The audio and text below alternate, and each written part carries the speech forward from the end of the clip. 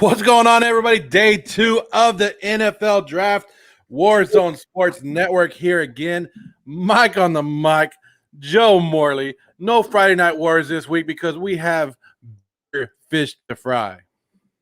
Yeah, man, I'm excited. A lot of good players slid to this point in the draft.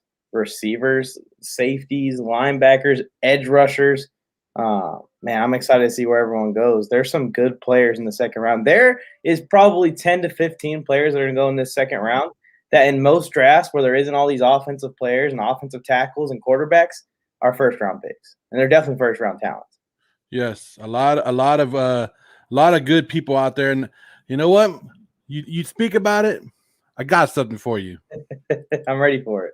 Here's our best available players as of right now, according to me, and maybe you. I don't know if you like them, but here's what I like so far. What do you think? Any of those guys stand out to you right now? Oh, yeah. I like Azeez Ojulari. I've been a big fan of his. I'm surprised he slid out the first round, but I'm starting to see a lot of reports that there are some concerns with him. So not sure if that's what's causing him to slide so much, but he may be like a mid-second rounder now, which is a steal in my opinion. Taking a little bit of a risk because he has had injury issues, but if he works out, he's definitely a top 15 talent. And then Asante Samuel Jr., he has the lineage, right? A lot of people thought he was going to sneak into the beginning or the end of that first round. It didn't quite. Kelvin Joseph is another corner. I don't know if you have him on here. Those two guys are probably the best corners available right now since Eric Stokes went at the end of the first round. Tevin Jenkins probably should have went at 17 to the Raiders. Shut up. We're not talking about that. We're not talking about that. I know. I'm just saying, like, whoever gets him is getting an absolute steal. We're not talking about that right now, Mike. Getting an absolute steal if they get Tevin Jenkins in round 2. I wouldn't be shocked if he's the first pick of round 2. Who's in the clock first? Miami? Okay, maybe not first. But one of the first 5 picks of round 2. Creed Humphrey, a guy that one of our own, Joe, is really high on. And then, of course, there's JOK and Morig. I think you got those good if this is like an in-order thing. Those are probably the 2 best defenders. I didn't really put it in order. I just put them on the screen because you never know. Everybody's personal preference is different. These are guys that we like going into. Oh, I really love Elijah Moore also. Oh, and Christian Barmore. I forgot about him. Dude, this is good. We have a second first round, basically. And then here's players to watch. Okay. Here's some more players to watch that we like. Some of them are already on the radar, but some of them could go higher than you think. They should all go second day, hopefully, like today. But you never know. Davis Mills could be the first quarterback taken today. Yeah, maybe. I would go with Kellen Mond, though. I think Kellen Mond has a lot of upside. He just needs a couple of years to develop. So get him with the team that already has a veteran quarterback. What if the Falcons go after Kellen Mond? That would be a beautiful fit. Your offense is already built for a quarterback. Just when Matt Ryan's done and wants to retire, Kellen Mond could come in around 2023 timeframe, and his offense is going to have guys like Kyle Pitts, Calvin Ridley heading that offense. It's going to be amazing. If you guys are watching, comment who you guys like, who you guys are trying to watch for today. I'm just giving you. I like both of these running backs. I think both of these guys could be sneaky. Pookie Williams and Kenneth Gainwell. Both of them could be sneaky guys. The lineman. This is a deep. And yesterday, I said not to talk about the Raiders, but yesterday I did go off a little bit just because of how deep the offensive line is, or how we feel how deep it is. You never know until everything happens, but I feel it's a deep draft, and that's why we have a lot of offensive linemen still on the board. Yeah, honestly, like I graded Samuel Cosmi and Leatherwood around the same area. Now I probably would take Leatherwood over Cosmi because I still trust NFL GMs to an extent. You know what I mean? To a certain extent.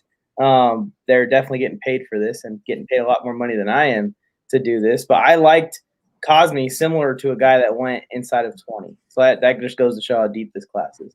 Yeah. It's going to be a good class. We're going to start it off all over again. But here we go. Let's see.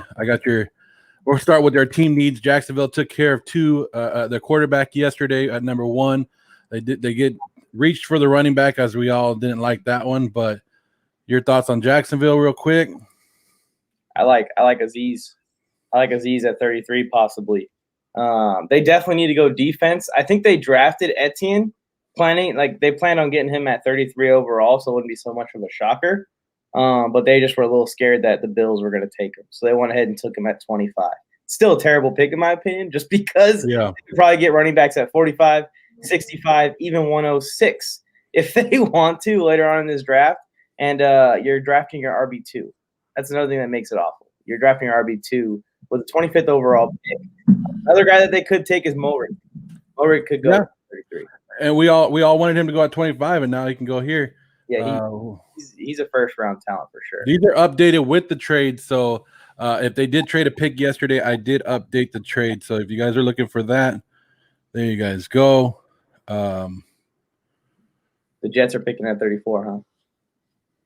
That's tough.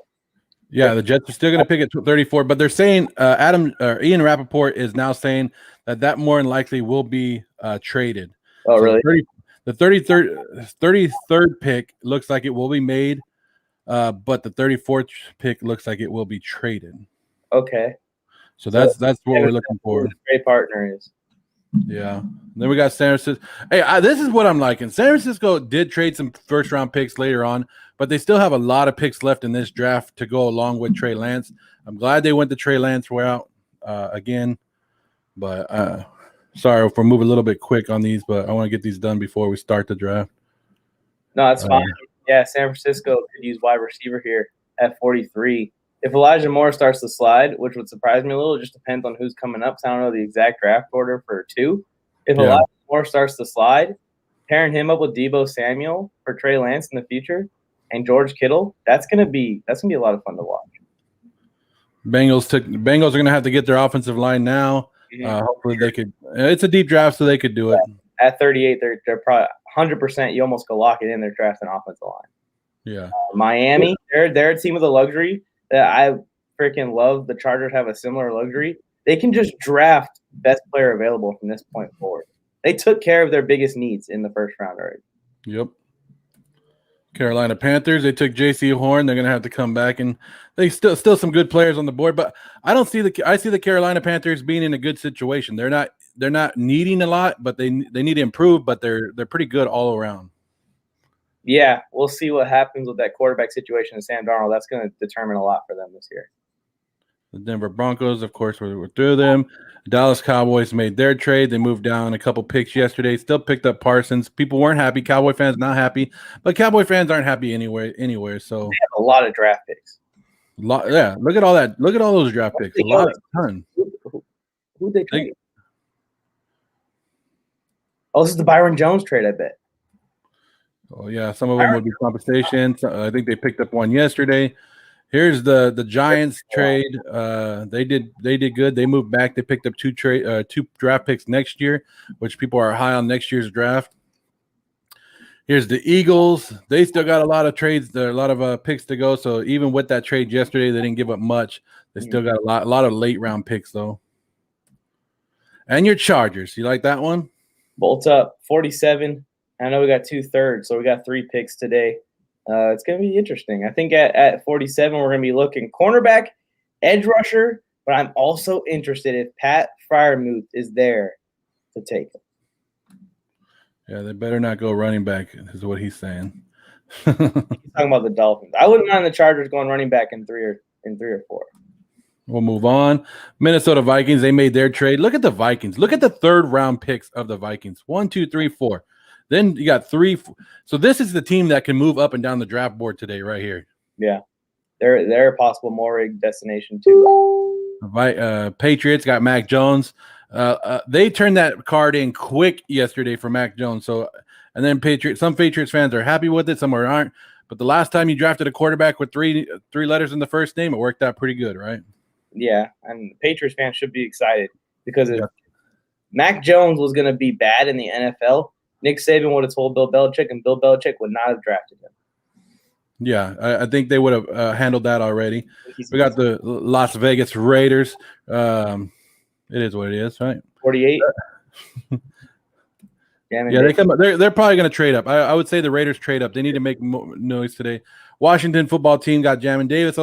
I don't know why people are hating on this pick. I think this was a very good pick. With Ron Rivera and the way he treats linebackers, I think it was a great pick. Yeah, and Jamin Davis is going to be a very versatile linebacker. This defense got better with that 19th pick. It's just a little bit of a reach, but who's your trade partner at 19? Yeah. You guys looking for Najee Harris. That's it. And I think they pulled off the best trade. They didn't have to give up what the 49ers gave up to move up. They gave up one additional pick, but they still have a lot of picks to go today. Chicago Bears did a great job, and I think they picked up the best quarterback in the draft, like I've been saying. But this is a great move right here. They're already winning this draft right now. I definitely liked it. I wouldn't say I think Fields is the best one in the draft, but he has potential to really turn this franchise around. And I'm excited for them because they just haven't had a good quarterback ever. Brian Bolster probably wasn't happy about this one. I'm happy about this one. No, Caleb Farley would have went top 10 if he wasn't injured. They got to go wide receiver here at 53. Steelers got to work on that offensive line right here. They picked up their running back. They need O-line with the next 3 picks. They picked up their running back, but they need some help. Seattle, we didn't see Seattle yesterday, but they will be on the clock today. According to right now, they only got 3 picks in the total draft, so they could be trading some of them. Trying to get additional, whatever they need to do. My goodness. Los Angeles Rams, we didn't see them yesterday. They're going to be on the clock today. Number 57, they have a couple third-round picks as well, so we'll see what the Rams do. Cleveland Browns, I like the Newsome pick. That was a good one. Yeah, they should have went JOK. I think a cornerback would have been available here in round 2 at 59. That's not too far off of Newsome, and Newsome's a little bit of a risk. JOK was a slam dunk for the Browns there, and they just didn't do it. I apologize to Jason Owie. I know he's trying to change his name back to his original first name because Jason is his middle name. He wants to go by his first name, but as I was typing this, I did it earlier, so I forget what his first name is, but he will be going by his first name. So you guys won't hear Jason when he plays in the NFL. Okay. Peyton Turner, a lot of people think that's could have been the worst pick of the first round. You know, the Saints and the Raiders were going at it for a while, but we'll see the Saints back at it again today. Super reach, man. Eric Stokes is being looked at as one of the reaches of this draft as well, but it is what it is. Aaron Rodgers still on the board. They still could be traded. Buffalo Bills, I think they did good. We'll see the Kansas City Chiefs today. They got 2 second-round picks. I love those guys. And, of course, the defending Super Bowl champion Tampa Bay Buccaneers. That was a surprise pick, too, with Tryon. I was a little surprised by that pick. I'm surprised that Owe and Tryon went over Azeez. I can see Owe, but both of them went over Azeez Ujulari, who some people thought was the best pass rusher in this class. Yes, sir. And it is a little bit after 4 o'clock, guys. So round 2 of the NFL draft is about to begin. Are you ready, Mike?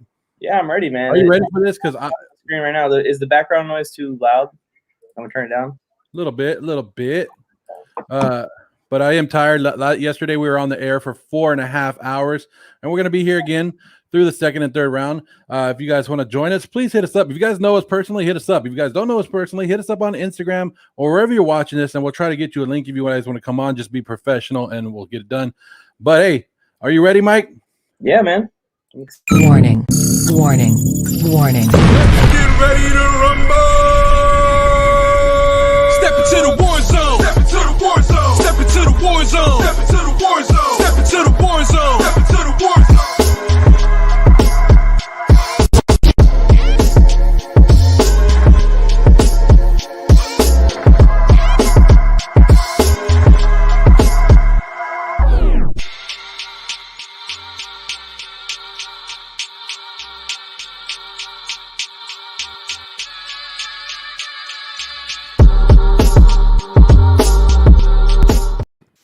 All right, guys, and we're here for day number 2. Jacksonville will be on the clock. Like we said, we started off the show a couple minutes earlier. We're showing you our best available players come day 2. Here they are. They are on the screen if you guys want to look at that. They're not in any particular order, but here they are for you guys. A lot of great names, a lot of good names. We wouldn't have been surprised if they would have went first round, but they did. Bradley Winter, thanks for joining us. Nice intro. Ready for day 2 with y'all. Yep, here we go. JOK, yes. JOK, where is he going to go? I don't think we're going to have to wait long for him to go.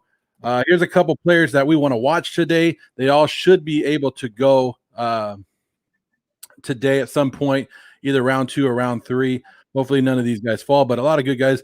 The quarterback position is one to watch with Kellen Mond and Davis Mills there.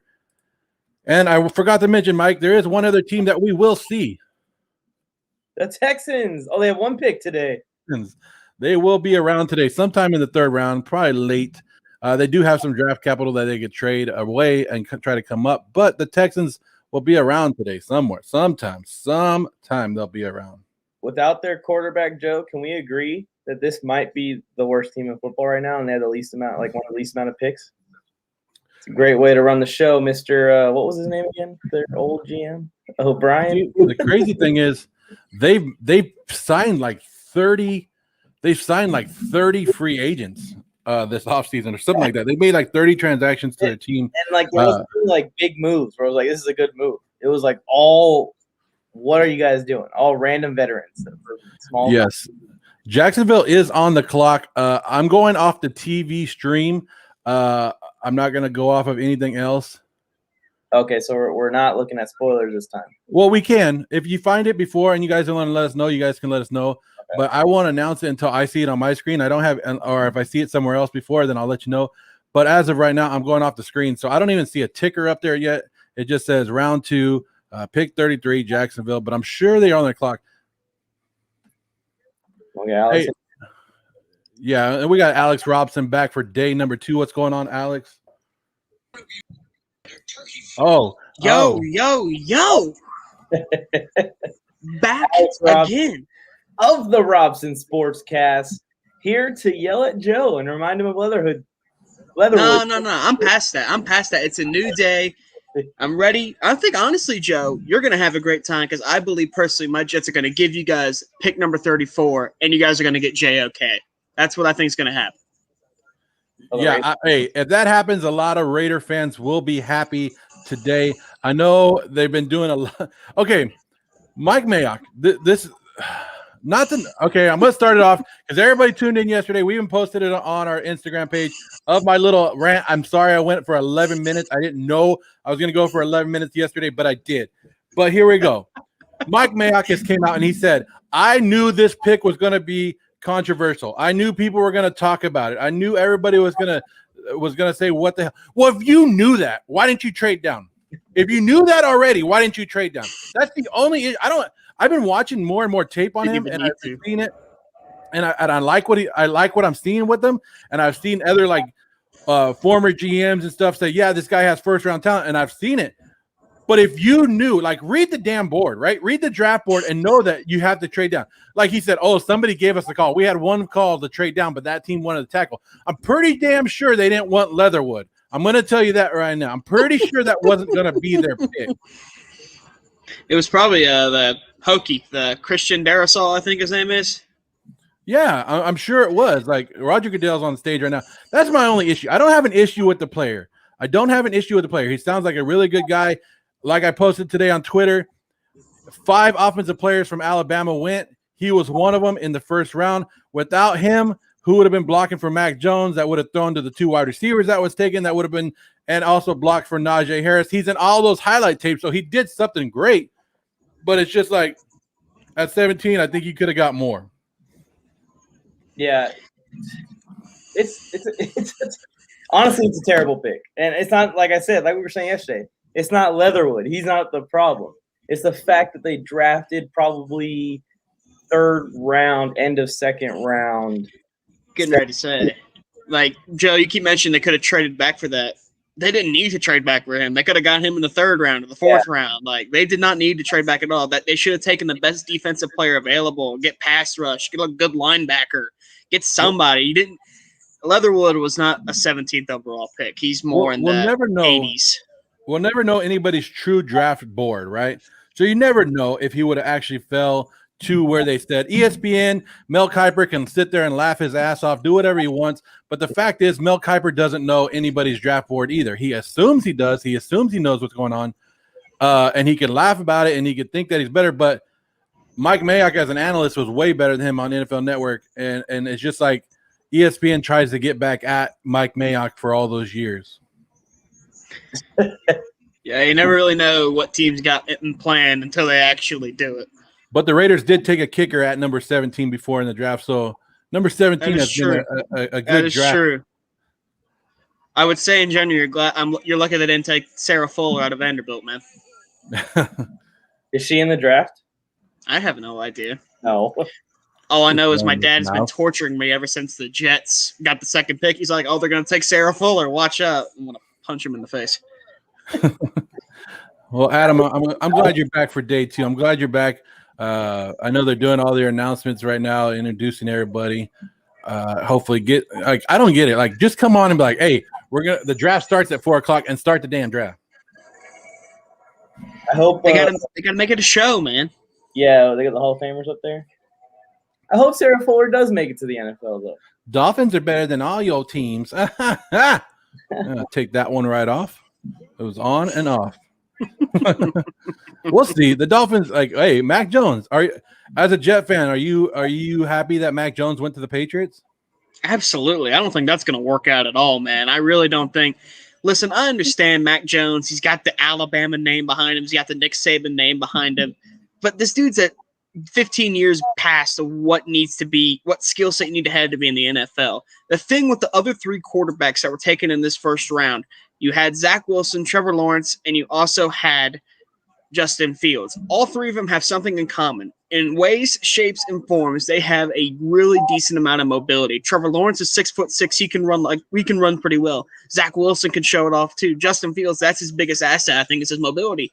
Mac Jones is a statue in that pocket, and you mean to tell me he's going to be a Tom Brady-like player? No, he's not going to be.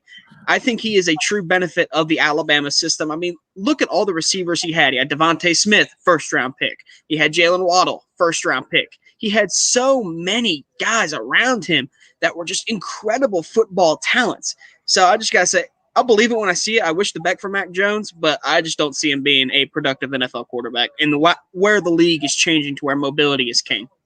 Yeah, and Jacksonville is now on the clock. They have, 7 minutes this round. So 7 minutes, Urban Meyer's being showed. Let's see what they're going to take. Here's our best available players. Again, if you guys didn't see it earlier, I'll show you what we think. They're not in order of anything. They're not in order, but it's just guys to watch out for. I know Darren Waller told us on our mock draft that he's very excited about Javon Holland. We'll see where he goes. Also, here's some more players to watch that we want to watch for today just to see where they go. So we got our little board going as well. Some of these guys should go pretty damn quick. You put David Mills on players to watch, but not Kyle Trask. Are you kidding me? Kyle Trask, I like Kyle Trask. A lot of people don't. David Mills could actually be, and Ian Rappaport announced this earlier, could be the first one to go today. Alex, how are we going to sit here and hate on the Mac Jones pick at 15 because he ain't mobile, but be calling for Kyle Trask to be put up on our board? Watch the tape of Kyle Trask, dude. He's not incredibly mobile. Neither are incredibly mobile.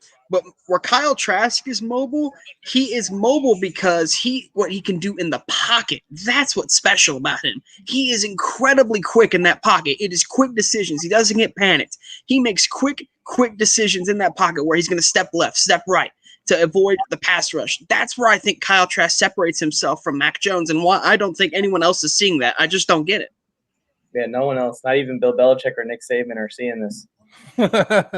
Well, I'm pretty sure Kyle Trask lit up Nick Saban's defense in the SEC championship game. He got lucky that Florida didn't have a defense this year. I like Kyle Trask. I think he's taken a lot of heat for the stuff that he's done. I just didn't want to put him on the big board today and take that heat. You know, a lot of people are there.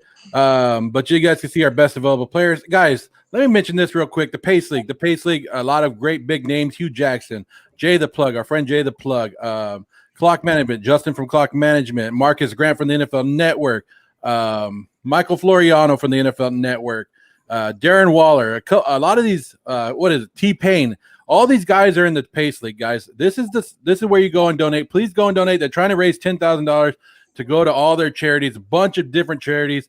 You guys want to know, we can list them later, but there you go. The Pace League, please check it out, and you guys can check them out and follow them because they're going to play fantasy football for a cause this year. Fantasy football for a cause, the Pace League. Check them out, guys. So what do you think? Jax take running back here? And go the UNC runner? No love for the sinners. There's a sinner on there. What are you talking about? Creed Humphrey's right there, Kevin Correa. Yeah, Creed Humphrey's not that bad. I would like. Yeah, Creed Humphrey's good. If I'm Joe Douglas and we trade back, I'm looking for Creed Humphrey that can slide Connor McGovern into guard, which I think he's better at. And then you got Creed Humphrey there too. So I think, and then of course they should go Jenkins. Yeah, Tevin Jenkins. That's definitely a good pick too, in my opinion. I mean, if Joe Douglas walks out of this draft with the offensive line on the left side being Elijah Vera Tucker and Mekhi Becton, in the right side, the right tackle position being Tevin Jenkins, that's going to be an unbelievable upgrade, and I'm really looking forward to seeing what Zach Wilson can do with that. Yeah, we'll see. We'll see what happens. Jacksonville has about 3 minutes left. They're probably fielding a bunch of trade offers right now because a lot of people want to come up. The guy that we wanted them to take at 25 is still on the board with Moehring, the safety, right? And put him with the safety they brought from the Chargers. Rayshon. Mike? Yeah. Rayshon Jenkins and Moehrig are similar style. Just Moehrig is faster and stronger. And can jump higher. But I think they would go well together. Let's see what the Jaguars do here. This is one interesting start to the second round just because they threw something out of left field with 25. The pick is in. I don't know about you guys, but for me, the pick is in. That pick is in over here too.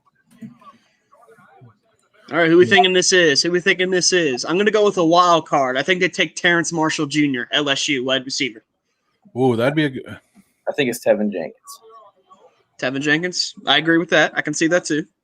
Are you guys watching on ESPN or are you guys watching on NFL Network? I think mine's NFL Network. Mine is ESPN. No, I don't like ESPN. I don't have NFL Network, I don't think. I'm here. I don't like ESPN. You watch TV, Alex? If you guys are watching, hey guys, make sure you guys send this out. And what this does.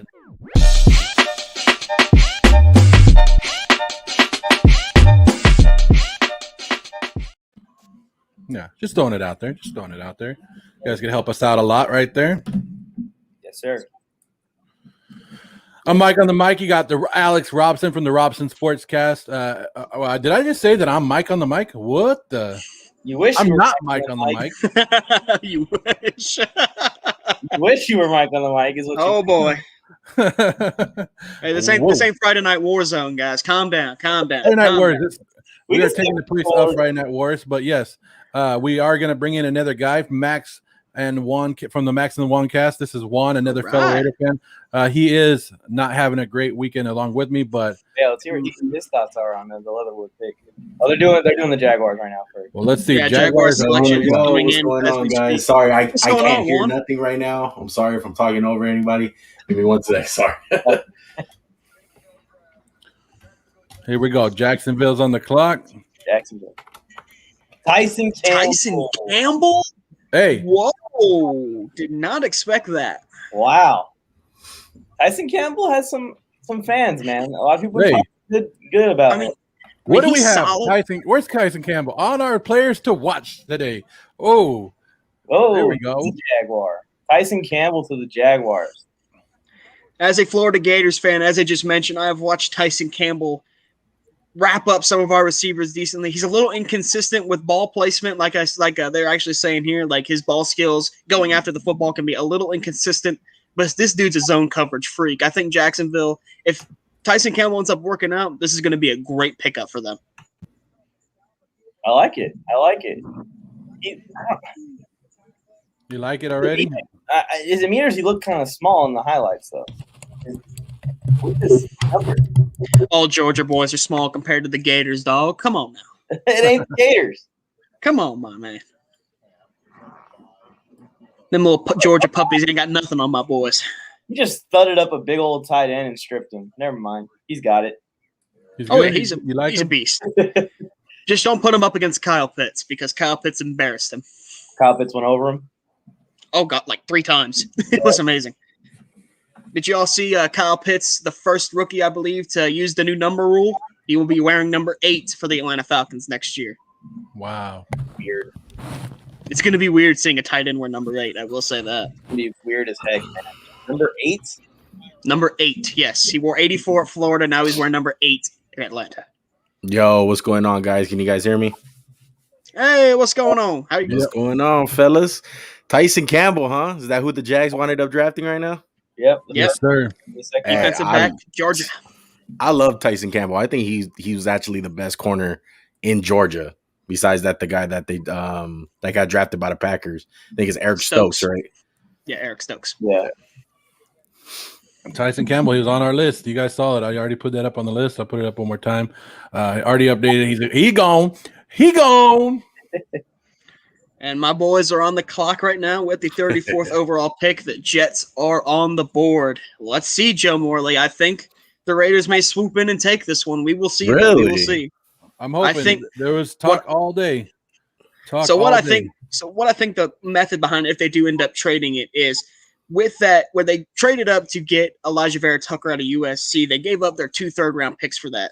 So what I'm thinking is the Jets are going to try and get the 2 third rounds that the Raiders have, and then flip-flop picks with the second-round pick. So the Jets would get, I believe, like pick 40-something, and the Raiders would get this pick, and they'd probably swap later-round picks, so the Jets would just give them a pick for next year to get more money. For JOK.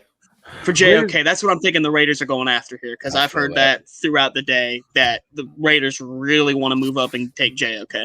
Well, they should have took him at 17. They should have, yeah. They should have taken him at 17. But if they want to make it up for us, they can make it up right here with taking him. So I would be like, yes, way to go, Raiders. I after thinking about it the last 2 days, what are you thinking? It's not bad, right? I mean, it's a reach. At the end of the day, it's a reach. But the good news is that he's a good player. He has the physical tools. He's not trash. It comes down to value, bro. That's all it comes down to. You don't pick a guy like that at 17. You've been screaming it like crazy, bro. Trade down. Like, and you're exactly right. You trade down. You get where the value fits, man. That's what it comes down to with that pick. To be honest. Go ahead. But like I mentioned, you didn't even need to trade down for that. He would have been available in the second or third round. You didn't need to trade down for him. But honestly, this draft class is so deep at offensive line, guard and tackle both, to where I think a lot of these guys on the offensive line are going to end up being good quality NFL starters. So Alex Leatherwood, I think, will be a good player. Oh, and the Jets, the pick is in. The pick is in. There is no trade. So the Jets have made the selection. Elijah Moore. Who do you want here, Alex? I'm thinking either tight end. I mean, not tight end. I'm thinking either wide receiver. Elijah Moore, I wouldn't mind. Elijah Moore? I'm thinking Tevin Jenkins here. They're going to beef up that offensive line more for Zach. You guys don't believe me, huh? You guys never believe what I say. No, I want that, Joe. I don't mind that. I don't mind giving Zach Joe's trying to do his Moore best impression of Rappaport right now, man. Joe, you were hitting him on the head yesterday. I'll give you that. He went like 8 for 8 at one point. He was on fire. Usually you're really bad with predictions. I love how Bolster winded up predicting his pick just casually in that clip you guys posted. Farley. Oh, yeah. I mean, I think that's a good pick, but he just scares the hell out of me with that back injury. That's just scary. That's all it comes down to. Yeah. Bolster was like, here's this long list of guys that I want. But we're probably going to take Caleb Farley. Yeah. I mean, it was a long list, too. A long-ass list. Yeah. I saw something earlier today, by the way, that Jets. the Seattle Seahawks have 3 picks. Yeah. Oh, Joe Morley calls it. Elijah Moore, wide receiver, Ole Miss. I love it. If you don't believe it, Zach Wilson is going to have fun with him. Hey, shout out to Lavernius Coles, though, making that pick. Throwback jet right there, man. I like Elijah Moore. Elijah Moore, that's going to be a good pick. But now that really puts in question mark for me because he is a smaller guy. He's very fast. What is the future for Jamison Crowder now on this team? He's taking up some cap space, about $10 million. So it's a really big question mark on what they're going to do with him. Are they going to release him? Or are they going to flip-flop him and Elijah Moore in the slot? We'll have to see, but I'm really liking how this receiving core is building out for the Jets. Zach Wilson and Elijah Moore are going to be a great duo, in my opinion. And again, so I really like that pick. How come they didn't do this for Sam Darnold, huh? Yeah, where is Brian? Well, for one, Mike McCagnon was the GM because he's an idiot. And I will say, to Brian Bolster's credit, he's a big USC fan. I don't mind it. I understand where he's coming from. But in my opinion, you don't succeed in the NFL with turnover issues. He had that at USC. He has it in the NFL. It's not going to work out for him. I wish the best for Darnold, but I just don't see it happen. I just think no matter what the situation was, he was going to fail anyway because he just can't keep the ball out of the defender's area. So, but I Mike, think you got a yes. question on the board. Oh, there you go, Mike. Are the Chargers going to add any offensive I'm guessing that's supposed to be ads. If there's wide receivers, if there's wide receivers left. Rondale Moore. You guys got enough weapons. We got 2 third-round picks, so maybe. But I think more likely than a wide receiver, if we can get our hands on Pat Freiermuth to replace Hunter Henry, I think that's probably more likely as far as offensive weapons. I even think here late in the draft, or not late, I guess. Broncos made a trade to move up. Oh, Ooh, really? this might be for a linebacker. I'm calling it. So I think the this is Broncos- for one of those linebackers. Vic Broncos are now Fangio on the loves clock. his backers. JOK maybe. JOK, Monty Rice. He's still How on is the this? board. How is JOK still on the freaking board? Like my God in heaven, Even unbelievable. the guy from Kentucky, Jamin Davis, I think his name is. Yeah, he He's should not have already been picked. He should not have been picked. No, he's already been to Washington. Oh, he's already been picked. Okay. Yeah, he got picked 19. But yeah, I feel like he shouldn't have gone over JOK. Yeah, so How this JOK slipped this far is unbelievable. This was supposed to be the Falcons, right? Yeah. It's the Broncos are on the clock now. They just traded up. And, Yeah. and the pick is already in. The pick is already in. Maybe I'm Mike's gonna- boy, Aziz. No, I'm gonna go. No. I'm gonna go crazy here. I think this team is so stupid. Nick Fangio is that stupid. He's gonna take Asante Samuel right here. You don't talk about. He's gonna take another damn corner. He's gonna take another damn corner. They're building up to go against Kansas City, so he thinks that's the way to beat them is with defense. Like any defense is gonna stop Pat Mahomes. Come on now. This is gonna be JOK. I don't. I know it's gonna be Has to be Javonte Williams, linebacker, bro. Watch. It's gotta be running- JOK. Hey, Javonte Williams. Javonte Williams. Is that who you think it's gonna be? No, that's Maybe. the pick. That's the pick. Really? Yeah, Oh my that's the pick. goodness, that is Yeah, it's- terrible. I do not like that pick at all. I don't believe you, honestly. I don't believe it. It's not in for me yet. I haven't got a pick. There is no way Javonte got picked this early. That is insane. To the And they I don't like need a him, damn just not running back. here. They don't even need a damn running back. They got Philip Lindsay. No, they don't have Lindsay. No, they got Melvin. They got Gordon still. They got Melvin. Oh wait, where'd Lindsay go? Did he get signed somewhere? He's a really good running back. Melvin Gordon, obviously. Hey, Nah, he a Javonte Williams. bum. He a bum. As I can see Javonte the Williams lies from could Mike's be the face best on running back in that. this draft. Javonte Williams could be the best running back in this draft. There's so many different things that he's good at, and Every running back could be the best one in this draft. This running back at O-line. If you want a running back or an O-lineman, you do this draft because there's a ton of them in this draft this year. I think Denver. I don't want to see Javonte Williams against the Raiders, but yeah, we're gonna have to do. We're gonna do it. That's a great pickup for Denver. They needed a running back, no matter what you say. I Like a give you pickup, that. but the trade. Yeah, the trade's a little wild. Let's see, they gave up. They moved back 5 spots, or they moved up 5 spots. They gave up a fourth, and they got a 6 back. So So give up a 4th round pick. That's a little. To be risky, in honest, my I opinion. would have been fine with them maybe trading up to get Kellen Mond, like a crazy thing like that at this spot. Yeah, that's a way to create Yeah. controversy in the locker room. I want Kellen Kevin Mond. hates it. Kevin's saying he hates it already because he hates day 2 already. Because that's why Denver moved up, because Javonte Williams was going to go to the Miami Dolphins, and they just got him. The Denver Thanks, Broncos Denver. If got this is the- the actual pick. Now he's like, trade back. Yeah, No, take like, Devin, we can't get the Tevin running back we Jenkins. want. Trade back. Oh. Take Devin Jenkins, dude. Take Tevin Man, Jenkins. anyone but Javonte, man. I don't feel the Javonte pick. I like him as a player. I don't know about the second pick in the second round though. Like, come on, I don't know about that. He's a The Broncos we- draft cornerback 4 with their 9th overall pick, and they draft running back Did? 2 in the We second. talked to Matt Okada. Matt Okada got us onto this guy, and now the more you see, the better he is. Javonte Williams is great, and let me see if I can find something that I read earlier about Javonte Williams. That You know who he reminds me of? You know who he reminds me of? How physical he runs. He reminds me a bit of Marshawn. Yeah, He's a physical guy. I've heard some people compare him to Marshawn. Let's see. Oh, this guy. They got a Nick Chubb. That's Josina lofty. Anderson. This is from Josina Anderson, right? She tweeted out earlier.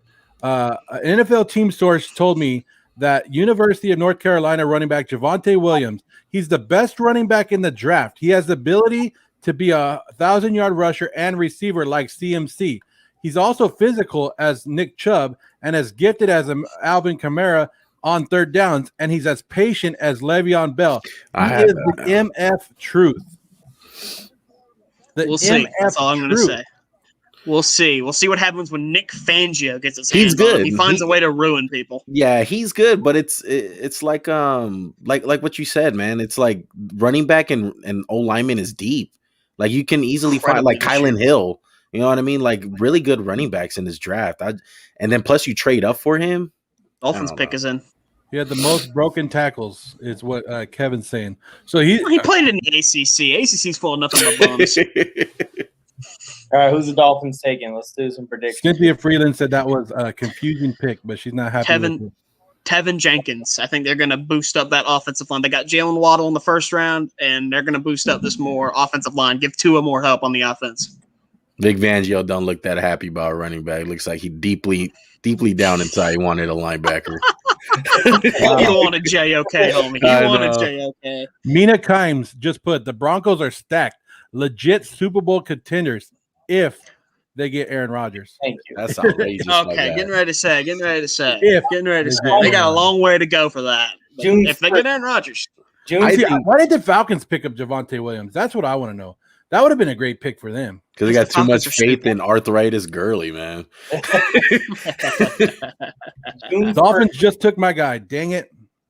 Who is Javon it, Joe? Holland off the board to the Dolphins. Oh, Javon Holland. Oregon. That's who Darren Waller was mocking, huh? To the Raiders. That's who Darren Waller's in love with him. Yes, Darren Waller was happy about him. So, yep, Holland is gone. That's who the Dolphins are taking. That's solid, man. They haven't had a good safety since like Rashad Jones, really. I guess that boosts up an already really good defense. Wow, safety wild card pick. It's.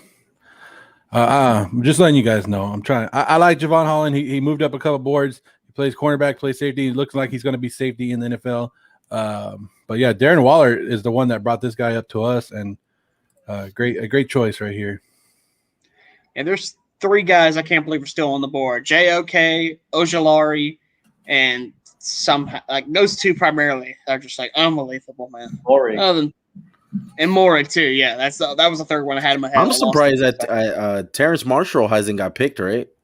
Yeah, a lot of people. No, he has not. Yeah, he's still there. I'm shocked with him, man. I think he's going to be unbelievable for a team, man. I'm hoping he slips a little bit, maybe to the fourth round for my Jets to land him, because that'd be huge. That would be huge. I don't think there's no chance in hell he slips that far. I guarantee he's going to go in this second round. A team's going to be looking at him like, oh, I need this guy. Maybe the Eagles next pick. Pair him with Devontae Smith. Double dip. So we got the Eagles, Panthers, Falcons up next. Huh? Probably not making it through the next 10 picks. You guys know who's going next, right? Who? Philly. Offensive lineman is being drafted. Who do you guys think it is? Who do you guys think it is? Tevin Jenkins. Well, if it's offensive line, it's Tevin Jenkins or Creed Humphrey, one of the two. Jenkins. Or Dickerson. It could be Dickerson. Ding, ding, ding, ding, ding, ding, ding, ding. Landon Dickerson to the Philadelphia Eagles. How are you getting that quick? I'm on a damn commercial. My name is Joe Morley of the Warzone Sports Network, and I'll get you what you want, and I'll get it quick. Joe the plug, man. Apparently. Mooring would have been my guy. I can't, but we heard whispers that Holland could jump him, and it worked out. So there it is. But Landon Dickerson off the board. So look at that, guys. There's still some great talent. It's crazy, huh? It's crazy how some people are following JOK just keeps going down. This is unbelievable. Your Raiders may get him anyway. We'll see, man. That'll be kind of happy. I mean, in reality, probably Raider fans will be like, oh, pick JOK in the first, then get Leatherwood in the second. But hey, you get both of them. I don't care which way you get, what order. It don't matter how you get it. So if you get both of them, doesn't fucking matter. Exactly. So the Eagles made the pick. They picked up Landon, what did I say, Dickerson. And now the Bengals were on the clock, and the Bengals just made a trade with the Patriots. So now the Patriots are on the clock. Terrence Marshall, pair him with Mac Jones. This may be where Marshall goes. But what are the Bengals doing? Draft Tevin Jenkins. Bengals don't know. Bengals are going to ruin Joe Burrow. I knew this from the beginning. There's a reason I said that Joe Burrow was not going to succeed in the NFL. It wasn't going to be because of him. It was going to be because of the Bengals, and they don't know what the hell they're doing. You guys want to know who the Patriots took? Walker Am I going too fast? I mean, I haven't even gotten the Eagles pick on my screen yet. No, So me Eagles neither. I'm took still on Landon. commercial. Took Landon Dickerson. Patriots traded up with the Bengals right now, and they took defensive tackle Barmore. Christian Barmore. Great. Wow. That's a good move by New England. They added Godchild too this offseason. Oh man, that defense is going to be good. Yeah, great. Great. Yeah, so they traded up.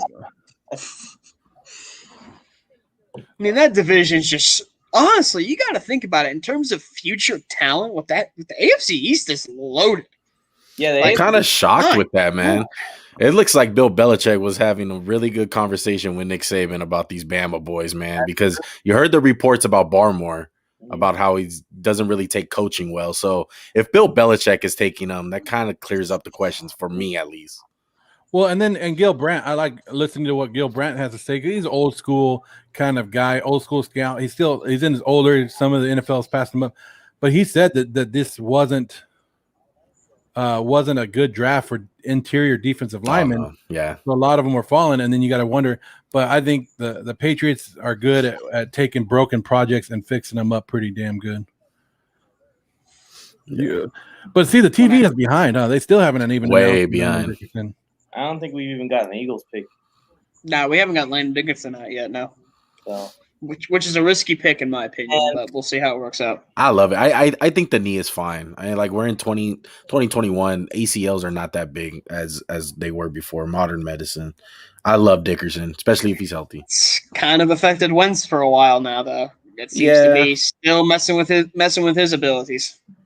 So we're 2 picks away. If you guys are watching ESPN or whatever you guys are, Landon Dickerson goes to the Eagles. Then we had Barrymore go. The Patriots traded up and they took defensive tackle Barrymore. So it's kind of 2 picks behind on there. But you're watching the Warzone Sports Network, and that's what we're here for, right? So please, guys, go ahead and do what this said.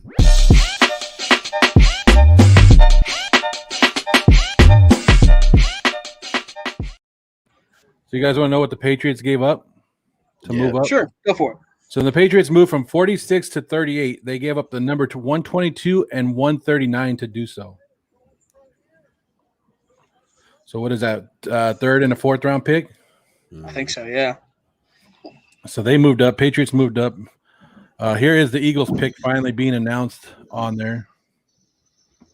So Carolina's next up. Yeah.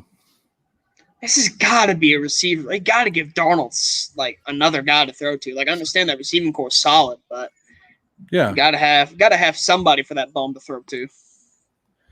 If you guys are watching, go ahead and send us out to your family, friends, everything. Get us like, subscribe, get us going, guys. It's the Warzone Sports Network. We're up to date here. We're giving you what you want to know about all these guys. I already told you, Landon Dickerson's going to the Eagles.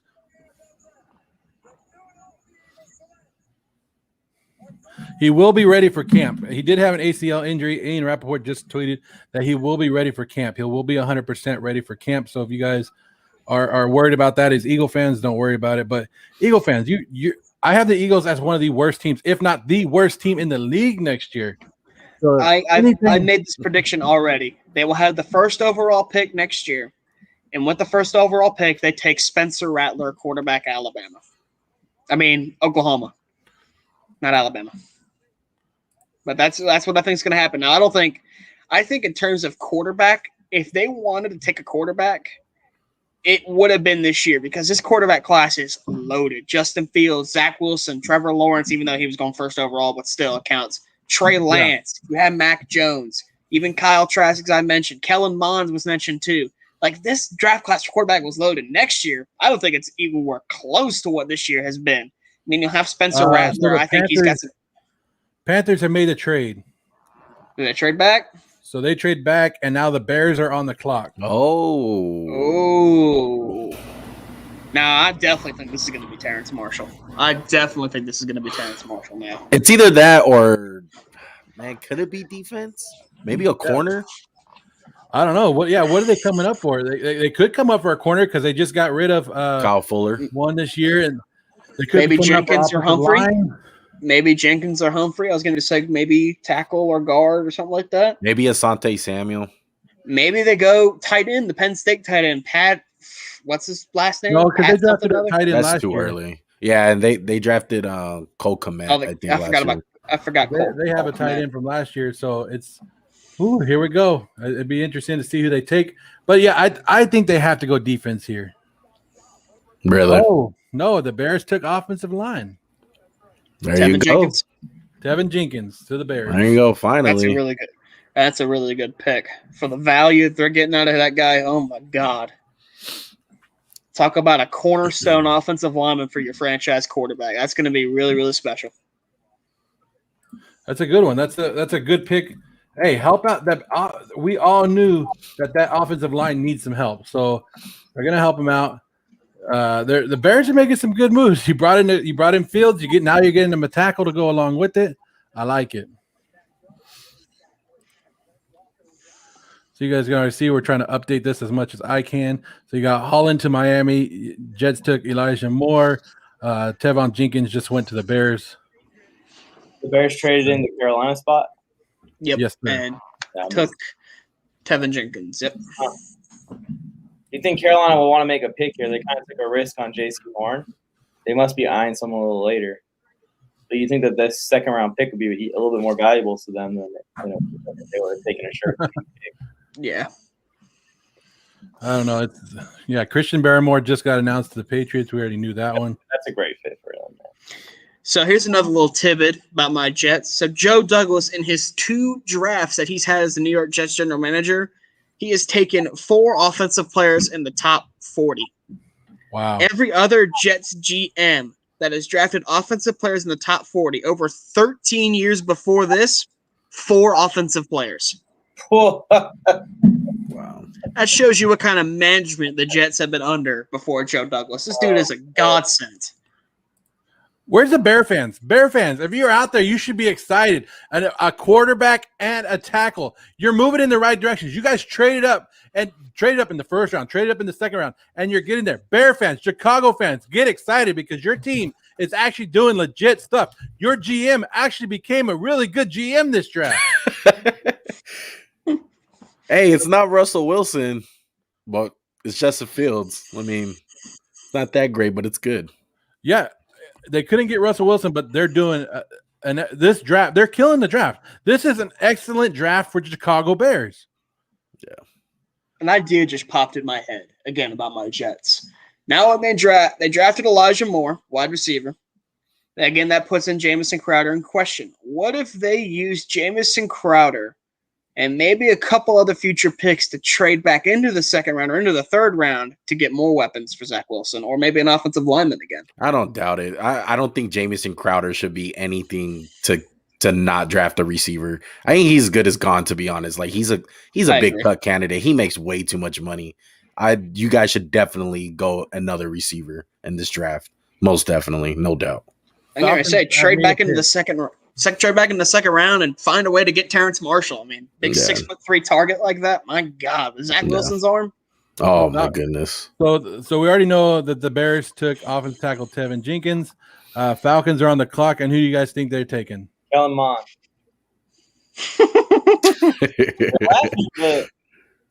There's no way Kellen Mond goes in the second round. Okay. They take defense. I'll go down to defense. They're taking a defensive player. It's gonna be Ojulari or OK, whatever the JOK. I can see it being JOK. I'm just praying JOK falls to the Chargers, pairing him up with Richie Grant, safety. I'm also praying that JOK falls. A lot of people. How do you pass over Morrig? I think a lot of Richie Grant is going. So Morig's falling. I'm not surprised at all about Morig falling. I don't see it. I don't think he has the range to play safety. I think the corner then. he's not even the best safety on his team. I think Darius Washington is better than him. So JOK, a lot of teams are scared that he's not quite a linebacker, not quite a safety. So like guys that need a safety are too scared to draft him as a safety because they think he might be a linebacker. And guys that are a linebacker aren't ready to commit to him because they think he's a safety. But guess what? He is the exact player that the Chargers love to go after. They love those kind of guys. Go for it. Hit him. Come Somebody's on. hoping that JOK falls to the Chargers. There you go. Jason Verrett was something similar to that. Derwin Reese, James what's going was on? something similar to that. JOK to the Chargers. God, that defense would be amazing when healthy. Renee, JOK was there. your Patriots took a defensive tackle. Barrymore, are you happy about that? Man, RC Productions. Yeah, Barmore is a good pick for you guys, Renee. You got to be excited about that one. 2 Bama guys in a row. Yeah, Patriots are low-key killing it on the low. Yeah. We'll They're see. good I'm guys. still not sold on Mac Jones. They're not. They're getting the guys at the right spots. They're not reaching for anyone. They haven't done anything. Yeah. I think that's the big thing about Mac Jones. He fell right to him. They didn't have to trade up. I mean, they did the best thing. Just sit there and wait, see what falls. Issue is, I don't think it's going to end up being worth a 15th overall pick anyway. I don't think he's going to be that good of a football player. Yeah. Mac might be bummed out that he didn't get picked at 3 and slid all the way to 15. But the New England Patriots was probably his best destination also. Yeah. His career-wise. That was his best shot. Because I mean, Belichick knows how to utilize it. yeah, no offense. I mean, it's not like he's going to the Jets or the Raiders. Like, he's going to New England. He's going to a structured team. Yeah. We'll see. Cam played awful last year, and they still won 7 games. So that's because their defense is unbelievable. Yeah, their defense is better this year. Even better. Probably twice as good. Yeah. And he can Who's do on the that clock? same kind of Detroit? role, just what he did with Bama. Let the defense win the game. Except he isn't going to have Devontae Smith, Jalen Waddle, and among others to throw the football to. His best receiver is who? N'Keal Harry? Hey, they got a couple of tight ends. They got Henry and Jonnu Smith. They won 7 games with 0 weapons and Cam Newton, who couldn't throw last year at all. Yeah. He couldn't even get the ball down the field. Yeah, Josh think they win McDaniels less is this going to year make if life they so start much Mac Jones. They easier. win more. They win more this year. Cam Newton or Mac Jones. Facts. Josh They must- McDaniels is going to draw something up. They still might try and get Jimmy G too. Detroit Lions, guys. Detroit Lions. They selected defensive tackle Levi Onwuzurike. Oh, from Washington, right? Yes, sir. Washington guy. Yeah. He So, said- He's nice. He's a tweener. You're damn To be right honest. I am, RC. You Patriots have been good for way too damn long. Stop it. Bad news, Alex. Y'all still are the worst in the division. But there's something to look forward to now, at least. Yeah, Yeah. there's something to look forward to. I don't have Sam Darnold as my quarterback Yeah, anymore. they're- So I guess there's that. At the very minimum, they're fixing the offense. New York is. That division is going to turn to what the AFC West is getting ready to turn into, just a juggernaut fight for who's going to win that division. So we got the New York Giants on the clock, according to us, but They could take Aziz, possibly. Ooh, I would like that pick. Yeah. That'd be a good What pick. if they get JOK? JOK is capable of going to a lot of these teams, man. JOK I know could Mike fit is looking at literally me like- any team. Mike is looking at me like, dude, no, let him fall. Let him go to the Chargers. Yeah. Well, here you go right here. Yes. Yes, it is. A few spots, trade up to 41 and do it. Trade up to, trade up to whatever spot it takes. Yeah. And take them. It won't be much. Richie Grant highlights. We already knew that one. We have 2 third-round picks, too, this year. So I wouldn't mind giving up one to move up and get him. But we'll see. Tom Telesco is very good at either trading up or just sitting there and getting the player he wants still. For some reason, he just has some kind of inside information, like with Rayshawn in the interview after. He straight up said, he's like, I was talking to my guys, and we felt like they're all going to pass on him, so we just sat there. Like, that's some confidence right there. Because if someone takes Rayshawn Slater, the Chargers had nowhere else to go at 13. The corners were both gone. Both tackles are gone. Like, we would have had to reach for somebody. Let's see. Giants have now traded the pick to the Miami Dolphins. Miami Dolphins are now on the clock. Oh God, are they gonna get? Are they gonna get the other guy too, the Ojulari too, along with Jalen Phillips? Brian Flores is doing such a good job rebuilding this team. So Miami had to think. Where's Miami coming from? 1, 2, 3, 4, 5, 6, 7. They're moving up 7, 8 spots now. Yeah. So Miami's on the clock. They're moving up 8 spots. You got to wonder what they want, because San Francisco's the next pick after that. A guy that I feel like that can really fit the Dolphins right here. People are not big fans of him, but look out for Joseph Asai from Texas. Yeah, He's a really big fit for the Dolphins. it could be him. Brian Flores loves those type of dudes. Even a guy like Christian Weaver from Pitt, him also. Hey, so Who's this that is weird. Hit Look like at the defensive Giants. ends on the board. The Giants are making moves, guys. The Giants are making moves. All right, Dolphins pick is in. Offensive tackle. The Lions pick. Offensive tackle? Wow. Offensive tackle. Liam Eichenberg. Oh, Notre Dame. Nice. So they move up and get an offensive tackle right here. Had to think that maybe San Francisco is going offensive tackle. That would be the only reason that you do it. Is that what you guys are thinking? Maybe. I still think San Francisco needs a number one wide receiver, and I think they need to. I think Terrence Marshall. I still think Terrence Marshall. Really? Where is he? Like, get Terrence Marshall and Trey Lance doing it out. You don't like that is Ayuk and Debo? I like them, but can you imagine a trio? Can you imagine that trio? Yeah, I was like, That'd be unbelievable. That would be a luxury pick, but I think maybe they need to get another guy with Nick Bosa, because the guy that they got from the Kansas City Chiefs, who D Ford, I don't think he's really been producing as much as they wanted to. I think they can go probably defensive line. what do you think? Is he Jewelry? I'm gonna say either Ojulari.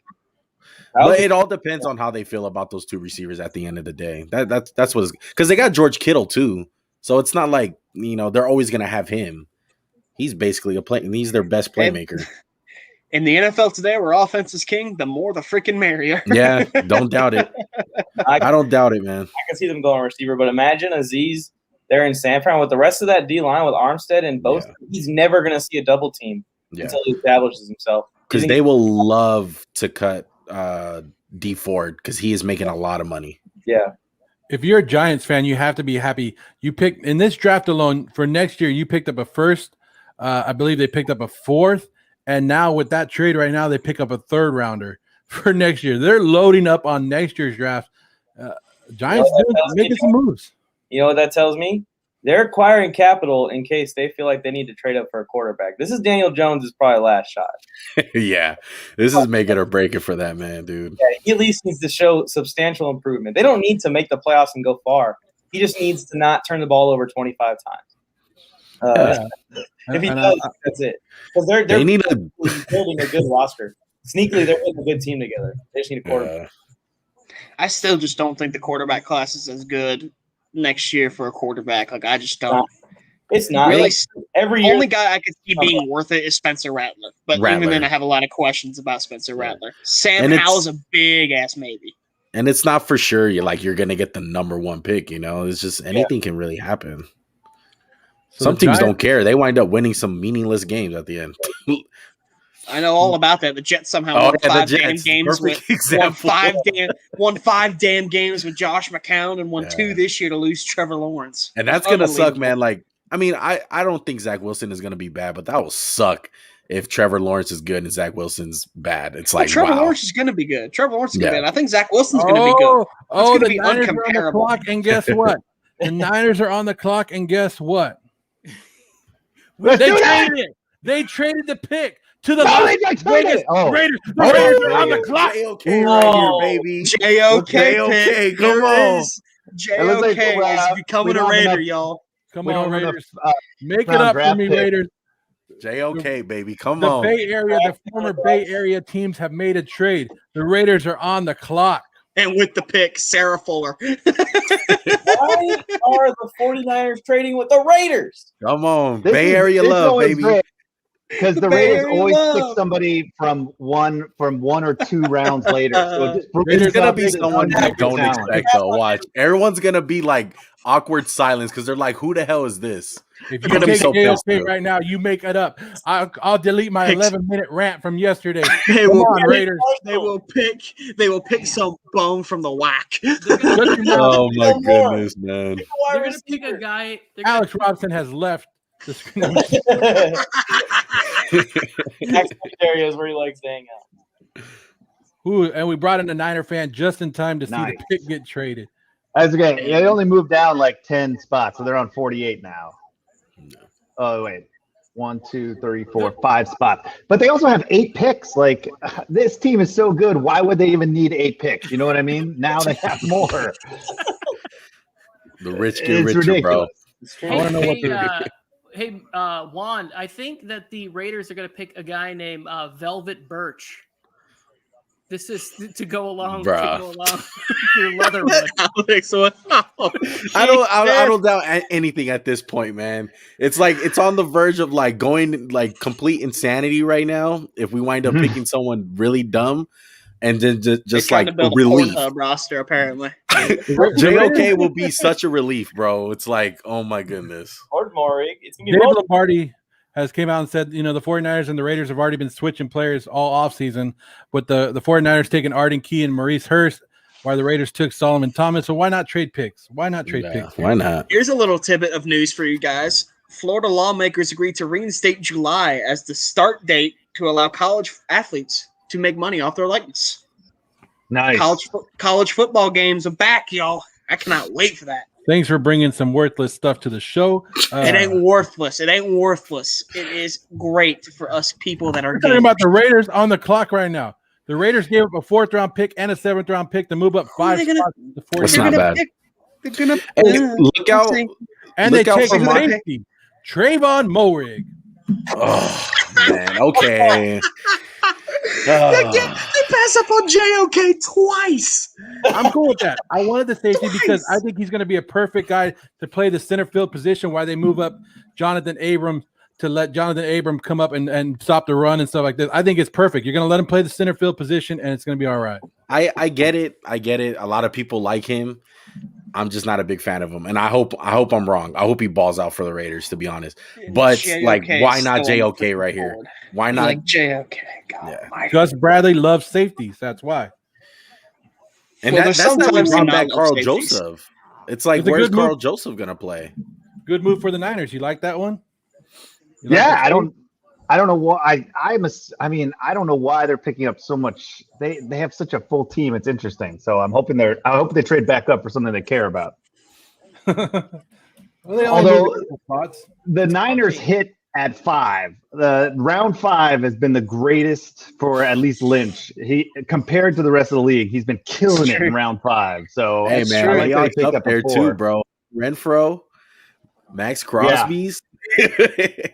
How old is Hunter Renfro, by the way? How He old looks is like he's 40, man. He looks like I was an going to IT say the tech guy. exact same damn thing. Like, this dude has a receding hairline at like 26. They're hard. Oh, It's a man. hard 26. Yeah. Somebody thought that Sheamus was in the house. Do you get that a lot? Hey, Raiders fans, what do you think about that first round pick? Were you like, Uh-oh, here we pissed, go. or- Wait. I'm just asking. I'm just asking You you. want the mic, Joe? Go ahead, bro. You go ahead and take this. Let me one. just Camera on him. Put the camera on reacted him. the Let way him go. that you would have reacted if the Niners would have drafted Mac Jones. That's how I Oh reacted. fuck, man, that's heartbreaking. I'm so sorry. That's worse than I was expecting. So that's how I took that pick. I was Yeah, man, that was a I'll brutal go- pick. If any of y'all haven't seen it, go check out the Warzone Sports Network Instagram. They posted the rant that Joe went on for a solid like 15 minutes, just blasting the Raiders, man. It was hilarious. I could not stop laughing. Me and Tony were laughing our asses off at this guy just Okay. absolutely exploding. but they just made it up for me because the guy, if they would have took Morig at the number 17 pick, I would have been happy with it. So they just kind of made it up. It Yeah. doesn't matter where you get drafted. I That's mean, now true. I could just be like, okay, if this tackle Leatherwood becomes a great guy, doesn't matter where they took him now.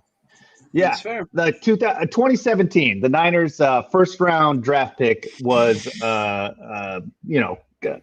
Solomon Thomas. Basically, they picked Kittle in the first round, even though they lost they had 2 first round picks, both failed. But you can't walk away from that draft saying that they are a complete failure. They got a transformative player. It happens to be in the 5th round. You got to just, it's if you have the player that you need, then you're an okay team. My concern about Gruden is he coming from such another era that he's not like staying up with the game. That's my genuine concern. Not as someone that like hates the Raiders or anything. It's just like I'm just worried. I'm just worried about some of their choices. But I'm glad you're cool with the 2nd round pick. Just to hit on your example, bro. It's just like the Reuben Foster draft for you guys. You guys traded That's up what to I'm go saying. get That's 20, and then- that's 2017. And then in the third round, that same draft, you guys got Fred Warner. So it's like you guys still got the linebacker you guys wanted. It just wasn't Reuben Foster. Like sometimes it just works out.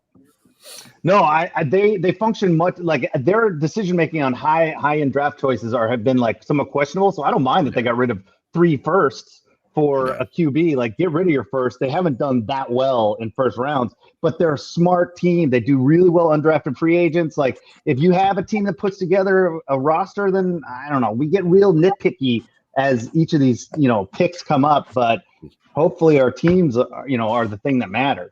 So you guys ready to know who the Dallas Cowboys select next? Cowgirls, let's do it. Defensive back Kelvin Joseph. Oh, wow, this is early for him. They didn't get Surtain, so they took Joseph. So but Joseph, if you don't get Surtain, why not Asante Samuel? Yeah, I don't see why. Yeah, I don't get it.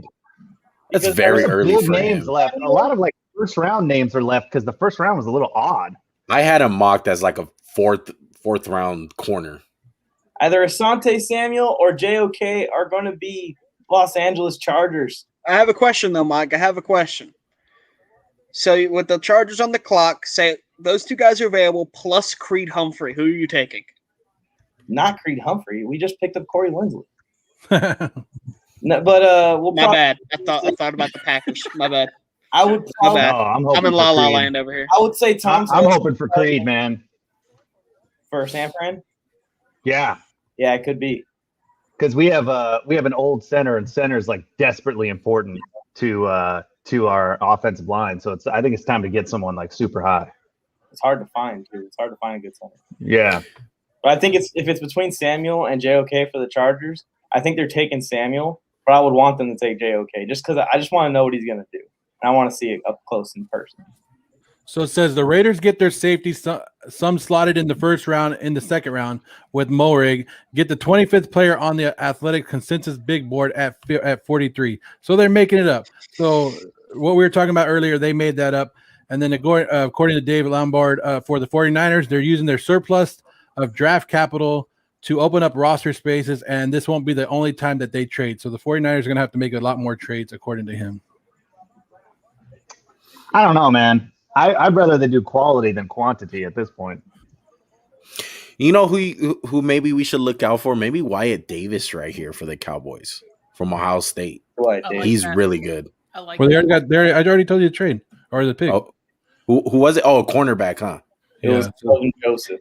So I'm hoping Wyatt Davis just keeps slipping for the Jets to nag Wyatt Davis is solid, bro. Whoever gets him. Am I watching this shit on a delay? How are these picks coming in before my TV? Like, I'm not. Because Joe has inside links. He has an inside link. He's got Schefter on the phone right now as we speak. Okay, I didn't know you had Rappaport in your back pocket like that. Because I'm like, wait, I switching channels over here. I'm like, what? I got janky cables like coming in. Bro, I'm not even looking at the TV no more. I'm just waiting for Joe to speak. Like, I just have it playing in the background, basically. I just have it, and there's just something's going on in my room. Here's what my boy Ian Rappaport's saying. Raiders took Morig. Why did he fall? Why did he fall to number 43? Sources say he injured his back while training. He wore tape on it at his workout, and scouts noticed it. Then they wanted him to get an MRI that revealed a couple issues. Clearly, that's what dropped him. All right. It's not as bad as Farley, and Farley got taken in the first round. Like, Farley had actual procedures or surgeries. So, like, well, Farley's an absolute athletic freak at corner. Like, he is incredibly fast. Like, in terms of athleticism, it's just. And I like quarterbacks that transition to other positions too. Like that, I'm always big on because they're so smart. They have to know so much. They transition. You will love a guy like a Darius Washington, man. I hope I'm wrong about Morig. I hope he does ball out for the Raiders, but I'm standing by it, man. I don't even think he's the best safety at TCU. I take it all back, Max. I'm sorry. I didn't. I had to say a second ago, but. Injuries. If you guys are watching this show, go ahead and listen to what this says and do exactly what it says.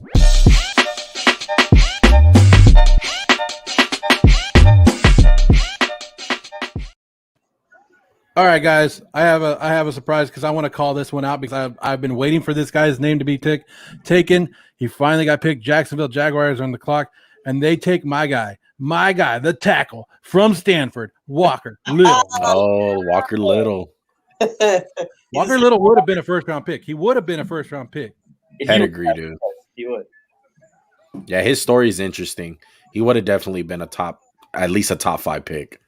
How about that story right before it came on with the kid from Missouri, the linebacker? I got a little misty over here. It was like his sister got like a tumor and all this crazy stuff, and like she raised them. I was like, that kind of stuff. I watch it and I'm like, I root for that person for the rest of their life. Yeah. Also, you look at Mac Jones and all his baby fat, and you're just like, that's the sweetest story. Yeah. Oh, he's just a little big baby with the big nipples, like walking around. Oh, it couldn't be whiter. Just a sweet, sweet story. That Mac Jones, special man. Probably, he looks like Boss Baby all grown up. Like if they did a sequel to Boss Baby, it would be Mac Jones. It looks like someone just inflated him. It was like, huh? Yes. The dude looked like the Stay Puft Marshmallow Man. I know. It reminds me of like old school baseball players. It's like, I don't need to look good. I'm just swinging this thing. Yeah, exactly. Hank Aaron, he can't play here, but I can. The dude has a beer belly at like 22. That touched me. That story touched me. That you can look that unathletic and get hired in America today, and that's an inspiration for all of us. Yes. The Cincinnati Bengals are on the clock. They got to be going offensive line. Got to lock that in. Got to be.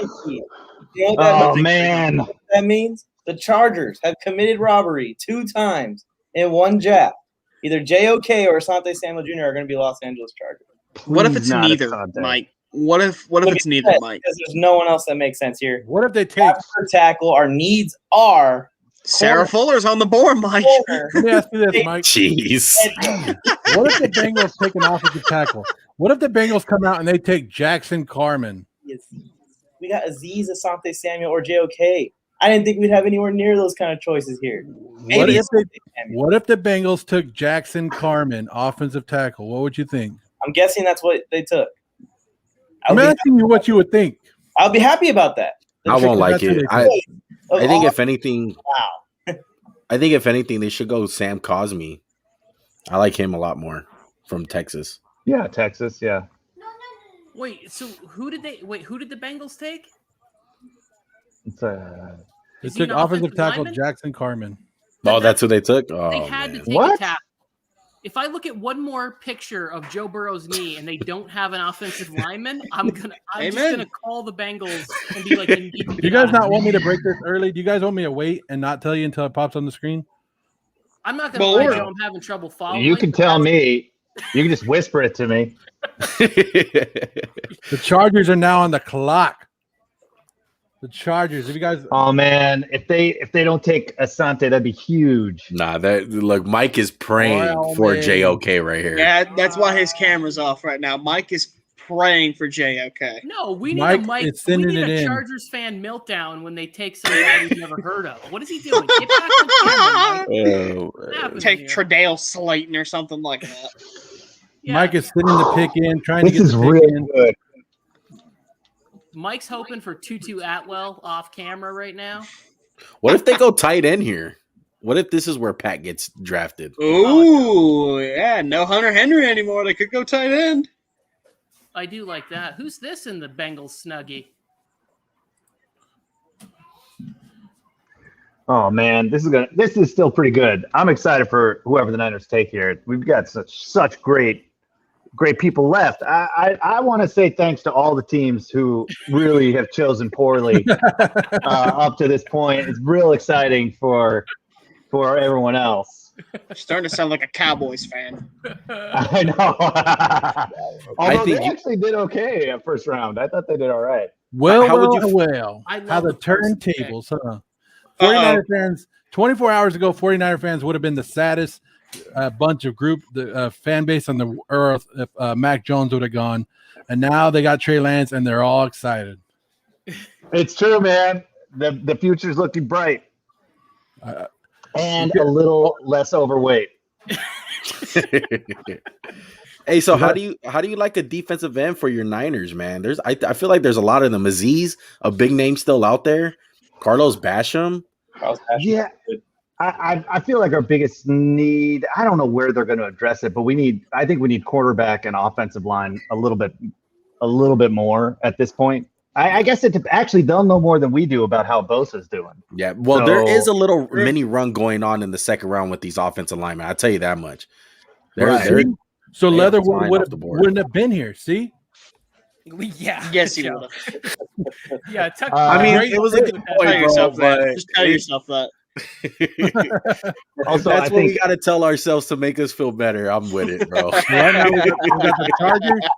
Chargers are on the clock. Then San Francisco's next. San Francisco traded back with the Raiders at this spot. as a 49er fan, it's odd to be this far in the draft and having our team not take a defensive line because that's what they've done like first round every year, except for one, I think. So I guess if they take a defensive line, I can't be upset. But I will say, as a whole fan base, we're super psyched. Yeah, So D4 whatever has they to take. go, man. I don't think Mike, D4 what has are you been looking producing for you guys. I think they restructured his contract. So I don't Really? think he can go. Yeah. I don't think he can go. I don't think he'd pass a physical. I don't think they can trade him, but they did restructure his contract. Nice. And that's why they were good. able to retain everybody. Yeah, because he was making way too much money and not giving was any rough. production. Who is the safety? Who's the safety of the 49ers? Because I have the theory of like the guys, like the GMs have trouble judging who's good at their position. Like I don't remember the safety being that good. Nah, they're good. Jimmy Ward and Jimmy Ward is like Hart. they love Jimmy Ward. Yeah. Mike, are you ready for this? Say it, Joe. And then Jacoby Tart is the other guy. He's great. He was ready for this, Mike? What is Let's it? hear it. My The theory. Chargers select cornerback Asante Samuel. Oh, Damn it! that's a good pick. It's not Damn JOK, but it's a Good good pick. Good pick. Let's Good pick. Damn it. I'll take it. How does Come JOK keep falling like this? This is Asante Samuel unbelievable. Jr. one pick away. I bet you the Niners felt that they were going to be safe moving back and getting them. And here comes the Chargers. Chargers having a great offseason. Yes, I they mean, are. Maybe they take JOK the Oh. 49ers. We needed that so bad. We needed that really bad. That was a good pick. Our cornerbacks right now are Chris Harris Jr. and Mike Davis. That's it. Yeah. That's it.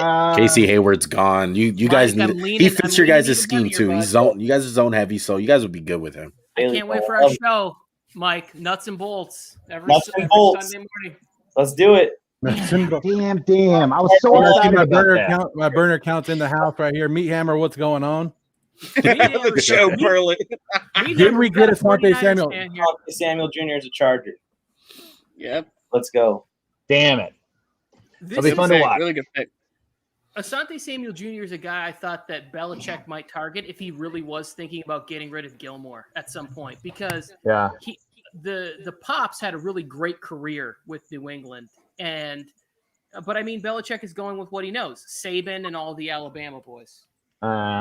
Which I missed the Barmore pick with you guys. I thought that was fantastic. I'm Also, not they got- pissed the Patriots are getting. Hey, all these- look who joined. My old man, my dad joined in on the chat. What's up, Dad? What's up, Alex and Dad? How you doing? Nice Why- to meet you. How do you say his raised a name, good- Alex? Hit Wyndham. subscribe. Hit subscribe. That is a Yeah, I think he already is. name. Your dad's name is Wyndham, and he named you Alex. Wyndham, that is a fantastic name. I love it. It's a Good very for you, unique man. one. Trust me. It's a very unique one. Oh, and I gave all my kids unique names. So I'm a fan Okay. of that. Mike, you happy with the Chargers pick? I am ecstatic about the Chargers pick. Damn it.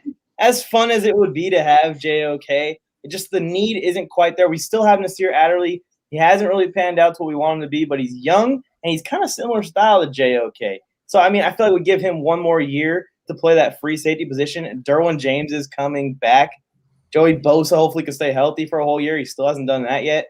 But, man, with Staley as the coach, our defense is hopefully fixed. And our offensive line is hopefully fixed. Where is the Chargers' weakness?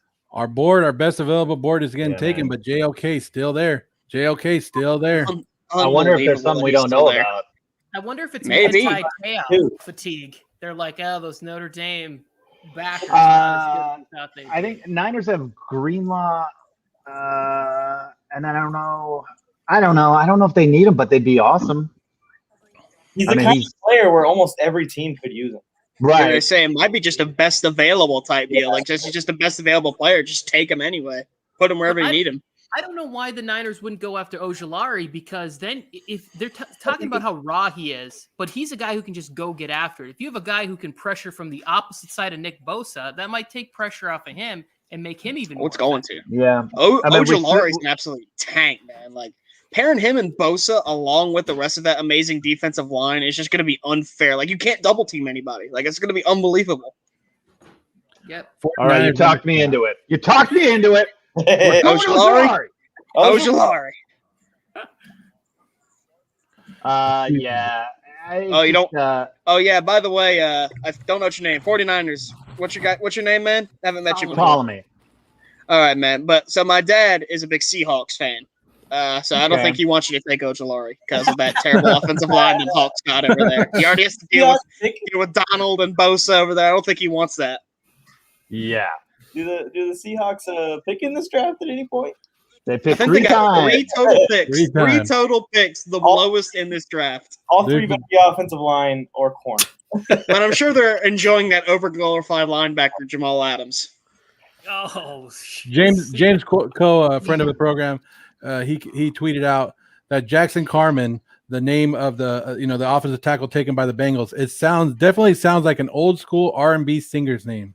It does. Definitely does. Has the Niners pick came in? Yeah. It says on the Niners clock. pick. I have not seen the Niners pick come in yet. Oh man. Trying to make sure, man. The TV's catching up to you, Joe. Yeah. Where's Rappaport in your pocket now, Joe Morley? The difference between the Sports Network on YouTube right now, if you guys want to come hang out. I have a question for everybody here. In your time watching football, and for me, it's been about 30 years. I've never seen a division that is as strong as the NFC West in all of my time. Like, never the NFC East never got that strong. There was a couple times where the NFC South. The worst quarterback in this division to me is either Matt Stafford or Kyler Murray. You could take your pick in that. That's saying something. I think that's Trey Lance, to be honest. Currently, Garoppolo. I'm saying for like a future outlook. I get what you're saying. Yes, the 49ers, Well, there's no. what's odd about it is there's no runt. You know, sometimes you'll have three like fucking raw teams that are just brutal with each other, and then they beat up on one of them. You know, either when the Dolphins are bad or like somebody's at the bottom. And now, all four of those teams. And that was really look, they were bottom dwellers as far as division goes back in the day. Remember they that? were one of the worst. Like the Seahawks were making it to the playoffs at 7-9. Yeah, Pete Carroll got in 7-9. They're like that. That was the first year we started turning around. Yeah. And honestly, I don't know your guys' opinion, but what the NFC West is now, I really kind of see that's turning into what the AFC East could be. I mean, you see all those guys that they got over there, all the potential. You got Tua for Miami, you got Zach Wilson for the Jets, you got Josh Allen, who I think is going to be MVP favorite coming into next season, and you got possibly Mac Jones next year. I'm just saying in terms of possibility. I'm not a fan of Mac Jones, as you all know, but we'll see how that goes. That's a solid team. They're all solid teams, and they're all good. The Dolphins' defense is like pretty solid. I think these teams have a lot of raw material, and it's gonna be a rough division. Pick is in. Yeah. Hey, pick is in. Pick is in. So you guys would admit that the Chargers and the Bears are probably having the best drafts right now. This is from Dove Kleinman, and he says the difference between the Chargers picks and the Bears pick is the Chargers got top prospects falling to them, while the Bears had to trade a bunch of picks for both of them. But both are having excellent drafts. I don't really care how you get to the top of the mountain, but if you get to the top of the mountain, like so, both of those they're doing it right. And they're being aggressive. It's almost as if their jobs are at risk, which they are. Which they are. The Bears were aggressive before, and they were aggressive for Mitch Trubisky. At this time, they're doing what we all agree. They're doing it for Justin Fields, which is they were risking better. it for the biscuit, bro. When Mitch Trubisky comes in and wins a championship. When Josh Allen gets hurt, we'll see who's laughing. Get out. I will throw a desk. I will pick a desk. The pick is in. Joe, I'm waiting for the pick. Let's go, Niners. Who are you taking? They took all their time. They took the whole 7 minutes to go. Azeez Ujulari would be so beautiful to the Niners. Ain't no leaks over here in Frisco, bro. That's what I it know. is. Oh, yeah, it didn't leak the Trey Lance thing. That's true. They've done a good job. Yes, Kyle Shanahan sleeps at the picks in his prison wallet. Nobody's. Well, what do you say? They did such a good job that everybody in San Francisco, besides Lynch and knew or thought they were taking Mac Jones. Remember, that's what we said yesterday. Yeah. I'm gonna say they either go Ronnie Perkins or Azeez. Shit. What? What? Did you find something out? Yeah, because I'm not streaming it. I'm watching it. Oh, Here we go. I'm getting ready to get the pick. Yeah, same. I won't say it, but I already know who it is. Yeah. Oh, here he comes. Oh, no, what is it? Aaron Banks guard. I mean, it's a need. I don't know about the value here, but it's a need. No, everybody quiet. Yeah. Ones. Sometimes they do weird shit. Let him watch. I want to see his reaction. Let him just watch. I want to see his reaction to it. I love this guy. He's such a great human being. I just want to watch his face say stuff. So I love this guy. Here we go. Shush. Over here. The San Francisco 49ers select Aaron Banks, guard Notre Dame. Oh, man. God damn it. That's like the typical reaction for any person that's Man, looking I at the fucking team. Creed Humphrey's so good, and he's sitting right there. What do you? I don't know why you guys didn't go Wyatt Davis. Wyatt Davis is so much better than this guy. So the 17th pick in both rounds, the first round and the second round, have not been good. With the number 17 pick in the second round, Notre Dame guard Aaron Banks, You know what? a huge I know guard what this is. to protect Jimmy G. It's originally the Raiders pick, and that's why it's such a fucking bad pick. Damn it. We left a little bit of that Raiderness on there, bro. That Raiders stank is on the number. Damn it. That's what you guys get for trading with us, bro. Oh, I love that. man, Raiders stank. And the Raiders say, hey, remember that big old rant he went on about thank you to all the teams for drafting bad because the Niners are going to get a great player. That's what you get. You know Get a guard out of Notre Dame. That was a different guy. I think Tony said that. Tony said it. Oh, Oh, Aaron It's Banks. so interesting to me because I wonder if they would have taken Asante Samuel if he was there. You know? Oh man, that's tough. I don't think he fits their scheme. That's the only thing with Asante. It's like you got to be a I don't know if he heavy does, zone but he's scheme so team. damn good. Yeah, he's yeah. I don't think they don't. I don't think they prioritize cornerbacks, but I don't know if they do it enough. What's wrong with having a great cornerback? There's nothing wrong with it. No, most definitely. Yeah, you're right. There's nothing wrong with having great cornerbacks. And you guys are still banging on actually the former Charger Verrett. I think Verrett's still with you guys, right? Yeah, it's Verrett and Mosley. And you can't trust that guy staying healthy another season. He gets hurt every other season. But good for him, man. I like right? the story. I'm happy for him. But yeah. Damn. Okay. Well, thanks, guys. This has been fantastic. So the Arizona Cardinals are on the clock, and they were like, oh, San Francisco's going to take a guard. We need to go and go against them, right? So we're going to take wide receiver Rondell Moore. Oh, I love this to replace Christian Kirk. Good freaking pick, man. I love this pick. Where did Kirk go? No, Kirk, he's a free agent after this year. Oh, okay. So Rondell Moore is going to the Arizona Cardinals. Rondell Moore is a real, the play's broken. I'm going to find open space. Yes. And Kyler Fantastic Real, I'm going to break the play up kind of guy. Good fit. All right. People are liking the 49ers pick. And that's that I like it a little bit better, even though I like Marshall better, but I like Rondell Moore here for the fit because they already kind of have that guy in Hopkins to work the middle of the field. Good. AJ Green, DeAndre Hopkins, and now see Rondell Moore to fly. Yes, that's great, bro. And if Christian Kirk ever breaks out of his shell. Christian Kirk will end up on the Raiders, or the Hey, Eagles, come some on, team like man. There's just so much Raider slander sometimes, man. We don't always have to take people's trash, all right, Tony? John Brown. Ooh, John Brown. One thing that helps with that is becoming a better team. There's a lot less trash talk when your team is like fully functional and stuff. I Exactly. totally recommend it. I think the Cardinals are going to have to make a trade now. They're going to have to trade some of these wide receivers. Andy Isabella, could he be traded? Could Kirk be traded? So they're going to have to open up the room because that's wide receiver room is getting full. Yeah, Isabella moves well. I don't feel like they're utilizing him very well. Yeah, bring him to the Raiders. We need another little small guy.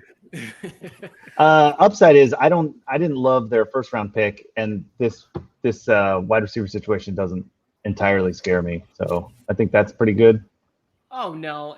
All the hype on them was they got a couple guys who are basically on the road to retirement. They got JJ Right. Watt and they got Right. AJ Green. These guys Win are going now. to be borderline, or JJ Watt will be a Hall of Famer. But these guys went to Phoenix, the Yuma Cardinals. Everybody, they got a bunch of players ready to retire, roll up in Winnebagos, and hang out for 2 seasons and collect paychecks. Like JJ Watt's going to play like 60% of the plays. His back goes out or his shoulder.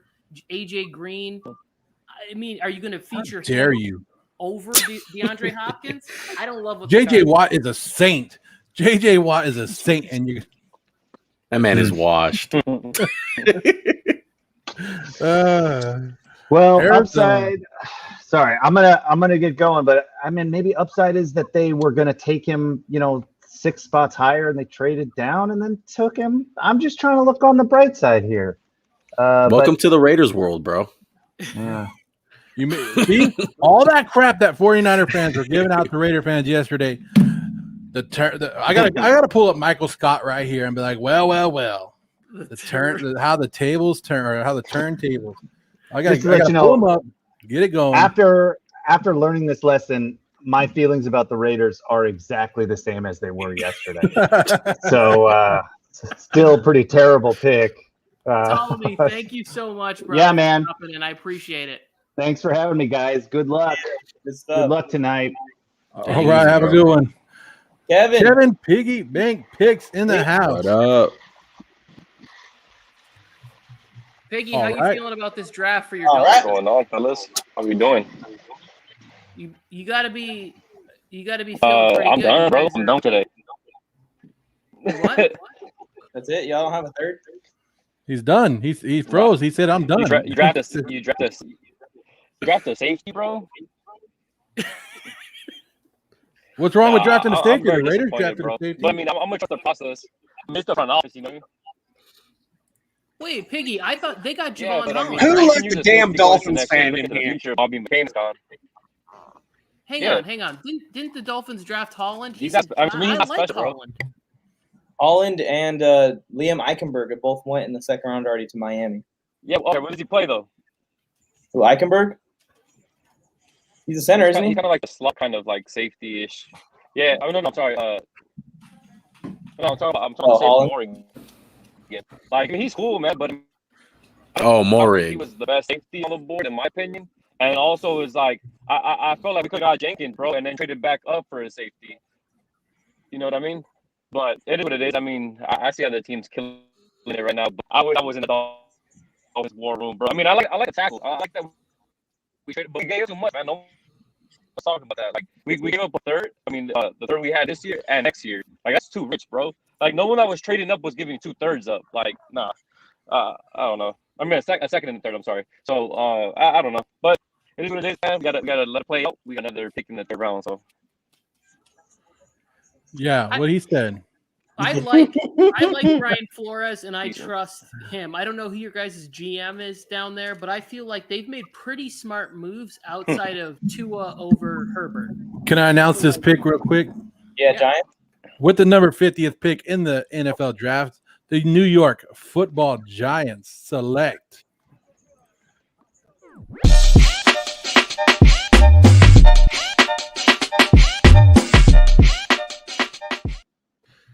Cliffhanger. Ojulari. Yeah, they got a Julari. Ojulari went right now to the New York Football Giants. That's kind of out of their prototype. Giants are doing That's really well in this draft. That's a good pick, though. That's a good pick. You guys like that? You guys like how I got you though, right there? I was like, here it is, and then bam! You should have been doing that throughout the entire first round. You know what? We probably would have gave him a few more stuff. Probably should have done it after the Alex Leatherwood pick too. Alex, thanks for joining us today. You know, I'm gonna get kicked out again, aren't I? We got to get a timeout every time somebody, or like, let's turn it into a drinking game. Everybody watching, every time Alex references leather, wood, Raiders, any of those words, you have to take a drink at home. I would cause a lot of alcohol poisoning, I think. But we are not responsible for anybody who then drinks and drives after. Just a little disclaimer. Here at the Warzone Network, we don't have any liability. I really like this Ojulari to the Giants, though. The Giants are serious. They're in business. They have a good coach. They drafted on the offense, Danny Dimes. If they can get some sort of extra thumb transplant for this guy, he'll be able to hang on to the football. Danny Dimes really needs a sixth finger, but they have all the talent in the world on the offensive side of the ball. Now they're go get defense. I think the NFC East is going to be much more competitive and interesting this year. I like it. I'm looking, except for the Eagles. Is Juan still here? Let's text Max and tell him how terrible the Eagles are. This has to be the best value pick, right? To get a guy that you thought was going to go somewhere in the teens to the 20s, and now you're getting at number 50. You have to be happy with this, right? Dude, this is a good pick. This is a good pick. And the Giants traded down for it. There's some concerns. Yeah, they did. There's some concerns with he has knee issues, but if he's healthy and he's playing, they just got probably a 15 to 20, talent rank at 50. Oh, dude, I didn't even see him with the afro. I'm even a bigger fan than I was 5 minutes ago. That's a throwback. Dude, he's an animal. He's an animal. They just showed a play of him in coverage, which is like another great thing. That to me, it's like I said this when we were doing our mock drafts about like the highlight plays. You can put together a 10 to 15 play reel of anybody, of any player who played college football, and make them look draft worthy. They all have 10 to 15 plays. So we don't know how they're going to pan out, but I like Joe Judge being a defensive coach, drafting a defensive stud who has a ton of talent. Washington's pick is in too. Samuel Cosme has just gone to the Washington football team. Who? Oh yeah, that seems like that's a great pick. That's a great pick. A Rivera pick. Yeah. What was the name? I agree, Piggy. Samuel Cosme. Remember, the Washington football team wasn't on they made the trade to move up here with the Cleveland Browns. I like that. I honestly thought that they might take the quarterback from Stanford or Kyle Trask. Ooh. Since they did not do that, it gives me hope that my Taylor Heineke dream lives on for another round. Taylor Heineke. Oh, okay. Robson, I love Taylor Heineke. I don't know if you know this about me, but I can't wait for this kid to tear Cleveland. We haven't done a lot of work together, Tony, so I did not know that. So Cleveland did some weird stuff, right? What else is new? So Cleveland was supposed to be this pick, right? Yeah. They traded. Now Cleveland has traded back up to number 51 with the Carolina Panthers. So they moved out of the spot. Now they're moving back up. So the Panthers trade with the Browns and Cleveland. Okay, so now the Cleveland's on the clock. You're gonna say, just tell us who's on the clock, Joe.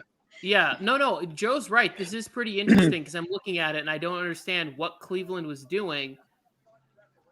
So they moved back. I guess what did they get out of it, Joe? What did they get when they moved back and then move forward? What did they get? That I'm still looking for. So you move back and then you come back. What are they doing? I don't know what they're doing. Because if they're being the Cleveland Browns. If they were able to get like another fourth, then maybe they can bring in another defense. Oh, you know what it was? I think Washington was on it and we just got confused. So I think this is the original pick right here. Oh, okay. Let's see. No, Carolina trades a second round number 52 and a fourth, 113, and Cleveland gets 59 and a third round pick. Then I like this for them. They're moving up and getting premier talent, which is JOK, which is good. And if they get JOK here, although I could see them, everybody keeps saying receiver. I don't like receiver. I like them going defense. Yeah, I would keep going defense if I'm Maybe Cleveland, because talking that about was the really the one thing that held them back for a while. If they don't go JOK, Peyton Doyle is going to have a damn heart attack. Quick question, guys. Is both teams still on the board? Oh. We got See, the Is both on the board still? Huh? Is You're both cutting on in the and out. board still? Browns, Linebacker. Macho Man Randy Savage. Look at that on the screen in He's cutting Cleveland. out. And the Cleveland Browns select J.O.J. Finally. Oh, you guys. Finally. My Hey, Cleveland Browns are Hey, killing it right now. It had to be him. Finally. My Cleveland Browns are absolutely destroying everything. I'm telling you, Super Bowl. Hang on, hang in there. This team is going to the Super Bowl this year from the AFC. They'll find a way to choke. It's the Browns, for Christ's I sake. disagree with you. The spirit of Bernie Kosar will push them over the top. This Cleveland team, if they don't get there, I think that you could start having a real conversation about Baker at that point. Like, I would listen and entertain some of the nonsense that comes out of Bolster's mouth. I love it because it's entertaining, but I don't buy any of it. I think he's sufficient enough to get the Browns to the Super Bowl, and this team is loaded with talent on receiver. If OBJ comes back and he's healthy, and then you're looking at Juice and Higgins and Njoku, and they got 2 stud backs. I don't see loading up with all this defensive. They got Newsome and JOK with their first 2 picks. Super Bowl! And they got the goat hunter in Clowney in the offseason. The Browns are killing it. I'm not from Cleveland. Clowney, who had this many sacks last season. He had 0 sacks last year? I believe so, yes. I don't think he had one he sack. gets some of that Lake Erie water in his system. He hardly played. Clowney's nothing. I'm not. He's nothing. But Cleveland's making moves. I like this move. The Macho Man. Happy with him at 25 right here. Browns fans, they got their linebacker that they want, so they should be happy. Brown fans celebrate a little bit. A lot of it. But I want to know why he dropped. I want to know why he dropped, or was the media just higher on him than everything else? That's true. This is the guy that they were slated to get at 26. So to get him at 52, major win for Cleveland, because now they got Newsome and they're going to get him. They wouldn't have gotten Newsome if they took JOK at 26. Newsome would probably went to Green. So now what does Tennessee do at 53? We all respect Daniel Jeremiah's opinion, right? We all think that Daniel Jeremiah is one of the best out there. He had JOK as his 14th best player in the draft. Yeah, no, I'm on the fence with Jeremiah. We're on the outs, but that just proves my point about the value that they're getting with the second pick. This is fantastic. What's happening right now? I'm just now getting the pick, and we've been discussing it for the last 6 minutes. And we've already mentioned this. Joe's got Ian Rappaport in his pocket. We already know what's happening. I thought I looked up because somebody said the Titans are on the clock, and then my TV goes, the pick is in. I look up, and it's the Raiders are my favorite team. Yeah. They really are. No. This is my best. This is the best draft they've had. Hang on. I want to hear Cleveland go nuts. I want to hear my hometown Cleveland Browns go crazy right now. I'm actually from Michigan, guys. And Tony Tucker. Oh, that's beautiful. The city of Cleveland just had an orgasm. That's fantastic. They gotta be. Oh God. This is great. Look at them. They're getting a stud in the second round. Can we show that board, you guys? I like the board you guys created. Can we show that board one more time of yes, best available. Terrence Marshall Jr., Creed Humphrey. We got the tight end, Damani Brown. And Damani Brown. That's it. That's left on the best available. So was it worth Cleveland and Carolina flipped 3rd and 4th round picks? Was that worth it for Cleveland to come up and take JOK? Hell to the yes. Yes. Absolutely. 1,000%. But this board that you guys created here, when we did our mocks, and most of the mocks that I read or listened to or whatever, had all of these players as first round talent, right? Somewhere in there, all of these players went except for Creed Humphrey. That could have just been Turn Up the Jets, who I love dearly. And but there was some other people that had Creed Humphrey on the borderline of being one. Yeah, Well, Creed Humphrey's more of a scheme fit for the Jets because if they take Creed Humphrey, that slides their current center Connor McGovern to guard, which I believe and a lot of people believe he's better at naturally playing guard than he is center. So that's able to take the right guard position, and now you got Vera Tucker at left guard, Becton at left tackle, and then you possibly would have probably George Fant at right tackle. Then you move again McGovern to right guard, and then you have Creed Humphrey at center. So that's why he's saying that he likes Creed Humphrey for the Jets. Yeah, no, and I get that. I get that he's like looking exactly at who he wants there. Can we time out for 1 second?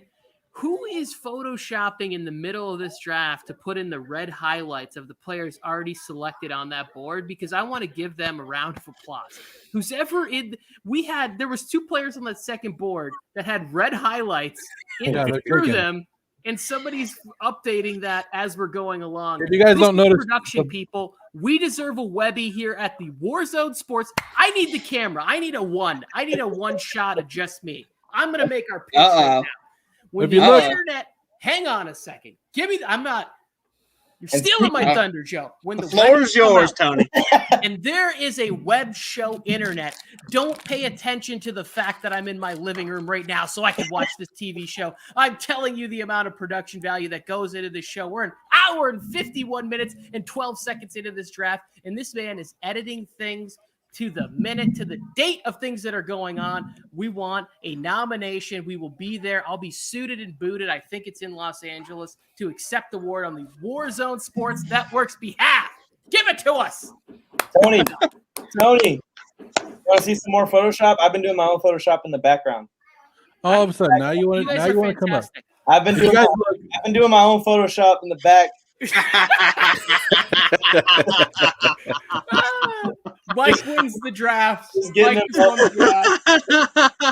This shot is my favorite moment in Warzone Sports history. So, her backstory, what was happening, we were all laughing at him, and the camera angles actually went to me, and then Brian, and then Tony, all laughing, then Alex laughing, and then to Joe, and Joe looked like this straight into the camera. This needs to be the banner on our Twitter. Fantastic. Oh my goodness. That the hatred, the saltiness in Joe's eyes right there. Actors work a lifetime to be able to capture that bit of that moment right there. Real feeling. And Joe's just like Titan select offensive line. Dylan. How do you say his last name? Rat News, yeah. Just that's the North Dakota State guy. Sounds right. Yeah, North Dakota State. I think that's a solid pick. They needed a line really bad. Wow, dude. Yeah. Wyatt Davis is falling. Yeah. I'm telling you, I don't know why, but he's gonna be somebody's gonna land him and get an absolute steal. Yes. Did anybody else notice that the Rad News highlight was really just a Trey Lance highlight? He threw one block and then they followed Trey Lance for like 8 seconds. Wait, I thought this was a husky dude in the middle somewhere. Yeah, that's another Trey Lance highlight. So Indy's on the board. Right now. But yeah, let's look back at our board again. Indy's pick should be Terrence Marshall Jr. right here to pair. It really with Michael, should be to pair with Michael Pittman. Go and get Carson Wentz a stud. I wouldn't mind that. Updated too, Tony. I wouldn't mind that, but De'Ami Brown is still on the board. I'm a huge fan of De'Ami Brown. You get him, dude. The Colts are freaking dangerous. Hey, Colts are dangerous I know you're anyway. a Raiders fan, but if you like the powder blue that much, Mike is hoping for stop fans over there. Okay, never that. Let's not get crazy, bro. We're gonna have a show on Sunday morning. It's gonna be called Nuts and Bolts. We need some viewership numbers. There isn't really a pool right now to get our show out to, so if anyone wants to convert, my Asante Samuel Jr. jersey is in the mail as we speak. Dude, it's on the way. Bring it in. Episode with Asante Samuel Jr. jersey. Oh, So who we thinking the Colts are going to take right here? De'Ami Brown or Terrence Marshall, one of the two. I would like Terrence Marshall. Real quick, what about he feels like an Indianapolis kind of guy. What about the tight end from Penn State? Right? Like, I just think that like he seems ready to catch passes, be a big playmaker. He also kind of just seems safe. Like he's gonna give production. Maybe a Zach Ertz 2.0 for Carson Wentz. There you go. I get you. Do they still have Trey Burton? Anyone know that? I think they still got Trey Burton. Yeah, but Trey Burton's replaceable. You're not a guy you not draft a tight end for, you know. Who's the best tackle available, Joe? I know you're on that. Cosme? Cosme? It could be Cosme. No, Cosme's taken. Cosme got picked. Cosme's taken? Oh, by Washington, huh? Did he? Yeah. Cosme Yeah. dunked. Did anybody else see Cosme dunk on the internet? There was like a video floating around. That kid's athletic. I like Yeah. it. Nah, he's solid. Yeah, Cosme's already taken. You guys want offensive tackles? Is that what you guys want? Yeah, I mean, Costanzo retired, so they maybe replace him. They're saying that according to some people, Bradley Christensen from BYU, Stone Forsythe from Florida, and the Notre Dame tackle Robert Hanley. Those are your tackles available. So not a lot of big names that you guys are used to. Robson, which one of these three? Again, Gator fan, Stone Forsythe. He's a little inconsistent, but I think he's solid. I really don't know, man. I mean, you could go with either one, I think. But like I said, this draft class is so deep for offensive linemen that you can go either one, and I think you'd be all right. Maybe it'll be wide receiver, but I feel like they need to get a tackle in this draft somewhere that's going to be able to play. Creed Humphrey's still available, right? He is. He's an interior guy / center. Yeah. He could be a guard, though. So maybe. If they have someone that they can move out the tackle and they pick up a guard instead. Yeah. Stone Frosty. So I just got a notification on my phone from I don't know if you guys care about Bleacher Report, but Aaron Rodgers is retiring. Retiring is a seriously consideration now. So now Aaron Rodgers wants to retire. Yes, I don't know if he wants to retire. I think he's trying to scare Green Bay that, hey, guys, if you guys don't want to trade me, guess what? I'm not playing. So here's the thing about Aaron Rodgers. I do believe that there is some sense of like, I think he'd be fine with it. I think Aaron Rodgers is like happy. He's dating Shailene Woodley. He liked hosting Jeopardy. He has other interests outside of football. Like Aaron Rodgers, people give shit to Trevor Lawrence. Aaron Rodgers also gives off that vibe that like football's not the only thing in his life. He's not like I'm only a football guy from a football family. Like he's an intellectual elitist kind of individual. Yeah, I like it. Yeah. I don't like him retiring, so I like watching him play. Yeah. I see what you're saying. I do because he didn't break any of Favre's records, so get out of Green Bay. Well, my argument still stands. Get on out of here. What? Yeah. Oh. Argument would still stand anyway. I mean, 4 rings is better than 1, right? Wait, hang on. Are you on my side or against me, Robson? Because I also have the power to kick you out, just to let you know. Which side are you taking? I'm taking Brett Favre, and if you're not, you're getting a timeout again right now. I'm taking Brett Favre. Yes, I think Brett Favre is better in terms of Green Bay history than Aaron Rodgers. Yes, I knew we could get along. I got my Favre Jets jersey in the garage. I'll go get it and throw it out. Threaten people to make them come on your side. I love it. I'm not. I'm messing with you, Robson. I'm just messing with you. I agree with you in general. The TV is beating me right now, so the Colts are picking, and I don't even have the pick yet. So how about that? I have the pick, but I don't know. I do have the pick. They won it. Oh my gosh. Yeah, Deo. How do you say that name, Tony? Odeyengubo. He maybe Vanderbilt. Wow.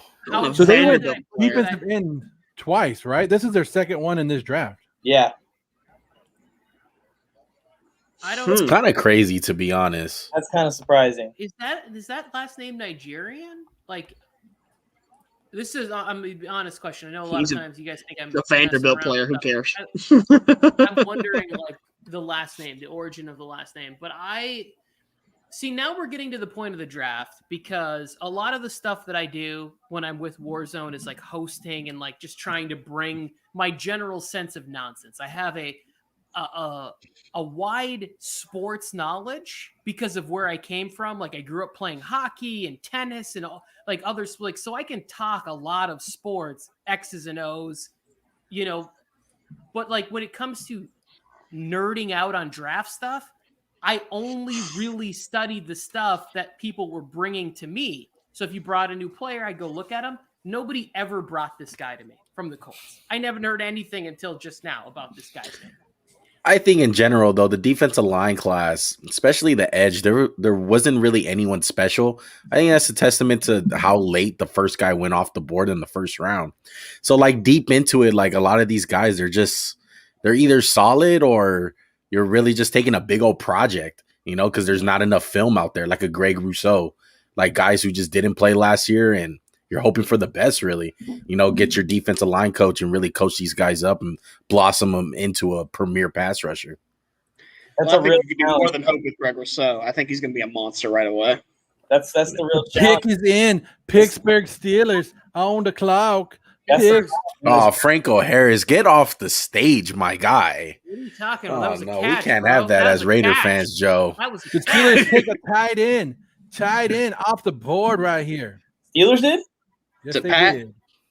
Is it Fairmouth? It is Yes, sir. Fairmouth. Wow. There you go, second round. I really like this pick for Dwayne Haskins. This is Oh, amazing. yeah. Get that Dwayne Haskins crap out of here. He's getting cut. Guys, I'm telling you, I don't really believe that Roethlisberger can make it a full 17-game season. Yeah, that's why. All right, guys. Off is there. John Hart, our Steeler fan in the house. Are you happy with the tight end selection right here? They're comparing this guy. I can't say his name. What is it? Fairmouth to Rob Gronkowski. Actually, is who they compare him to. No, I like this guy. I think he's not as good. It doesn't seem as good of a blocker. Like I didn't see any highlights of him blocking, but he can catch and he can go get it, and he likes to run people over.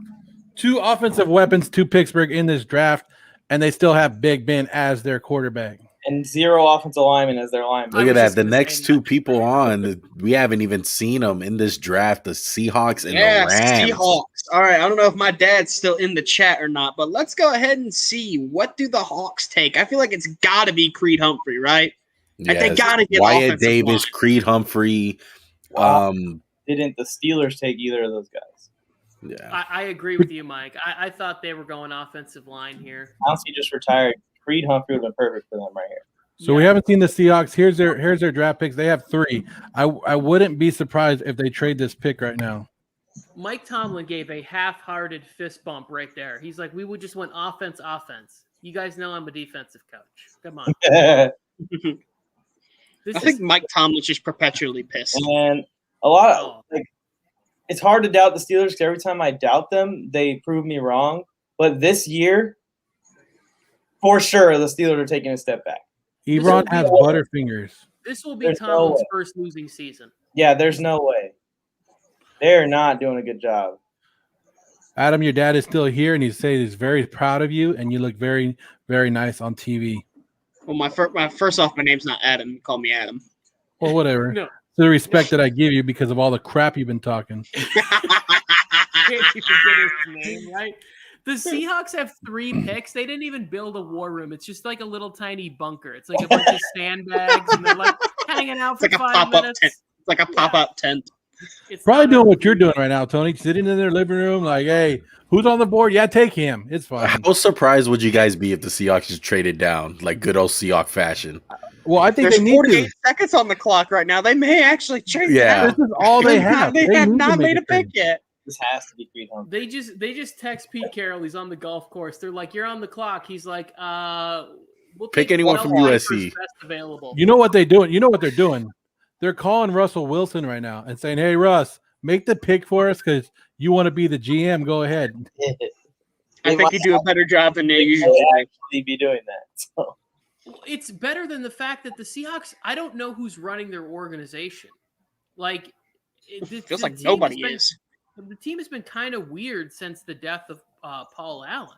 Like, I don't know who's really in charge of the Seahawks? I know it's not Russell Wilson, even though he wants to be. So the Steelers missed an opportunity to address their offensive line situation, which we know is very messy, but they have 2 more picks to come at 87 and 128.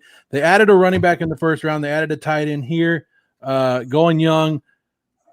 I mean, when are you going to address that quarterback situation?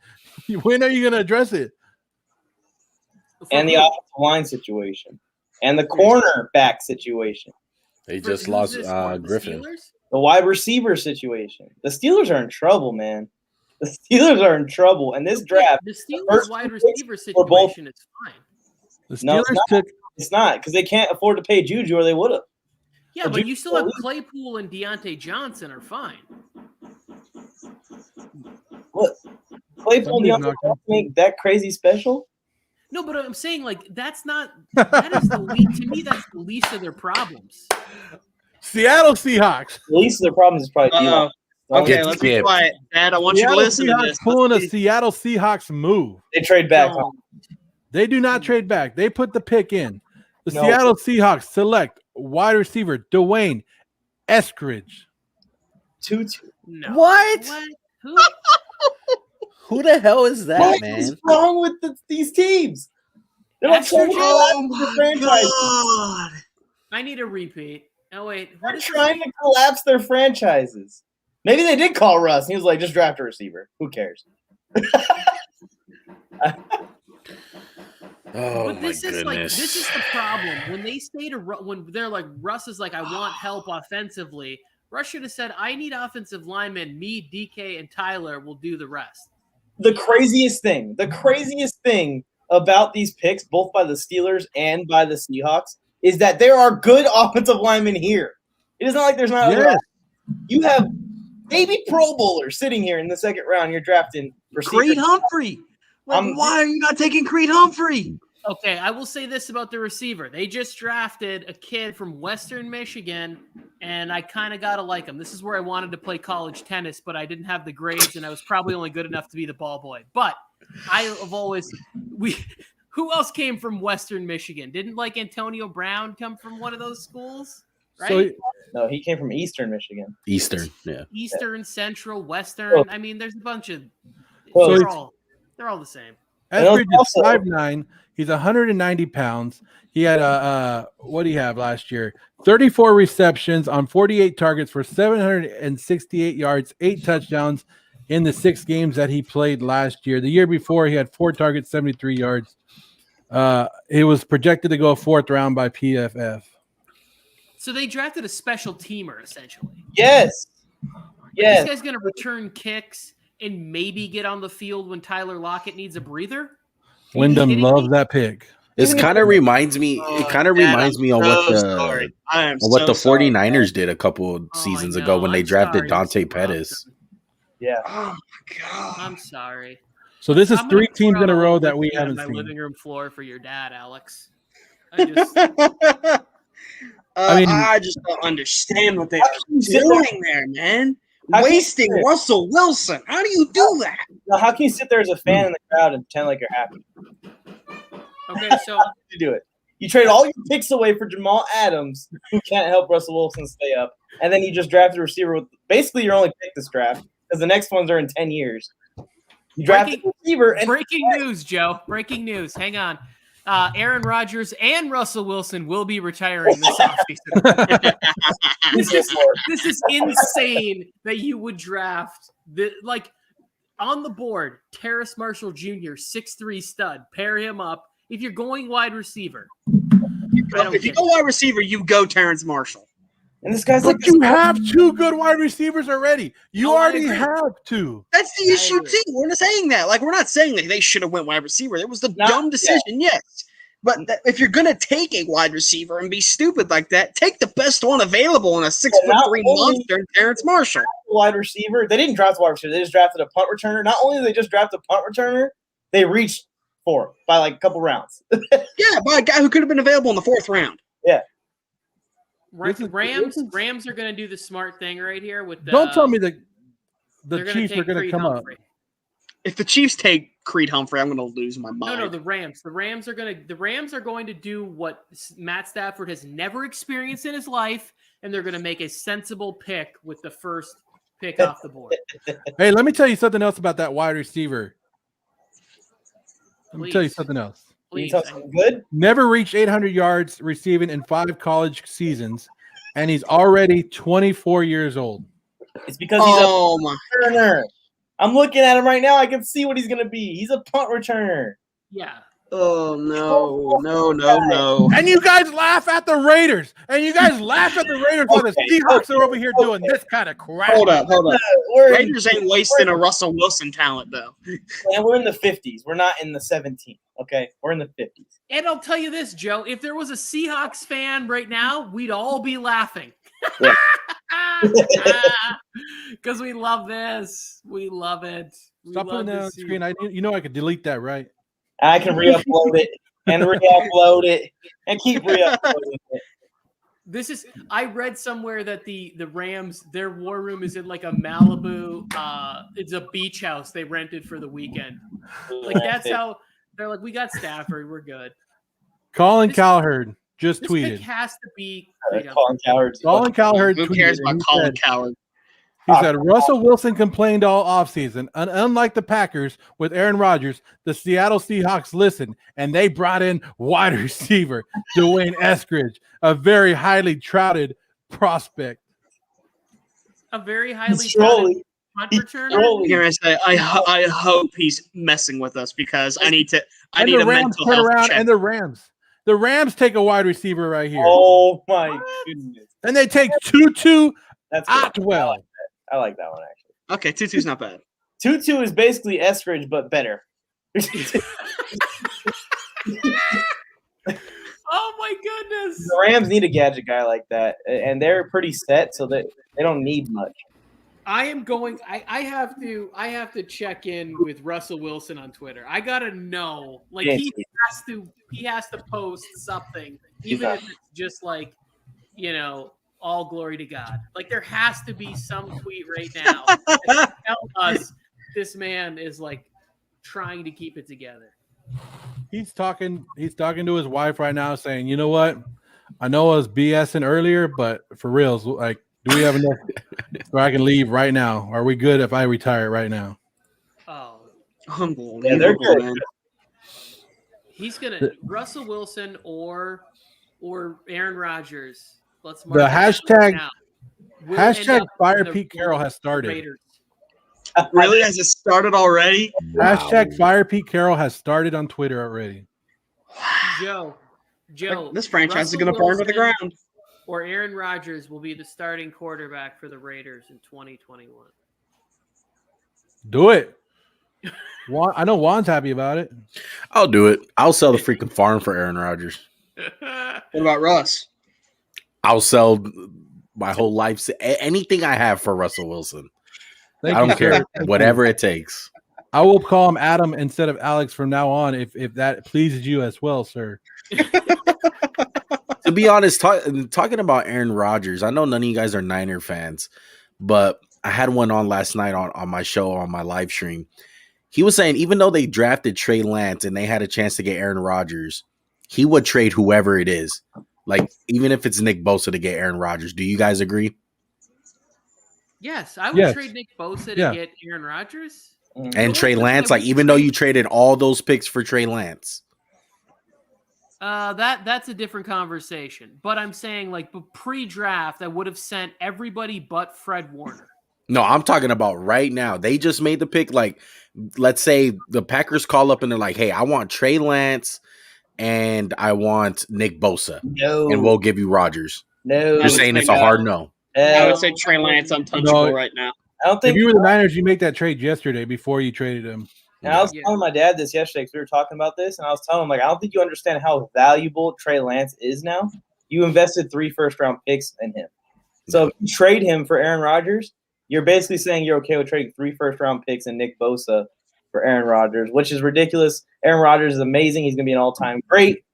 Not for 37, not for 3 years, and no guarantee. There's no guarantee you're going to win a Super Bowl nowadays. Especially the NFC is loaded. I like feel the you, Browns man. a lot this year, and the Tampa Bay Buccaneers are going to be back. Like even if they get Aaron Rodgers, they still got a tough road. I don't think it's worth it. I feel you. I think it just depends because some people are just really high on Aaron Rodgers, and I mean, rightfully so. I get it, but man, getting all those picks for Trey Lance and then you trade him away just to get Rodgers, that's a tough look, man. I don't think Like you're not in the Raiders situation. Like the Raiders got Carr, they've been wanting to trade him or trade rumors for like the last like 3 years. And I'm sorry, Aaron Rodgers. As much as I love Carr, Rodgers automatic upgrade for Carr. Yeah, I think that the Broncos probably are contenders. The Raiders, Yeah. an outside team, because they're gonna have to wait until June 1st if they do trade him.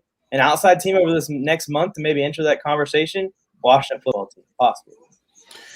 Oh my goodness. You know who's a sleeper? Maybe. What about the Texans? That would be interesting.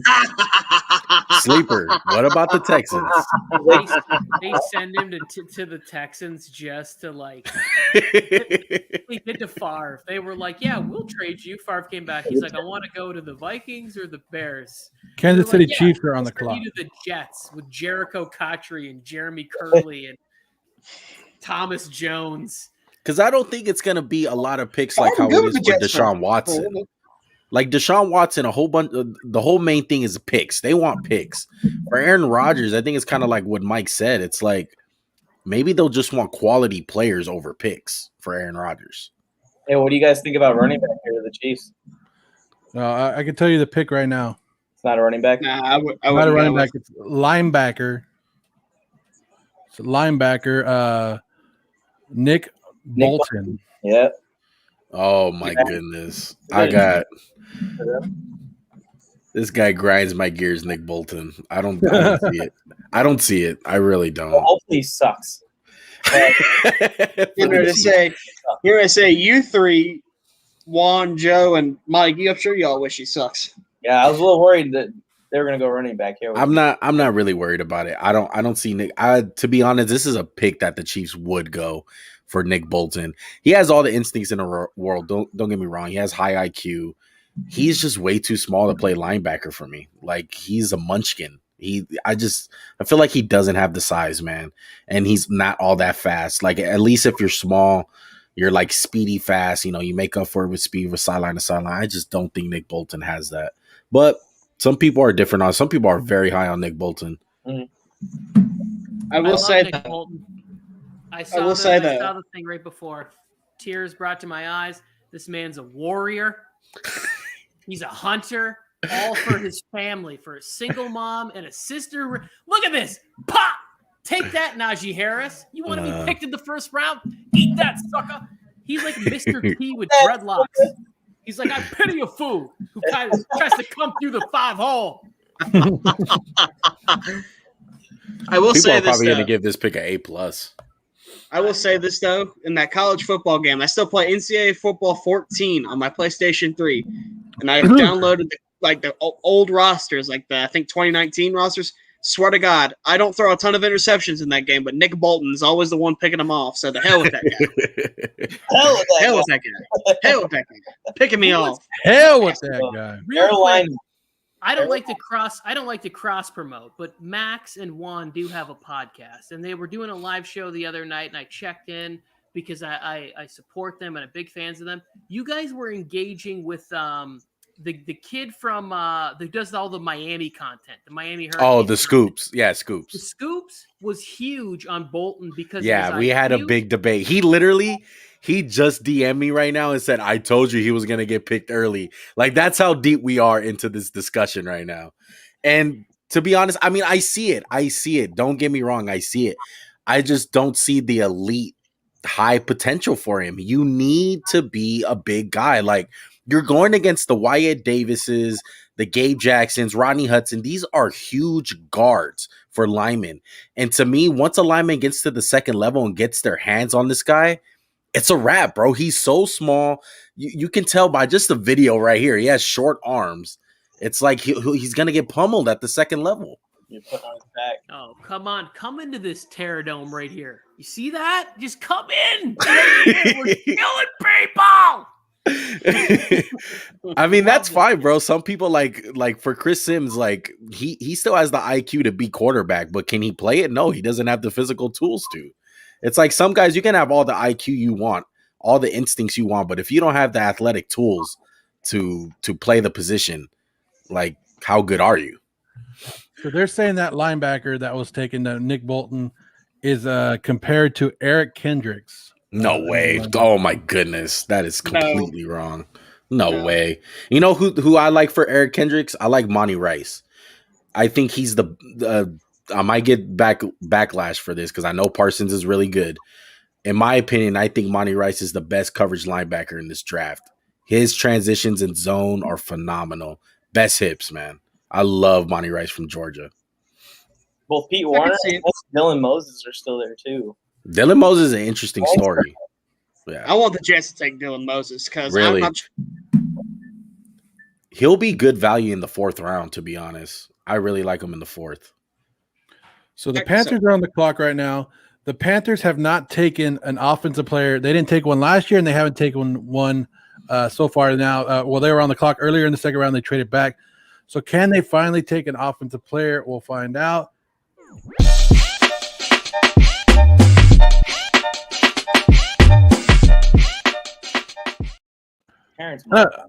I don't know what the pick is. I just wanted to hit that button. Hang on, what are their needs? Because if you get Sam Darnold, wouldn't it be quarterback nice to listen? I am bolster on like not the steroids that he is, but I love Sam Darnold. Thank you. That is what you get right there. Just clapping.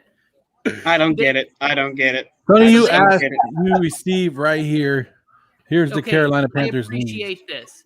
They don't need offensive line, so their offensive line is pretty good. Then who are they looking at getting? Is like Kellen Mond. I was thinking they were thinking the tight end would fall to them, but they don't need cornerback now. They don't really need wide receiver. You guys really think they're gonna pick quarterback? No. They don't need quarterback. I just hate Sam Darnold. Oh, okay. It was just a team need that they had before. Probably. I got you. But what if they took like a Dami Brown right here or another wide receiver? Yeah, that would be great. Dami Brown will be perfect right here. I know they got Robbie Anderson and a DJ Moore. Didn't they pick up another receiver? They lost. I can't remember. They lost Curtis Samuel. Samuel. Yeah, they lost him to Washington. Well, maybe they're going to go wide receiver here. Terrence Marshall is free. There it is. Terrence Marshall's the pick. Oh, that's a great pick. I love that. I love this for my sweet young Sammy Darnold, who's only 23, who was physically and mentally abused with the New York Jets football team for so many years. Physically and mentally incompetent with the New York Jets. The guy's a bum. He doesn't have it up here. That's where it matters in football. That's where it matters playing quarterback. Oh, Sammy, man. Give him a break, man. Give us a fresh start. A man with that kind of a jawline. Are you One question for all of you. And Brian Bolster, if you're listening to this, what are the excuses you're going to make when he fails in Carolina too? What are the excuses? I won't make any excuses. I just won't talk about it. That's how I deal with shit when I'm wrong, Robson. So if you guys look, got me throwing the hat. Jr. fell, and let's see. It was due to concerns over his knee durability and longevity. He's a good player, great size, and in 6'3", not many guys like that in the draft. Here's our best available coming into today. Look at all these guys have been taken pretty much. We got about, what, one, two, got two guys left. Three guys. Creed Humphrey, if you count the third one. Three guys left on our board. Lonnie Brown. New Orleans. Oh, you guys are right. You guys are updating this too. I didn't even realize the team's names were next to him. As has been heavily discussed here at the War Zone, I have reading issues. So, like, I didn't even notice at the end of the thing was the team that they had been selected to until just now. Yeah, you're not giving credit where credit's due. There's a lot of things going into this program, and if you guys are watching, please like and share and comment all you guys want, because we're working hard here. Warzone Sports Network. Network. Doing an amazing job, bro. I just started learning how to use StreamYard. Tony was my witness the first night. I was like completely lost. how you guys are doing your transitions are fucking silky smooth, bro. Family show. My bad. Listen, Just kidding. It stopped It being is a family show. Like the end of hour one, unfortunately. There's Does it feel like we've been on the air for 2.5 hours? No, it's hot in here though. I know.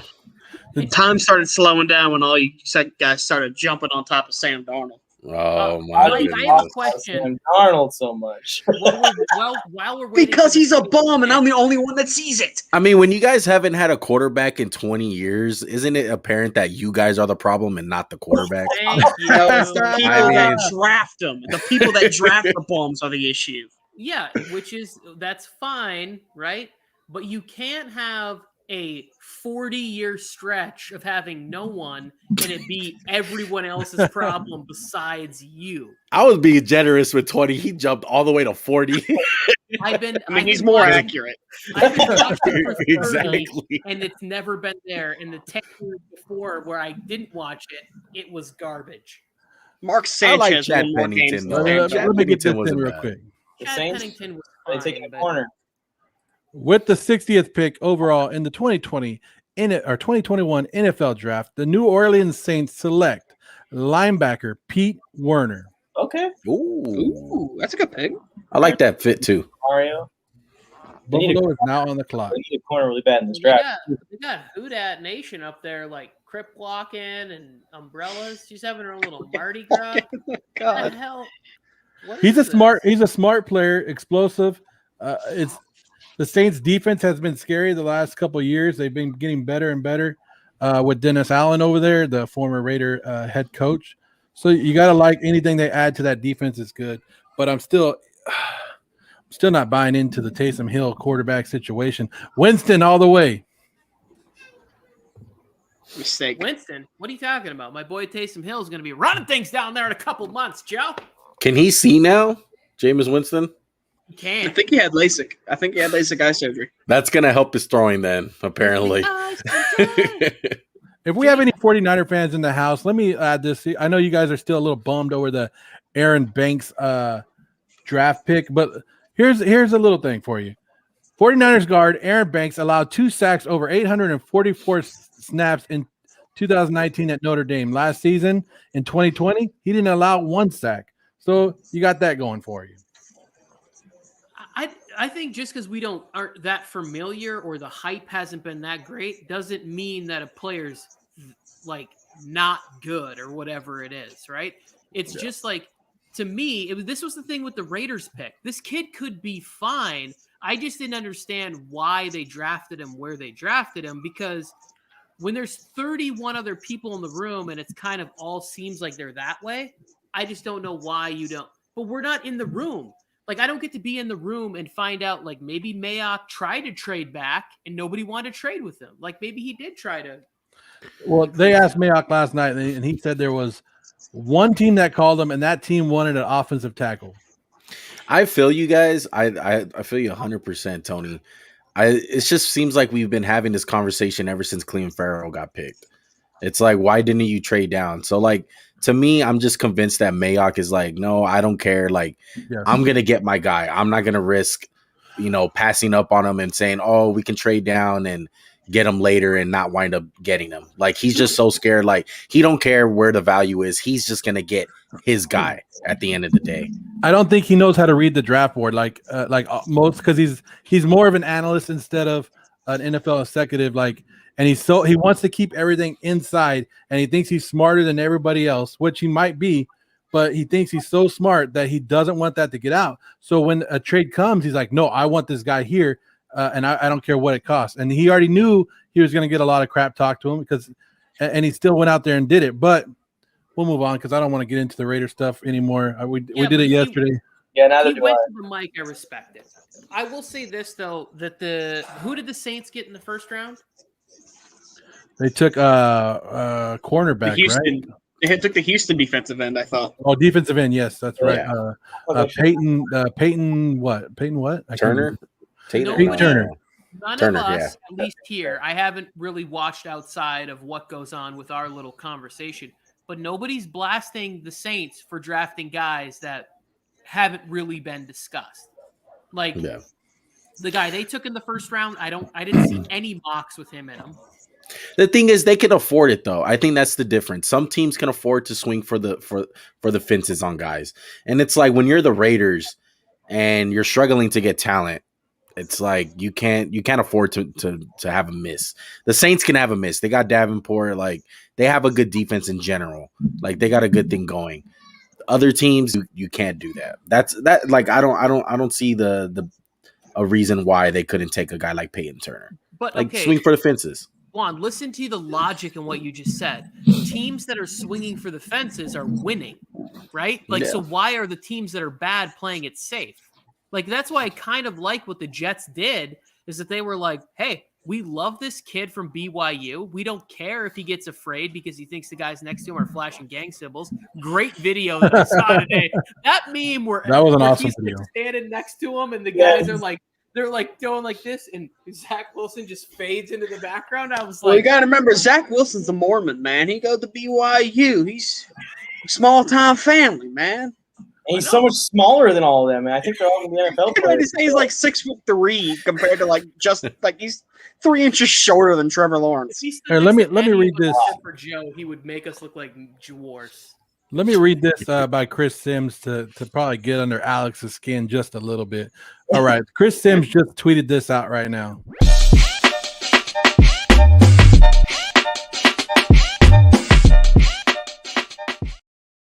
Chris Sims just tweeted this out right now. He said, DJ Moore, Robbie Anderson, and now Terrence Marshall Jr. Sam Darnold going from the Jets to the Panthers weapons is like night and day.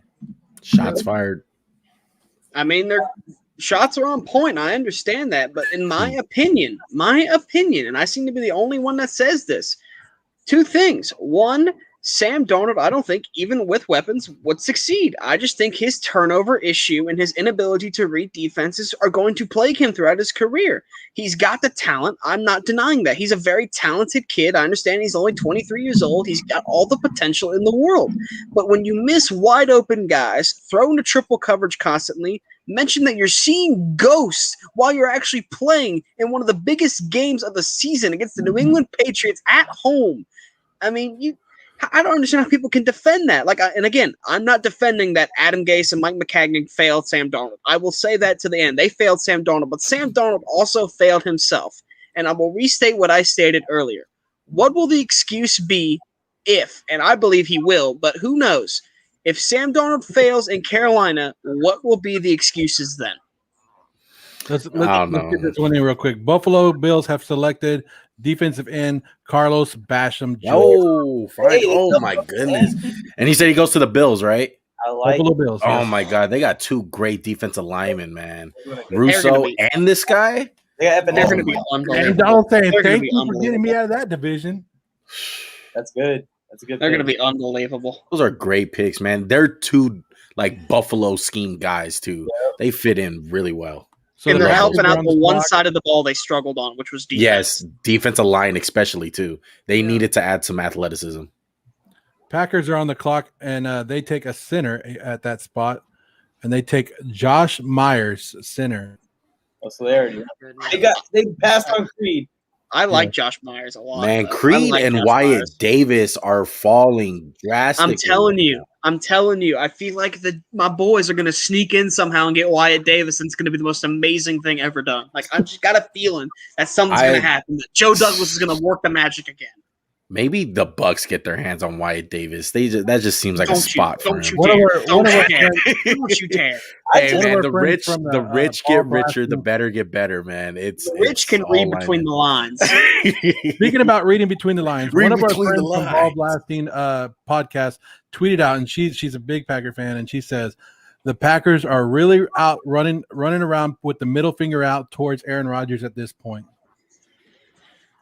That's facts. I just want to say this right now. It's not going to happen. Could you imagine if the Packers took a quarterback here? Could you imagine?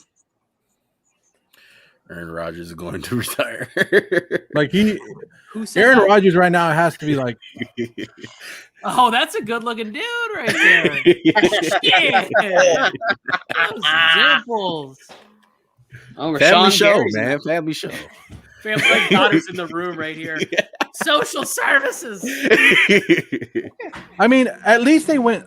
Well, at least they went offensive line. At least they took an offensive player for Aaron Rodgers. I mean, they're not going to move Jenkins into center now. I thought that kind of was established.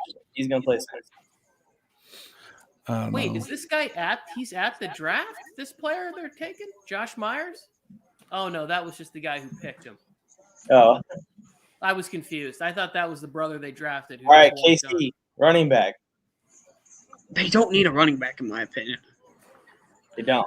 So it says Matt Miller saying Green Bay gets their Corey Linsley replacement with Josh Myers. Ohio State center is physical, really impressive at the second level. That's actually, he does feel like a Green Bay Packer. He seems like a big, like angry dude. He's good. Like, yeah, I had Josh Myers high on my personal opinion. I thought Josh Myers was one of the better offensive linemen in this draft. Like, he's a stud. I think it's a touch early, but you know what? They pick at the tail end of the second, so I mean, I can see it. They don't want to risk it. Getting a hunch this thing's not going to end at 7. That this draft is not going to end at 7? Yeah. Oh no, we're still in the second round, right? Yeah, that's what they advertise, so they completely lied. Oh yeah. Wait, I know. The draft didn't end till like 9 o'clock over there on the West Coast yesterday. I was like, oh my goodness, bro. I'm on the East Coast. It was like 1 o'clock when the draft ended yesterday. That's crazy. So stay up late. It was worth it. It was worth it, man. I got to see my Jets make 2 great picks. I was happy. With the number 63 pick in the NFL draft, right? The Kansas City Chiefs are on the clock, and they take center Creed Humphrey. There you go. Oh my God, the rich do get richer. So if you guys already know, watch Wyatt Davis go back to, like, these two guys go back to back. The Chiefs already Wyatt brought Davis was in. to Tampa Bay. Wyatt Davis, you go to throw something. Creed Humphrey to KC. I'm going to throw something. The Chiefs already brought in 4 different offensive linemen. This will be their 5th one. Their whole offensive line is going to be new next year. Wow. It's like these dudes are playing Madden, dude. They're just freaking rebuilding like nothing. Can you say revenge tour? So I think they are coming back to win another damn Super Bowl. They're coming for something. They're coming for everybody. Well, they're definitely trying to compete with my Cleveland Browns. This is something that, like, a topic that got cut out on my last show, which was how impressive they had been with rebuilding their offensive line, getting Orlando Brown, like making that trade. Like, he may not be like a permanent stopgap, but now they're drafting Creed Humphrey, who many people have said great things about. Like, this is quick to go from 2 studs that got injured, cost them a Super Bowl, to this, because they would have beat the Bucs. Let's face it, Tom Brady's not that good. I think. Oh my Lord, he just said that. That was just a bolster in case he catches them. But I think this is, again, revenge tour. Like, Kansas City saw what happened to Mahomes when that offensive line got hurt, and they're like, you know what? Enough of this BS. We're taking offensive line. We're going to build a freaking wall around the best quarterback in the NFL, and it's just going to – Kansas City may just run the table next year. I don't know, man. They are forming to be something special next year. Well, a quick question. Do you think they would have picked Creed Humphrey in the first round? Like, how would you feel about the pick if they got him in the first, keeping that pick, like, instead of Orlando Brown? That's what's making me so mad right now. They got Orlando Brown and Creed Humphrey. Yeah, exactly. Like, they played it so well. Like, you would think, like, hey, keep that first round pick, get Creed Humphrey. They still wound up getting him. I still think it may have been a little bit of reach in the first round, but I wouldn't have complained about it because I like Creed Humphrey. Exactly. Like, the need is so big. It's so glaring. But now that they've got both Orlando Brown and Creed Humphrey, it's just like, oh my God. They played it so phenomenal. Not counting the Chiefs with a passion. Joe Thuney that they signed, right? And Joe Thuney. And oh my God, I forgot about Thuney. Oh my God, that offensive line is going to be unbelievable. So they got Orlando Brown, Joe Thuney, Creed Humphrey, Austin Blythe, and Kyle Long, who they also signed this offseason. I forgot about Kyle Long. Jeez. Offensive line. That may be the best offensive line in the game. Like, that's unbelievable. This team is ridiculous, and they make it look so easy. Like, Are you kidding me? Creed Humphrey, a Pro Bowl caliber center at 63 overall? Chargers and Jets killing the draft. I would say Chargers and Bears. Jets, I think, have had a really good It doesn't draft matter so what far. the Chargers do. It doesn't matter what the Chargers do because once we finally do catch the Kansas City Chiefs, Yeah. Aaron Rodgers or Russell Wilson's going to go to Denver. No. Hey, you guys ready? You guys ready? Tampa Bay Buccaneers at the 64th pick. Hit the ad. Only 32 picks after what my guy Alex Robson said yesterday. The Tampa Bay Super Bowl winning champions select quarterback Kyle Trask. Yeah, my boy Kyle Trask. Let's go. That's my terrible. boy. That's my boy. I love that pick. I love that pick. They can afford it, but I do not like the pick, bro. I'm not a big fan of Kyle watch Trask. it all happen. Kyle Trask is going into a great situation. He's going to be mentored by the greatest to ever play this game. And when he finally gets his chance, it may be a year, maybe 2, maybe even 3, but when Kyle freaking Trask, the 3-star recruit turned Heisman finalist, gets his shot, he's going to take off. I love this pick. Tampa Bay, you got a stud in Kyle Trask. That was a beautiful speech. Hold on. Wait, That was how beautiful. does that mentoring look? Hey, kid, can you polish my Uggs? Like, I know, what- right? Not No, this is mentoring how in his he is going to 29th teach him. season? Pick He's my going to- avocados for me. Yes, exactly. Tom Y'all Brady. keep talking. You he's all in keep Tampa. talking. He's in Tampa on vacation. He ain't in Tampa to teach anybody anything. Yeah. Oh, I know. He's He Look, didn't want to teach Jimmy G. yeah. I know. he's- You look. I think that's the perfect example. Like Jimmy G said, like Brady rarely even talked to him. They Yeah. did not have a good relationship. You It's seen gonna it be when like, hey, Kyle, Guerrero's bags don't have rollers on them. Go grab them. This is a different Brady, though. This is trashed at the boat parade Brady. This isn't the same Brady that was in New England. Exactly. He's doing commercials. I But don't you like gotta it. think about- and you got to think about it too. When they picked Jimmy Garoppolo, Tom Brady was still really in his prime. Honestly, he was still the best quarterback in the NFL. I don't think he's the best quarterback in the NFL now. Maybe He he's still still definitely top thinks- 5. Then. It don't He's matter still what. top 5, maybe top 3 even. But Kyle Trask now, Tom Oh. Brady has to know that clock is running out. He has to know in the back of his head. He's never going to let it show. I don't at think all, so. 'cause Tom Brady's Tom Brady. He's the greatest of all time. But this is going to be great for Kyle Trask, in my opinion. Y'all can keep doubting Kyle Trask all you want, but I'm telling you, when Kyle Trask takes the field finally, this guy's going to be amazing. And guess what? Guess what, Alex? It's a beautiful speech. I'm a USC fan. The last quarterback I was that excited about was Sammy D. You're BFF. Well, then you're just blind, man. You're just blind. Well, just similar excitement. I'm Does seeing. this look Look, like a guy who's going to retire everyone- pretty soon? Everyone can think that Tom Brady is not the best quarterback in the league. That don't matter. Himself, he thinks he's the best quarterback in the league. So that's all that matters. It doesn't matter what everyone else thinks. I know you know how Brady thinks, man. I understand. I yeah. understand the skepticism, and I don't mind it. And I, in a way, agree with you guys. I understand. But I'm just telling you, Kyle Trask is going to be a solid player. Mr. Brady, it's me, Kyle. Can I get some pointers? Sit your ass down, boy. He's from Polish these Texas. damn He rings talks and like shut this. up. He's from Texas. He talks like Did they have this. a vet as a backup? Hmm? Who they had as their backup before? It was Blaine Gabbert. Yeah. You think Kyle Trask beats out Blaine Gabbert for that backup role? Oh, no, I'm not Blaine saying he Gabbert's a- has to. Blaine Gabbert's a first round pick. You know Night that. train Blaine, baby. Oh, Blaine Gabbert has the most important job, and that's carrying Tom Brady's drunk ass off the yacht after throwing the Lombardi across the damn boat. Blaine Gabbert, the best wingman in the NFL. Wait, isn't Who's Blaine this? Gabbert Machine the Gun third- Kelly? from that draft class? Isn't he the third? He's only the third quarterback in the last 10 years to be on a Super Bowl team, right? Blaine Gabbert Yep. has a Super Bowl ring. I So love now that we're- stat. Now we're entering round 3. Guys, here's our board going into day 2. We got one guy left, Dami Brown, who hasn't got drafted, of best available players that we loved. And then we have these guys to look out for here.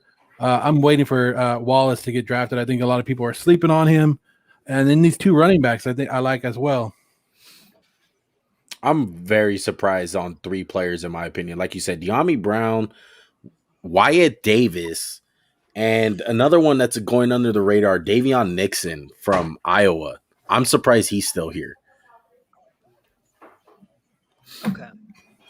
I didn't know. I don't have anything relative to add to that, which I'm sure it was all fantastic analysis. But I just want to say right now, go on record. I will have at least one share of a guy named Pookie Williams on one of my fantasy teams. I had Pookie Williams. This is a real dude. This is a name. So let me guess. Okay, Patrick Mahomes just put a tweet out of just all the smiley faces. He's happy. Anyways, it looks like the Vikings have traded up in this pick right now. The Vikings are now on the clock. Oh wait, no, Jacksonville's on the clock, right? Did they trade up? Jacksonville's on the clock unless someone traded. The Vikings are after them. Okay, so something happened where the Vikings are. The Vikings traded up with the Jets because the Jets were supposed to be there. So No, I think Jacksonville. Vikings got those picks when the Jets traded up to 14 to get Vera Tucker. Yeah. Either way, we're missing one pick. So I don't know what Jacksonville took. We're missing one pick, and I can already tell you who they take. But let me find out who Jacksonville took before I get there. Hold on. Unless Minnesota jumped Jacksonville for some odd reason. Okay, Jacksonville Jaguars selected defensive back Andre Sisco. Wow. Then the Vikings came. Our Vikings are on the clock, and the Vikings take quarterback Kellen Mond. Kellen Are you Mond. kidding me? Wow. Honestly shocking. I like this. So I invited one of my friends who's a humongous Vikings fan to come on and talk about the Aaron Rodgers thing, but I would love to see Kellen Mond in Minnesota. Seat's getting hot, Kirk. The seat's getting hot. About damn time it's getting hot. So if you're a Vikings fan, you got to be wondering. I don't know if this was a good time to take him. I don't know because Kirk Cousins is signed for a contract for the next couple of years, right? So why didn't you take another offensive line right here, protect them? They could. Who'd they get in the first round? Darashaw? Yeah. Yeah, Darashaw. I don't know how much they believe in Ito Smith too. They might have been looking at tight end. Just lost Rudolph.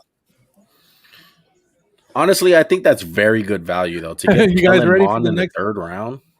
How the hell? I like it a lot. I wanted him to go to one of these teams with a veteran quarterback that might be on his way out via retirement or via just switching teams. I like You guys it. ready for the next pick? I think Mond's gonna get a chance in Minnesota at some point down the line. Wait, I'm ready, Joe. No one else seems to be. Joe, hang on. You're on 67 already for. I'm on Houston. You want Houston's pick? Yeah, who did the XFL? I'm still seeing Kyle Trask get taken.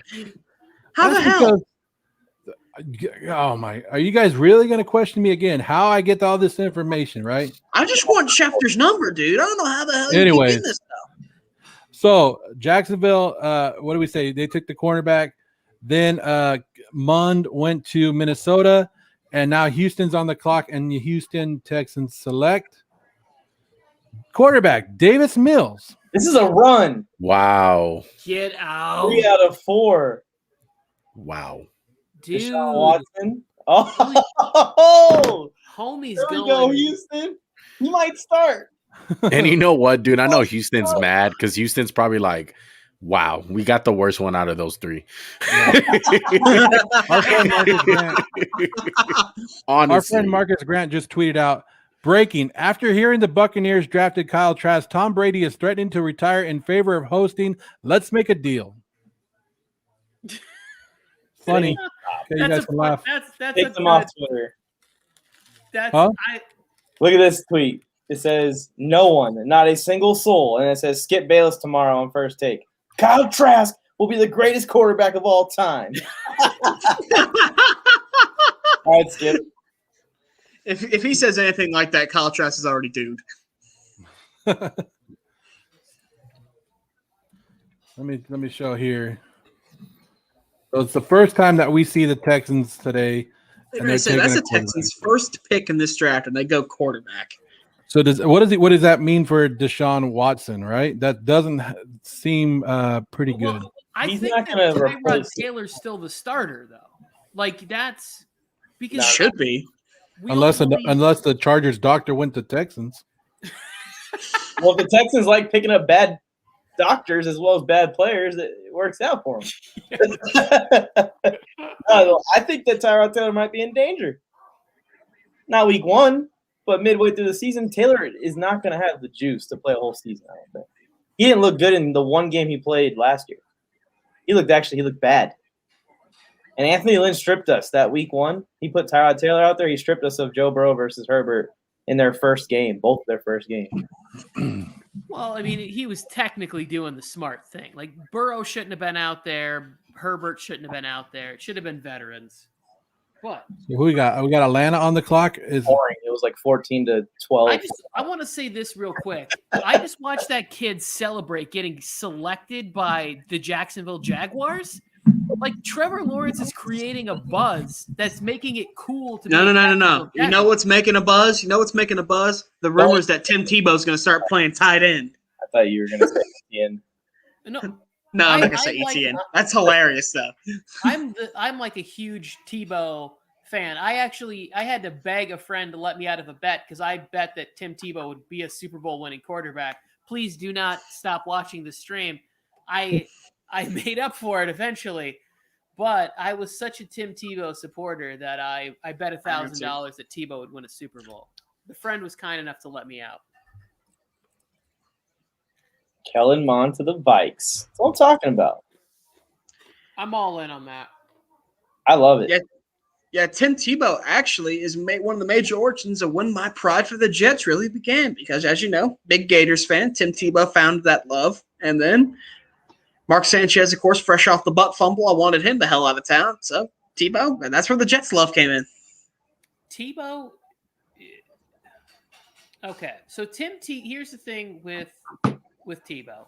If they bring him back in Jacksonville, I have to get at least one of those goal line jump passes. Like, I have Absolutely. It has to happen. It has to go to Trevor Lawrence. And I immediately want them to cut to Chris Leak sitting on his couch going, "Hey, I was the better quarterback the whole time." That's what I want to happen. Nah. He's actually going to play, too, if they get him. Yeah, because they don't have a damn tight end. O'Shaughnessy is their other tight end. He's not that great. And Eifert. Isn't Eifert their tight end, too? Oh, Eifert, too.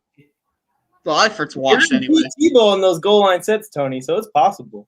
Tebow's a tank of a human being. If anything, he might be a fullback. They might act like they're handing it off to him, and he jumps over the line and throws it. I think fullback's a more likely position for him. Tight end feels a little weird. I don't think he can block near. I just got the pick, too. It's funny. Oh, no. Hi, Joe. Now you Atlanta Falcons make their selection. Guard Jalen Mayfield. Good pick. Wyatt Davis. I know. Wyatt Davis, bro. The Chargers, Mike, what's the Chargers? We want get that guy get him off the screen. I'll answer the question. Getting ready to say, you know what? I'll ask it for you. What's the next move for the Chargers, Mike? We're probably looking at safety. We may be looking receiver now that we're late in the draft. We have 2 third-round picks. We might be looking linebacker, but I feel like we've already won our draft. We're like 10 picks away from the Chargers. Why are we talking Absolutely.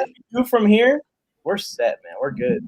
Good draft. Yeah, Mike. I think the Chargers undoubtedly have the best draft so far. Like, undoubtedly. What sucks is that the Chiefs are killing it too without any picks somehow. Chiefs are up there. I think the Jets are up there, and I think the definitely not the Raiders. Trying to think of the other team I was thinking of. The Raiders popped in my head. Sorry, Joe.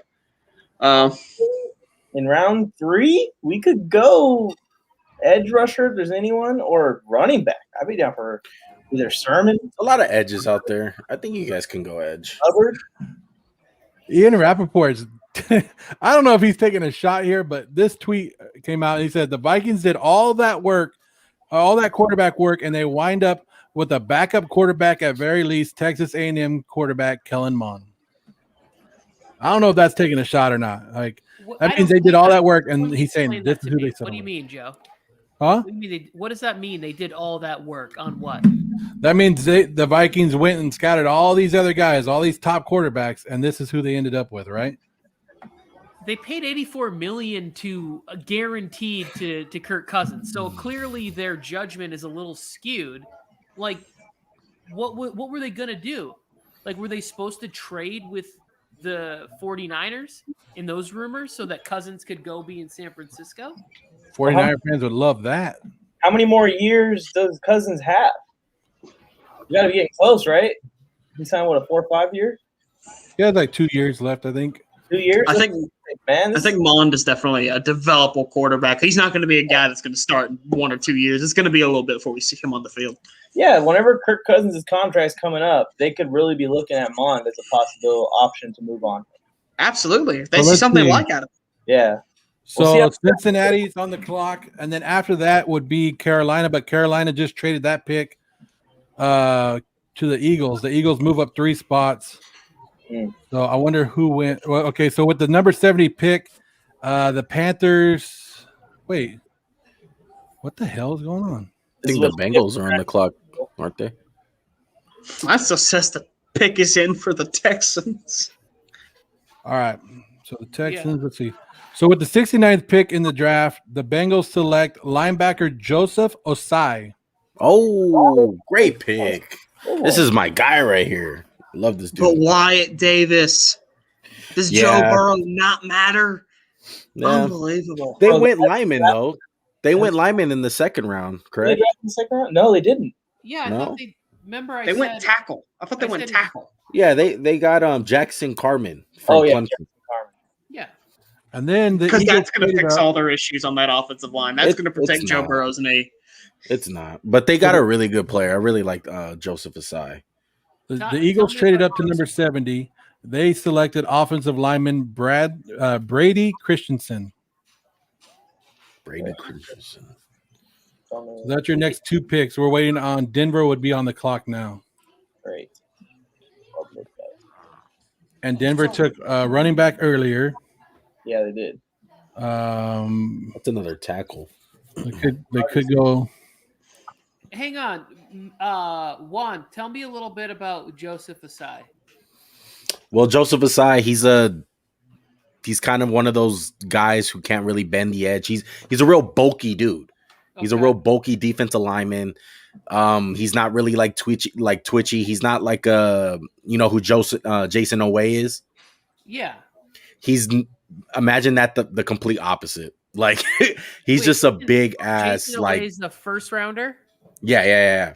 So I need you. You haven't said anything good about him other than he's bulky.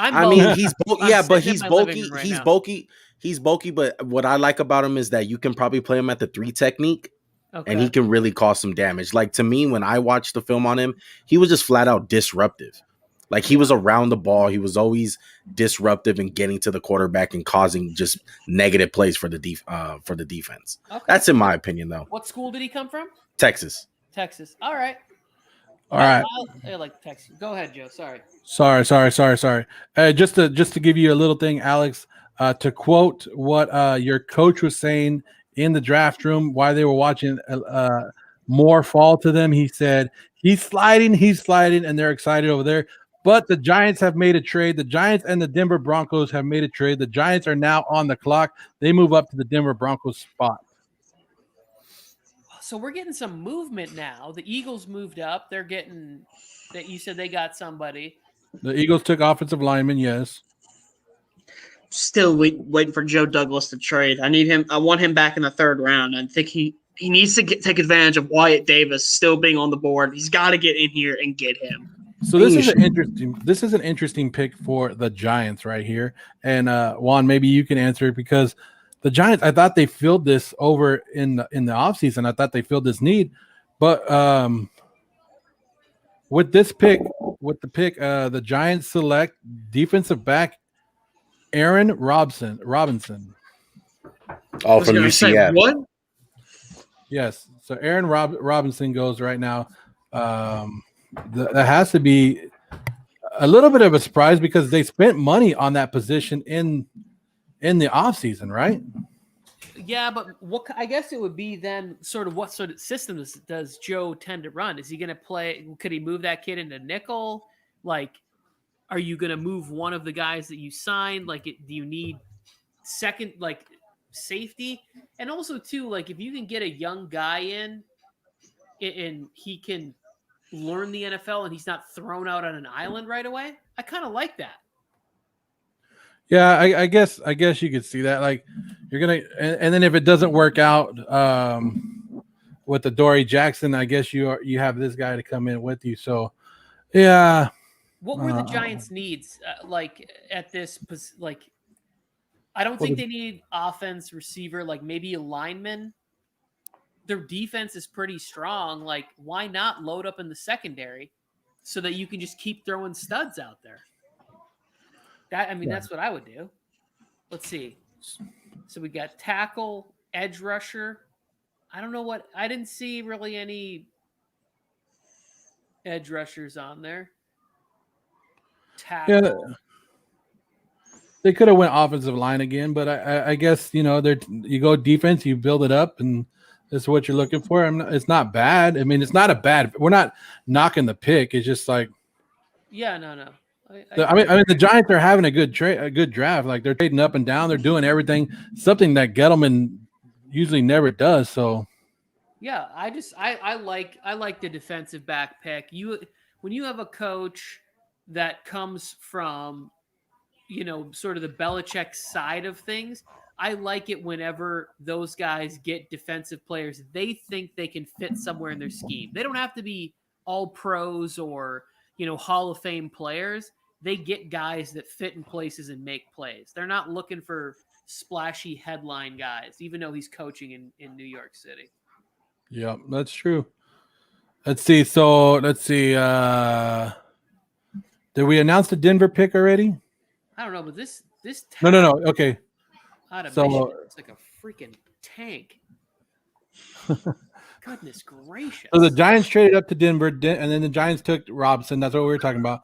Detroit Lions are on the clock. Lions go defensive tackle Aleem McNeil right here. So that's another defensive tackle for them here in the draft. So they're building that off. They're building the defense and offense up with your coach and going after the position. That's the positions that you want to attack, right? Yeah, no, this is the line. Here's the great thing about the Detroit Lions. They're finally doing. We got Anthony Munoz on the screen announcing the pick, still looking like a young champion fighter at his fighting weight out there. The Lions are doing things they should have been doing for a long time, right? And I would say this for you too, Robson. Here's the good news for you, my brother.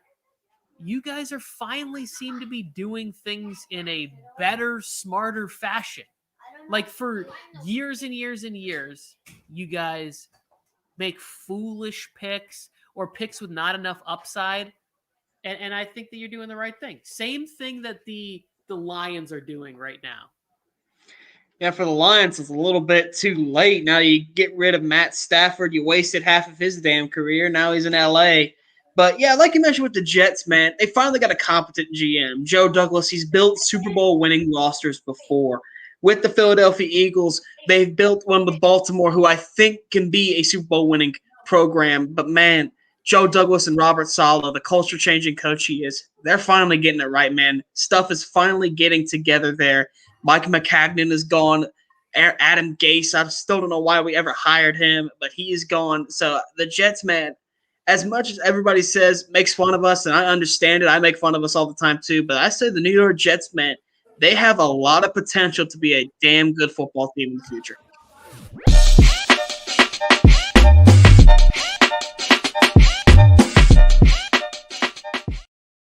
Alex, it's really nice to see you guys with so much hope. Finally, right? Finally. Drop the mic. That's equivalent to dropping the mic right there. Just well, I mean, it's fine. It's true though. It's finally some, not just false hope that we go into every year. Oh, every year it's going to be different, but this year it genuinely feels different. Like something has finally changed within the organization. I think the Jets, man. I know it's a tough division, but they could finally break that cold streak of not making the playoffs. Not next season, of course. God, no, not next season. But I'm saying on the future, man, they got a ton of draft capital. I say the Jets, man, they could finally break that streak in a couple of years.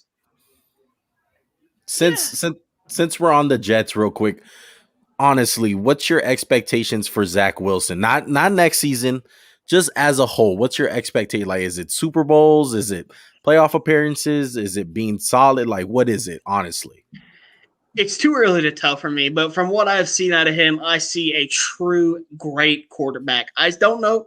I would say, honestly, for me, his potential is top 10. Like, this dude can make big-time throws. Like, he's got a big arm. He's a playmaker. He can make plays out of nothing. He's electrifying. Like, that is Zach Wilson. But I got to understand that he has some flaws. And his flaws is he gets a little too cute sometimes. He tries to be a hero and makes some dumb decisions. But if he cleans up his act, the sky's the limit for him. And honestly, he's got a good coach in Robert Saleh. He's going to have a great offensive coordinator in Michael LaFleur. He's going to have weapons. He's going to be built around with Joe Douglas as his general manager. Zach Wilson, he could be the guy, man. He could be the hero that the New York Jets have been looking for since Joe Namath. Okay. All right, Robson, real quick here. I love the hope and optimism, but you didn't answer the question. So let me answer the question one. He at the pick 2, he will be disappointing if he does not get the Jets to the playoffs and in some AFC championship games and potentially to the Super Bowl. When you draft a guy at number 2, I need you to then take us to the mountaintop, right? Whether that's a combination of Saleh's defense and whatever else. So if he doesn't at least play in a couple of like big time playoff games, he doesn't have to win because there's so many circumstantial things with injuries and whatever else that could go on. But if he doesn't get us there, if he doesn't, flock with the salmon of the Capistrano, then he can't be worth the second pick in the draft. And I agree, but again, that's why I said it's really too early to tell because you don't know what's going to happen. I mean, tomorrow Zach Wilson could blow out his ACL and never be the same. Like, that's how unpredictable life in the NFL is. Like, I'm just saying, man. Like, we were all looking in here. Just calm down. Weren't we all looking at Joe Burrow and looking at what he was doing with Cincinnati? Like, man, the Bengals got potential, and then he blew out his knee. And I don't think a lot of us are saying that anymore. Saying the Bengals finally have corrected it with Joe Burrow because they screwed it up still, and Joe Burrow now has a bum knee, and they're not addressing it still. So anything can happen in the NFL, man. So I'm just saying, but yeah, in my opinion, you're drafted second overall. I expect Zach Wilson to take us back to the mountaintops. I see AFC championship games. Super Bowls are hard to win. We got Patrick Mahomes in the AFCs. We got Justin Herbert, Tua Tagovailoa. There's a ton of quarterback talent in the AFC. So Super Bowl, I'm just gonna ignore that. But with Zach Wilson, I see possible Super Bowls, but I'm holding my breath for that because of the talent and quarterback in the AFC. So you're saying Zach Wilson will lead you to the championship? I'm saying he. Yeah, we're done then. I freaking love it, man. Robson, you knew that was coming, didn't you, buddy? You walked right into that one, bro. Look, I love the Jets. I love the Jets talk, but Joe, did you say the Lions pick yet? Yes, they took. I can find it right now again. They took a defensive tackle. I really don't like hearing your voice right now, Joe Morley. Aleem McNeil? My goodness. This is my guy, bro. He shouted me out on Instagram, too, because I put him as my top-ranked defensive tackle. And he is amazing, dude. I freaking love this dude. I think he has the potential to be like Fletcher Cox, as crazy as that sounds. Oh, hey. It's crazy. It's crazy. Yeah, I know. It's a high praise, all right? But I really love this dude. I love Aleem McNeil. I think he is very good. He has very good high potential. He has the ability to like be more of one of these big guys. Usually these big guys in this draft are only like nose tackles, like Vince Wilfork types. But I really do think this guy can stay on third down and really rush the passer and be that Fletcher Cox, like Aaron Donald type of dude. Not saying he's going to be as good as that, like Aaron Donald, but the prototypical, like, Fletcher Cox type of dude. I really like Aleem McNeil, just to put it in short. Here's something about McNeil. He was drafted with the 67th pick of round 2. He scored an 8.53 RAS out of a possible 10. That ranked him 194th out of 1,309 defensive tackles from in college football from 1987 to 2021. So he's a top 200 tackle in the last 33 years. Is that what That's athletic wise, right? Yes. Yeah, like a little backstory on this guy. He used to play running back in high school. So like he's a big boy that got some athleticism to him. Robson's Is Wyatt Davis still on the board? Yes. And I think I see the Eagles pick right here too. Ooh, the Lions fans are going nuts, but I think it's just because they were on TV. Yeah. me and Max had this funny theory last night, talking about the Jags, because they had the number 1 pick. What's the percentage you think those fans were planted by the NFL just so they can have some fans over there? Because I swear me and Max thought that they're fake. I bet if we went on to Central Casting, we could get any of them to come to our house this weekend. Exactly, bro. $120 all their fans are in London. Let's just be real. Come on. They should just move the team there. Like they I swear to should. God. And you know what? Some diehard Jag fans agree with that. Like they're like, yeah, we should just move to London. Goodness, this dude is a monster. Yeah, Lee McNeil is a freaking dog, bro. He's my number 1 defensive tackle, and you can hold me to that. Remember that guy's name, Lee McNeil. And he's got hands. Look at the big boy taking the interception back. So Lee McNeil, Detroit is getting better in this draft, guys. Detroit's having a good draft. Let's catch up on a couple picks right now. With the 73rd pick, the Eagles select defensive tackle Milton Williams. And with the 74th pick, the Washington football team selects cornerback Benjamin St. Just. Oh, wow. I can't believe Wyatt Davis has fallen this far. This is unbelievable at this point. Unbelievable. You better believe it. Little mini run on defensive tackles there, back to back. Those are 2 underrated defensive tackles with Milton Williams too. You know what I love is Milton. It's a forgotten name. If you guys haven't noticed, I love good names, right? You do, like Leatherwood. Milton. Oh man, Leather. I heard what you said on the stream yesterday. He called it a porn name yesterday. That had me crying. It was hilarious. Correct that for all the people watching this. No, you said it. You said that. I did say it, but when I was a kid, they were always like, "What's your middle name and the street you grew up on?" So like, my porn name was Franklin Arch, right? Like, what a good porn name. Here comes. Now, I don't have the stature to live up to that name, but I'm just saying, when you see a 6'6" brother and his name, and it's like Alex Leatherwood, it's like, this guy's going to be a beast. I'm happy for you guys. He's going to be a monster. Oh, man.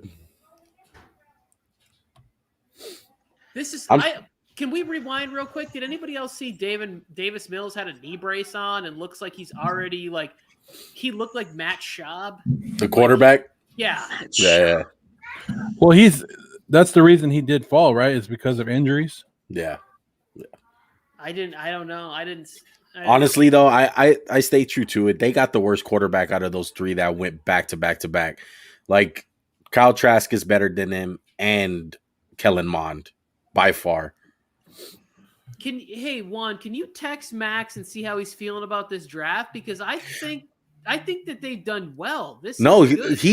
He loves Milton Williams. He was on his top 5 defensive line list. So I know he's absolutely loving it. Landon Dickerson, home run. I was just texting him.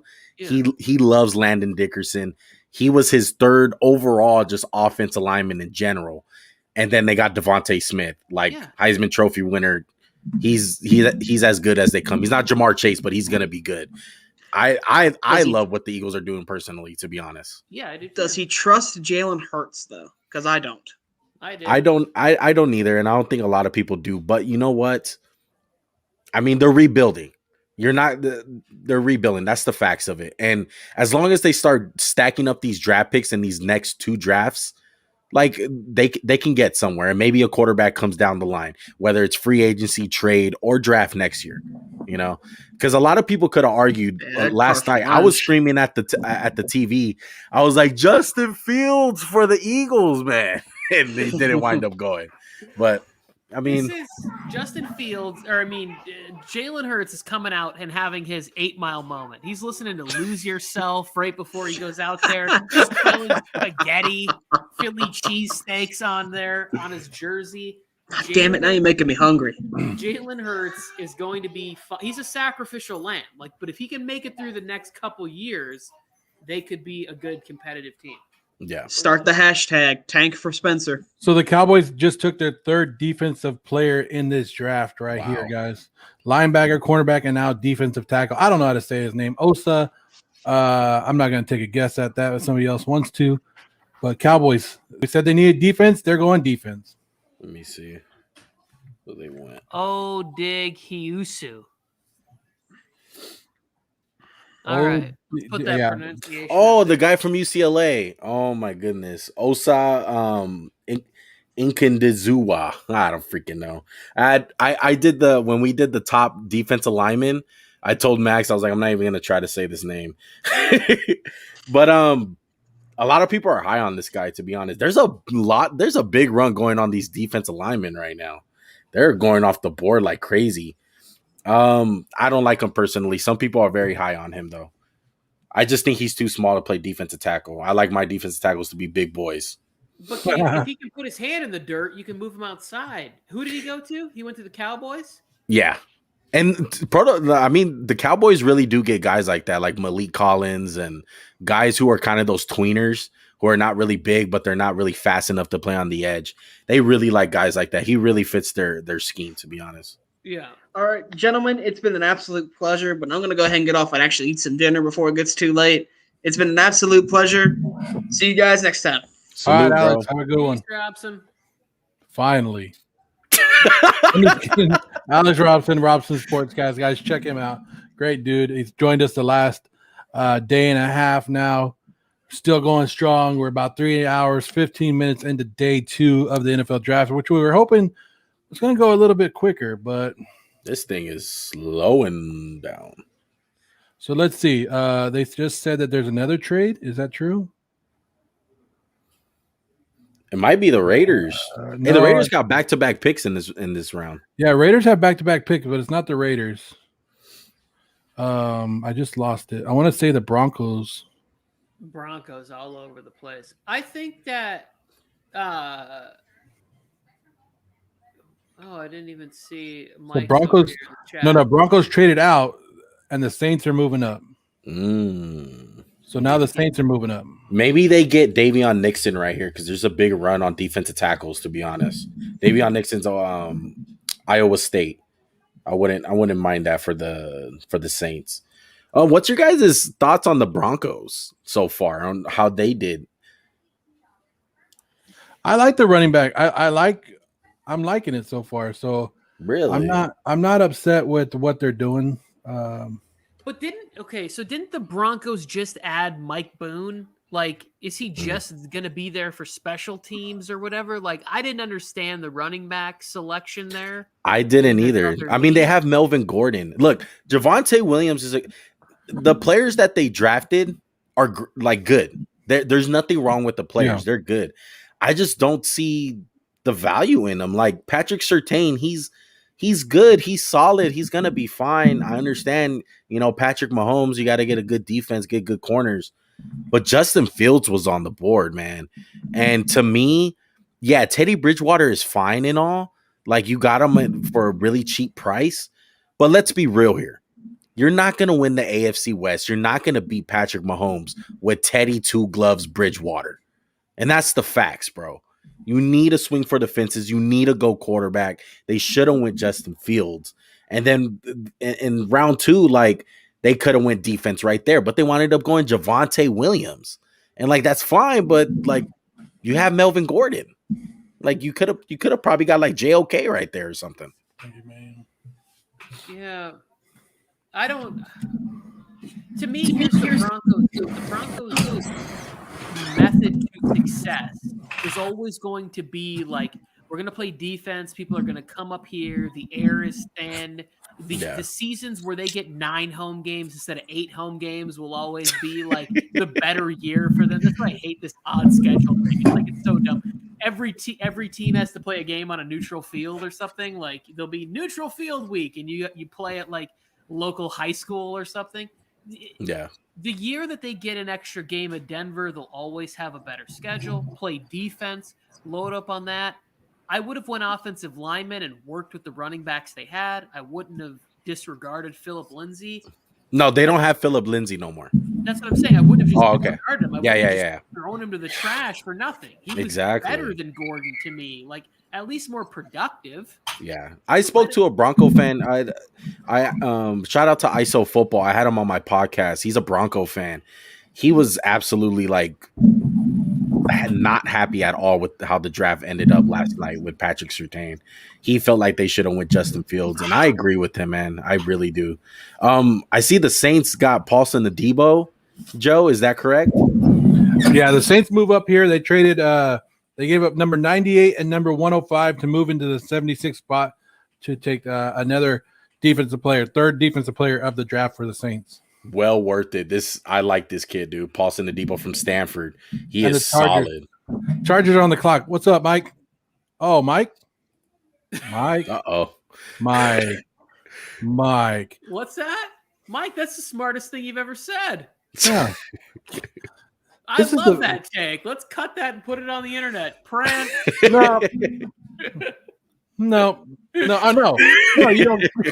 This guy busts his hump for like 48 straight hours, and then we just bust his balls. He just comes. He's over here tweet or commenting Yes. it away, and he comes running in at the last second. Like He goes Thought to we- grab a Nutri-Grain bar, and Joe can't even let him have any peace whatsoever. I thought we had him right here. I thought we had him all quiet. Let me put it on. Let me get there.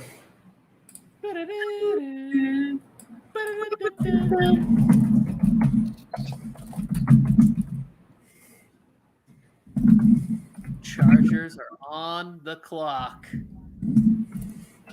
Who do you want? Who do you want, Mike? I think his mic is muted. We need a D end. There you go. There isn't really much left at this spot. So we need a running back. Let's swing for it. Kylan Hill? Carter or Sturman. How do you feel about your defensive tackles right now? We have Justin Jones, who has some promise, and Tillery is kind of a edge/D tackle. So I think both those guys have enough promise to where it's not a super need right now. Feel you. But yeah, he would be good too. I feel you. There's going to be a lot of defensive tackles that go late in this draft who are very solid, in my opinion, man. It's either going to be D line or it's going to be running back. But I don't know if they're going to draft a running back this draft. Did you just sneak this pick onto the board and not even say anything, Joe? Josh Palmer, wide receiver. Wow. He didn't even. He just threw it out there, He's and not. they just went and Joking. snacking. Anthony Schwartz would be the receiver. Oh, You would need- he? Because Yeah. Joe has been wrong, right? Because Joe's been wrong all draft. Josh Honestly. Palmer is Josh Palmer a real person? We're like, we're what? Is this the Like 10 hours into draft coverage, and you're still doubting me. Like that. It's pretty sad. They could go tight end, but again, there just isn't much. He was the Reese's Senior Bowl participant. Okay, 33 catches, 475 yards, 4 TDs, led Tennessee in all. Well, that's only because Oh, he's a real person, so it's not a joke. 99 receptions, 1,500 yards, and 7 TDs. Looks like a big guy. Who the hell is giving our pick? Who is that? No, it's good. Here's the good thing: 0 separation, but he can jump. Actually, in that last clip they just showed, he had negative separation. That like the guy was in front of him Wait. They really and behind him. whoever Josh Palmer is. Yeah, they took him. It's real. It's Why would I lie to you, Mike? Why would I lie to you? I can't What a believe it's great not pick. De'Ami Brown, the fact that they went receiver. I'm shocked. Why are they going receiver right now?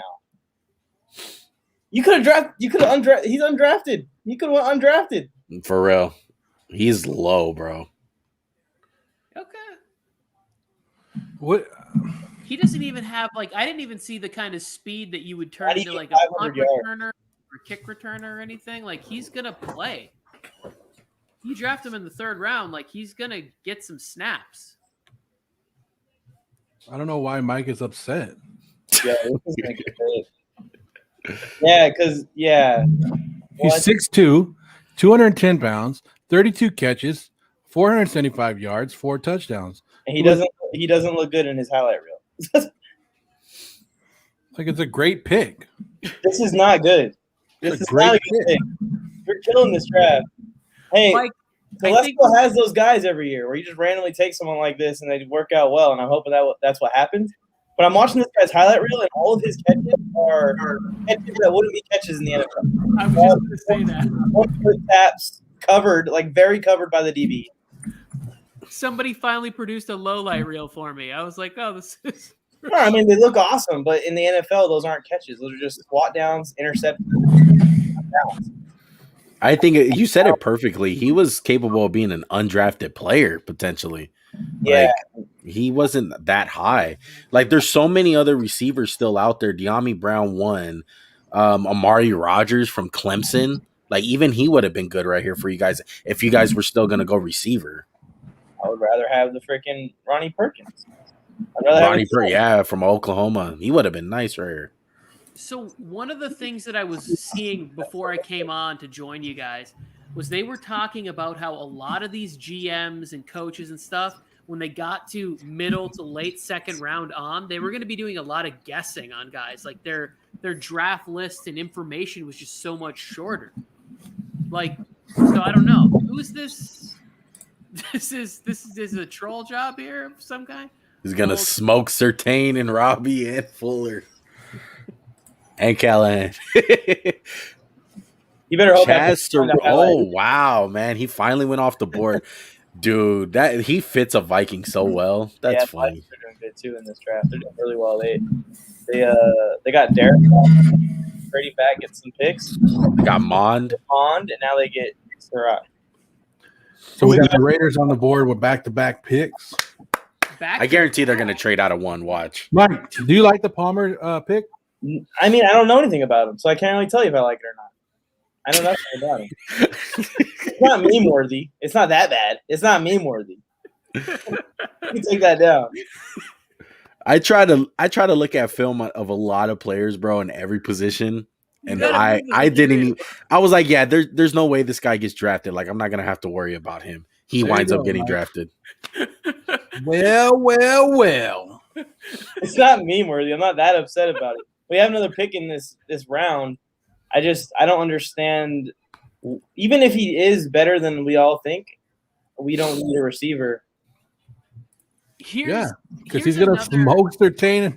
Is he better than Jalen Guyton? I highly doubt it. Is he better than Tyron Johnson? I highly doubt it. Those are like our wide receiver 3s and 4s and 5s right there. I like Guyton. He's not better than Guyton. Guyton's underrated. Guyton's a perfect guy for our offense where we have Keenan Allen and Mike Williams because Guyton just spreads the field so well. Yeah. He even caught a few bombs last year too. He's surprised how well he did. So the Raiders pick is in, huh? Yes, sir. Let's see what they pick, bro. There's so many great players. I'm praying for Monty Rice here. Please be Monty Rice. It could be. We need a linebacker, bro. We need defense. I just hope it's defense, to be honest. The only offensive player I would accept is De'Ami Brown. It's the only guy. Not bad either. The Chargers had some options here. They disappointed in this pick right before the Raiders pick. Who's the knowing the Raiders still on your guys' yours? Who are they going to draft? They going to draft a punter? With Marquette King Jr. He'll be pissed. Marquette King will be on Twitter in 2 seconds if they draft a punter. For real. Do you think this guy could kick better than me? Malcolm Canoose. You don't like galloping celebration. Oh Malcolm my goodness. Kuntz? I do not know who that is. Kuntz? They took a defensive end from Buffalo. They think he's the next Mac or what? Let's see. He's that's strange, man. Back-to-back names that we don't recognize. Yeah. Is he related to George Kuntz, the former linebacker for the Green Bay Packers? You're old as hell, dude. You're really old. I am old. George Kuntz was a good Packer in the 90s. But yes, I'm old. This is not air code for men. This is all natural, people. I look this good approaching 40 rapidly.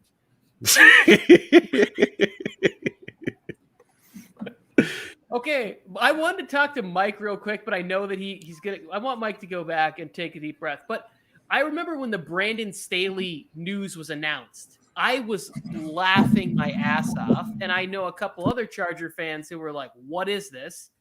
But now, like when you look at it, I don't think it's that bad of a hire as a coach. Maybe that's the same thing with this receiver kid. Maybe we just aren't getting a good enough look at him. I also think that we didn't know what we were getting. That's what the big thing with Staley for me was. My initial reaction was awful because I was almost locked in on Brian Dable. I almost locked in that he was going to be the head coach of the Los Angeles Chargers. So when they said someone that I didn't recognize, I freaked out.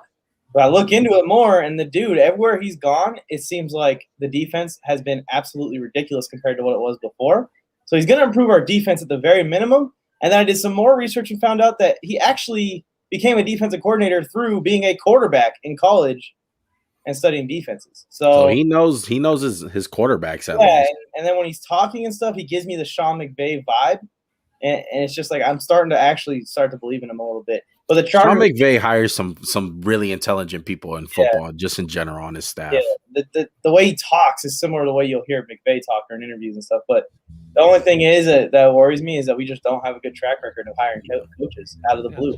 And they always go cheap. They never get the number one guy that's available. I was ready to like buy my Chargers gear when I thought Brian Dable was going to be the coach. Yeah, I was like, oh, this is going to be great. Herbert, I'm already in. I'm going to become a Chargers fan tomorrow. And then they were like, Brandon Staley. I was on a live show laughing my ass off with my friend. My brother-in-law is a Chargers season ticket holder, and we read the announcement on the air, and he was like, who? And I was like, I'm like, Brandon Staley? Are you kidding me? Like, no, we didn't even hear about this guy one time. Yeah. I was pretty sure that he was a cast member of the original Saved by the Bell with Miss Bliss. I had no idea who this guy was, but we started reading more, and I was like, all right, I'm in. I think he's going to be good. Yeah, I hopped on Sportsman and threw a fit in front of everybody. I regret doing. Hopefully no one has that saved because now I say good things about him. I don't know. I have hope. I have some belief that he's going to be good for us. The rest of the hires were kind of weird. Like getting Lombardi, a guy who's been an offense coordinator and a head coach before and didn't succeed too well, but he did have a lot of time in between jobs. He's been over there with the QB coach and offensive assistant for years now in New Orleans. So maybe he's learned some stuff.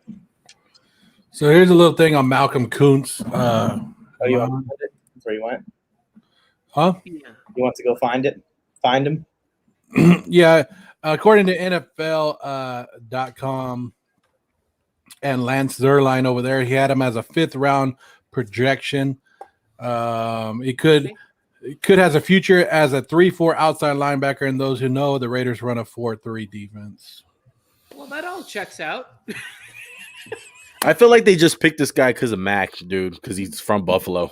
Well, and then somebody said the last 2 guys that they taken from Buffalo, Trevor Scott and Khalil Mack. He's 6'2", 249 pounds. His arms is big. Let's see. Weaknesses. He needs he can't counter like a spin move.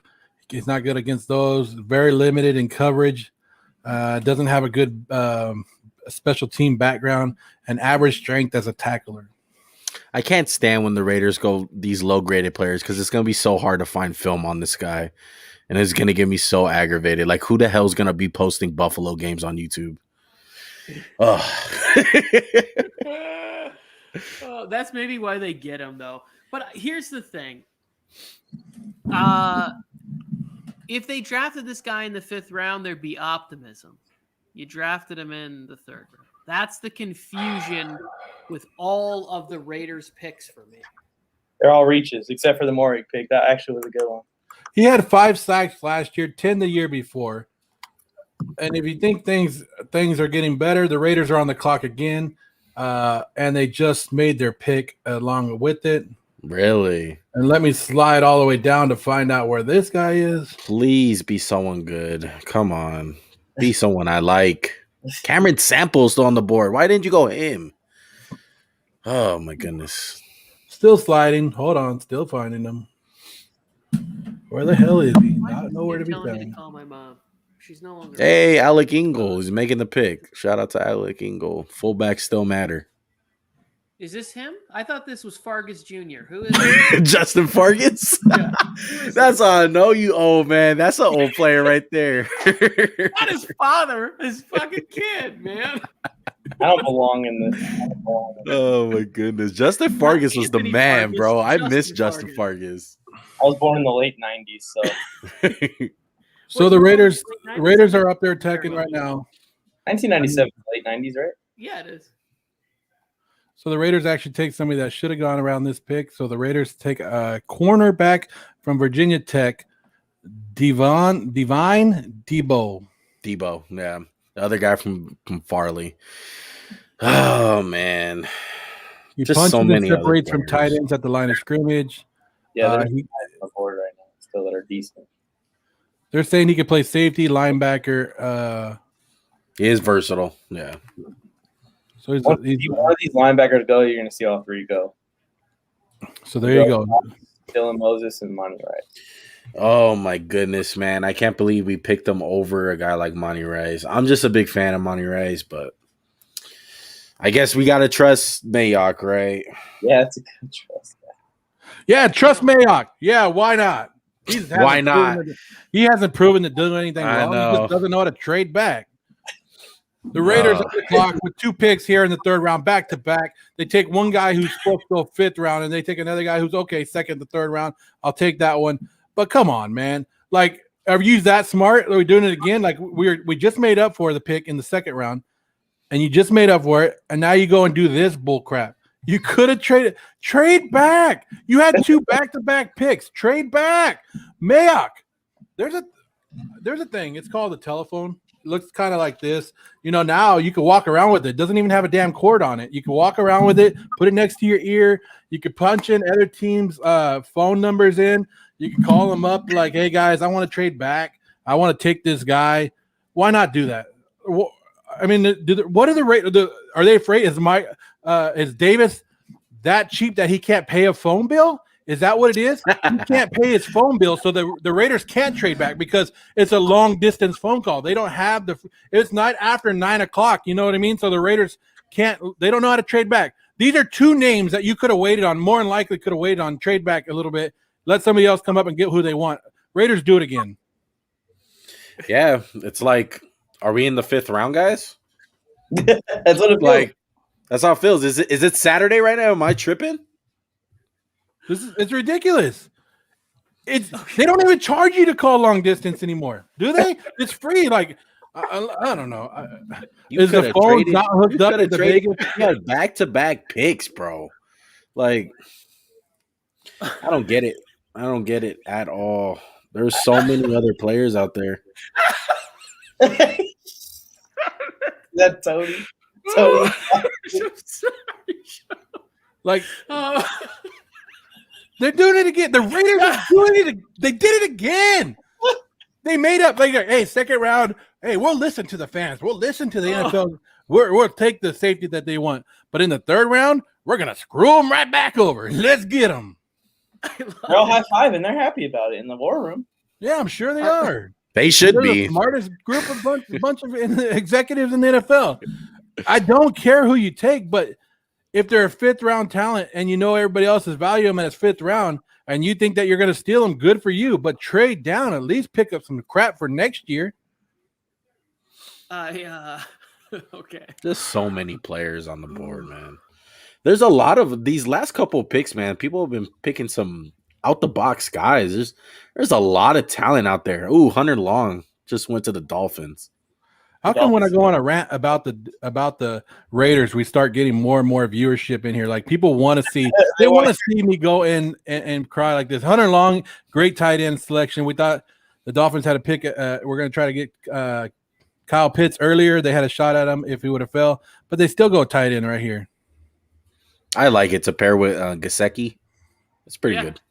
No, I agree. I like this pick. They're loading up for Tua, and that is exactly what you have to do. To give him a fair evaluation, you have to give him as much talent as you can. I think the Waddle pick was a little confusing to me, but if you get 6 healthy games out of him and 8 healthy games out of Fuller, at least then you can evaluate what he can do with good talent. and then you know whether or not he's going to be the guy. Oh my goodness, who is that running back for Boston College? That dude is massive, bro. He is blowing up people in this tape. Jeez. Yeah, that was on the Hunter Long tape. Yeah. So- I keep on noticing their big old running back. He was just demolishing guys right now.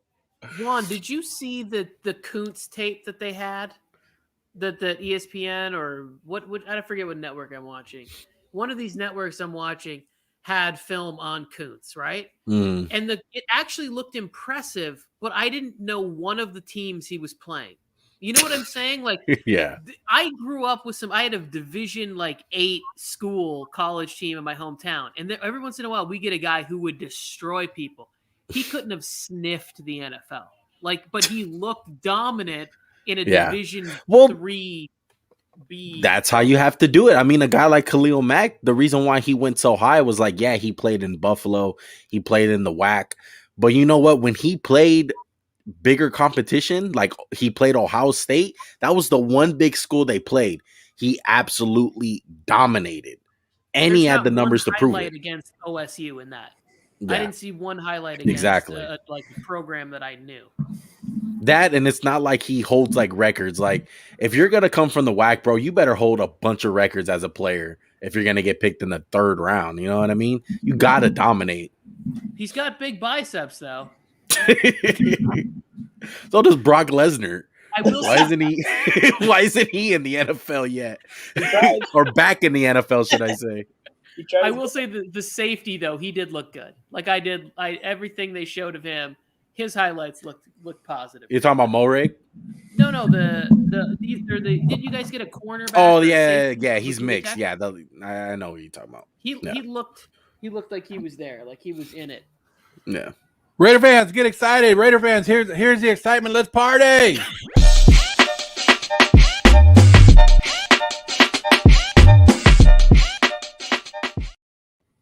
I don't know.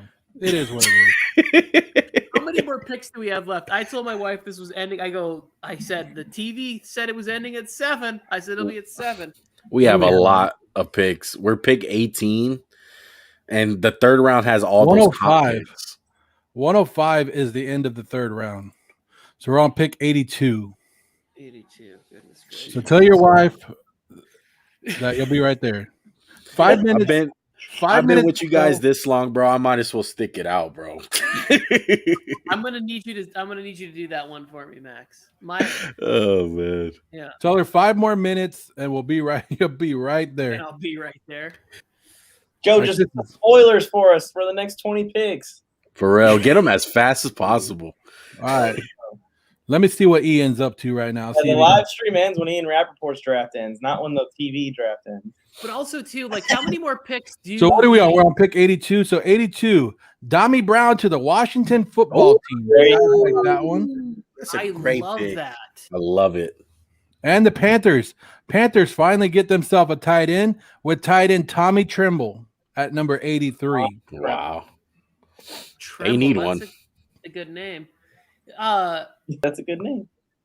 Real. Let's go back to Brown though, because now you pair him up with F1, and they bring in Curtis Samuel. Yep. Guys, they got Scary Terry, man. That's a great combination. Yeah, they're scary, bro. They're literally a quarterback away. If Ryan Fitzpatrick can get his stuff together, they can be something big. Or your guy Heineke, Tony. I know I was just gonna put it. I know you're a big fan of just him. so somebody else would say it other than me. So we can finally close out our big board, our big best available going into day 2. All these guys have finally been taken. Brown was the last one off this board. 3rd round. I think he's gonna be a steal, man. He's gonna be one of those players you look back at and you're like, how did he fall to the 3rd round?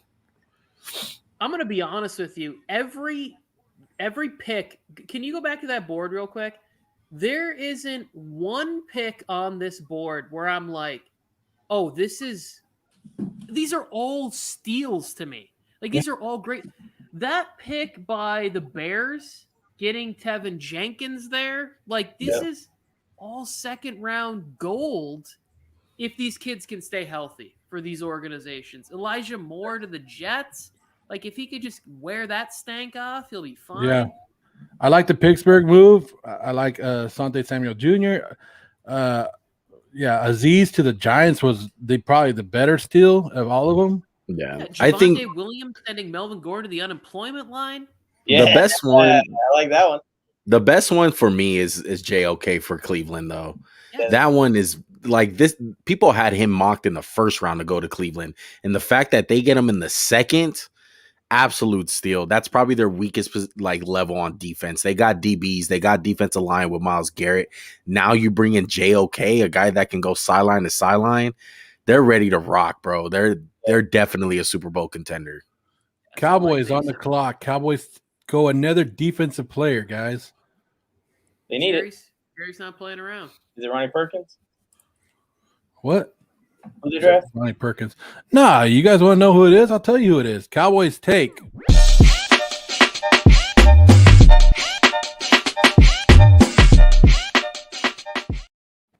Oh. Yeah, I like doing that to you, Mike. I like making you mad right before I give you the pick. The Cowboys with the 84th pick in the draft. The Cowboys are selecting defensive end Chauncey Golston. Huh. Don't know who that is. I don't know who that is either. Well, you guys are supposed to know.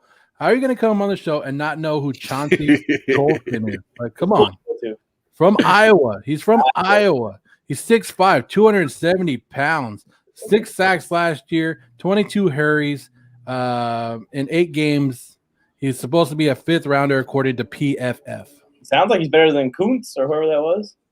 First of all, we don't go there. So the Cowboys go defense again. Hey, I think they went right? defense this whole draft. Yeah. Good. Wow. The fact that they're not drafting a lineman is kind of shocking, to be honest.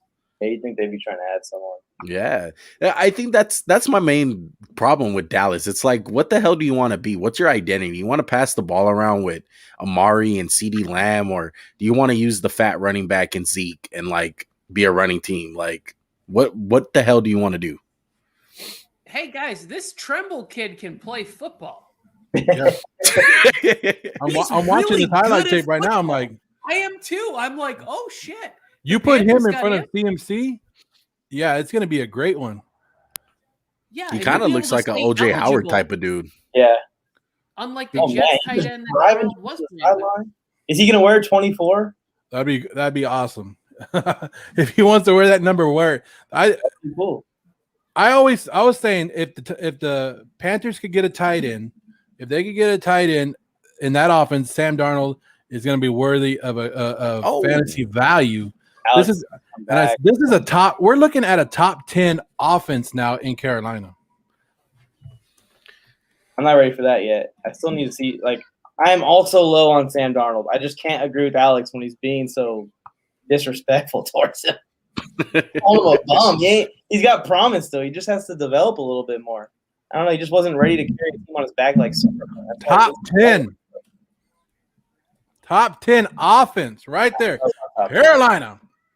It all comes down to Sam Darnold. They have the weapons to be a top 10 offense, but the quarterback is the most important position of that offense. You got some really good offenses out there. Would you take him over the Chargers offense? Yes. Would you take him over the Raiders offense? Hell no. Okay, so now we just know you're all kinds of skewed. Joe Brady's going to be interesting with Sam Darnold. I think that's what it's going to come down to with Joe Brady. Yeah. And I think it's a good pick for him. Packers. Oh, the Packers traded up to number 85 with the Tennessee Titans.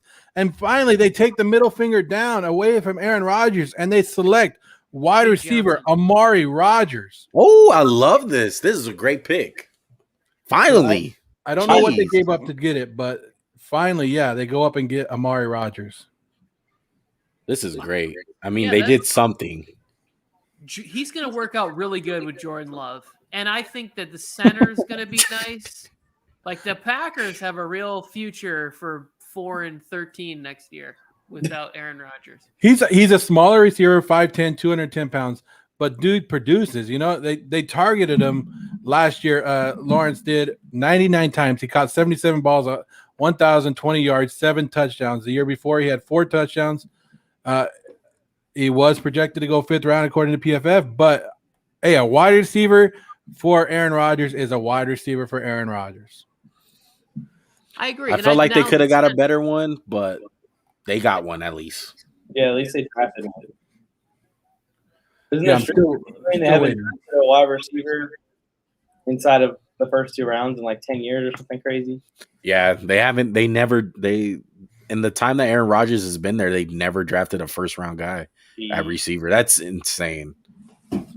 Hey, but he has to be happy. Here's a thought that I'm gonna share out loud, and it may be stupid. I'm sure it's gonna be stupid, but if I would love a world in which you could only play together with the same players for like 3 years, so that we could see if wide receivers make quarterbacks or quarterbacks make. Like, I was just thinking about, would Tyler Lockett be any good on another team? Like, would Tyler Lockett be as good as he is? You think so? I think so. Okay. He's really underrated. I get it though. Like the whole Russell Wilson will make you look better. I just think Tyler Lockett's very talented. You want to go back to the 60s, Tony? Is that what it is? Before free agency era? No, in that era, they would play together forever. They would. That's die what I'm together. saying. Yeah. No, I don't want that. I want to. Oh, you want the opposite? I want to go to the future where they can only play together for 3 seasons and then they have to go somewhere else. And it's like, can you put up these numbers with another player or person? Because I look at like a guy. How do people miss on Devontae Adams? Like, he looks like a stud, or is some of that Aaron Rodgers? Yeah. Like, would he look this good with Jordan Love? Probably not, because Jordan Love can't do 1/3 of the things that Aaron Rodgers can do. So now all of a sudden, it's a distribution. Devontae Adams is legit to a point that he would be still good with any quarterback. But I know what you're saying with other guys. Yeah.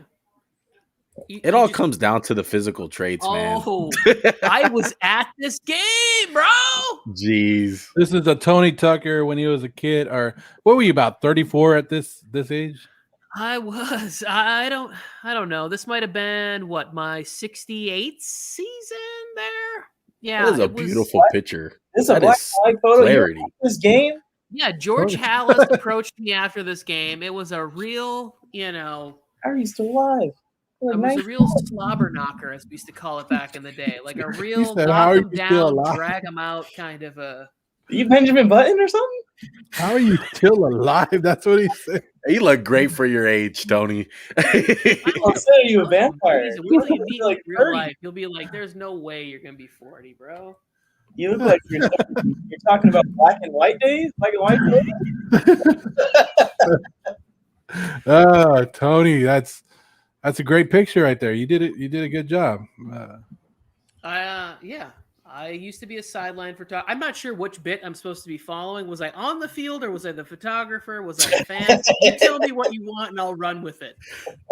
How about we give you the best, bro? You're the running back, right? In that picture. You have no idea. I was shredded. I had washboard abs before they were a thing. You know what I liked about old school football, to be honest with you, since we're waiting here? I like this kind of look right here. The old, Tom Brady doesn't look like this. This guy's probably like 32 years old right here. This guy, I went to high school with Ray Nitschke. Are you kidding me? Look up a picture. Look up a picture of George Blanda. Now that dude looks old in his uniform, man. Well, didn't they do one like George Blanda and Blanda Brady used to together? smoke on the sidelines, I think. Dude, George Blanda is the oldest quarterback to I think throw a pick and a touchdown, something like that for the Oilers. He was freaking 80 years old, bro, ridiculously old. Yeah, I found it right here. So here, I'll show you guys right here. So that's a young picture of him. There's probably an older one when he's on the. But they're both 43 years old, and in these pictures right here. Yeah, that's crazy. It's so unfair though, because as to where Blanda didn't even know what an avocado was, Brady lives off of them. Avocados weren't popular when George Blanda was 43. That guy was smoking Pall Malls and chewing tobacco, the whole nine, bro. He thought Hungry Man dinners were good. We're Where else can you get this besides the Warzone Sports Network right here?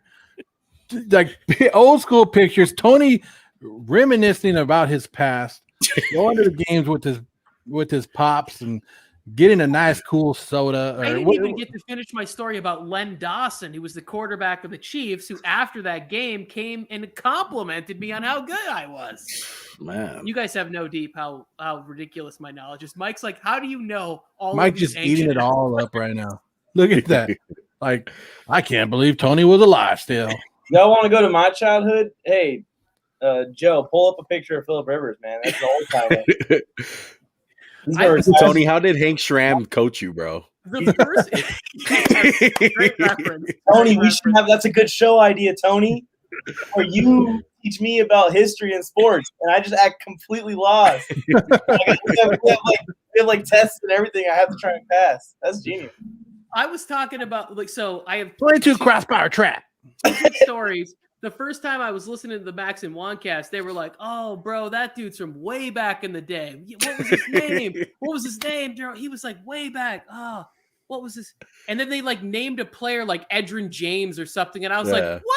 I was in like college. What the fuck are they talking? I was so mad. I was like, "Back in the day, shit, these young kids, I hate them." But then when I was talking with Mike, like when I first met him, I was like, oh, yeah, I remember that 94 Super Bowl where the 49ers just spanked the Chargers or whatever. Mike's like, yeah, I was born in 96 or 97. I was like, oh, son of a bitch. Oh, man. We were talking to E on the mic, and he was like, yeah, Derek Jeter, he was good at baseball, right? And I was like, that's it, Joe. We can't do this anymore. I can't be part of this conversation. I can't talk to somebody who thinks that Derek Jeter's the owner of the Miami Marlins. He's the freaking captain of the New York If you guys are watching this show right now, go ahead and comment. But Tony's been covering drafts longer than Mel Kiper. Let me tell you, this is when Tony first covered the draft right here. Jeez. The old commish. It's written in. Oh.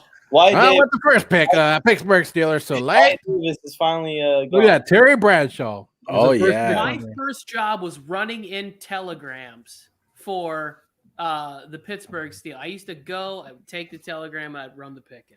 That was my first job. Hey, Joe, we just showed Terry Bradshaw on the screen, the first pick, and John Hart is back saying, let's go Steelers. Steelers are on the clock.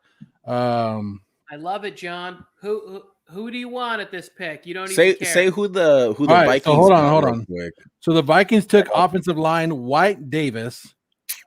Finally, Robson, go to bed, bud. The Steelers, I don't know who the Steelers took, but the 49ers just traded up with the Rams. What's up with this interdivision trades? I think the Rams are trying to get really. Hey, man, the Vikings are having a sneaky good draft. I like what they've been doing. I'm with John Hart on this one. They better go offensive line. They're up to something. John loves it. He said Terry Bradshaw. So look at that. The 49ers traded the over 88th, and they got 2 4th-round picks. So what's up with this? What did the Steelers take? Who did the Steelers take? Why would they be? They probably got their guy taken from them right before them with Wyatt Davis. That would have been a good pick for Pittsburgh. Oh, this is homie from Run DMC coming out here to get the pick. Where are they going to get a line from? Steelers select offensive lineman Kendrick Green. No. Yes. They're probably going to go Wyatt Davis. They're probably pissed. I just wanted a warm body who wore a number in the 60s. That's all that I needed for this pick to be. You guys want to know what the 49ers traded up for? Yes. The 49ers traded up for something they really needed right here. They really needed a position like this, and they come up and they take running back Trey Sermon. Oh, from Ohio State. Really? Wow. I mean, he kind of compliments Raheem Mostert pretty good. Yeah. Damn, I was hoping the Chargers could get him late in this third. I like that. What about the kid from Oklahoma State? The Chuba Hubbard or whatever? Chuba Hubbard. Yeah. He's just a one-year wonder, people feel like. He had a really bad 2020 tape. His 2019 tape, he probably would have been like in the second round. Like definitely like a second round pick. But his most recent tape, it was bad. Like he did not look like the same player. Did he have a bunch of opt-outs like on the offensive line, or like was there any issues? Not know real. I mean, they had like, Tevin Jenkins, I believe. Didn't his coach Mike Gundy come out in an AON shirt and everybody flipped out because they're like, "He's I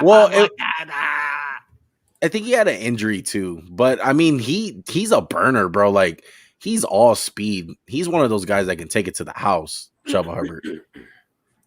Look at that. We had Kendrick Green as one of our players to watch today. I haven't updated yet because he is getting selected right now. If you guys are going to watch his highlight tape, he is 6'4", 315 pounds. He played 8 games last season, gave up 0 sacks. He gave up 2 hits and 4 carries. In his career so far, it looks like 4 sacks that he's given up on all those plays. And so he was a 4th round pick, but it looks pretty or 4th round grade, but looks pretty good, right? I like it.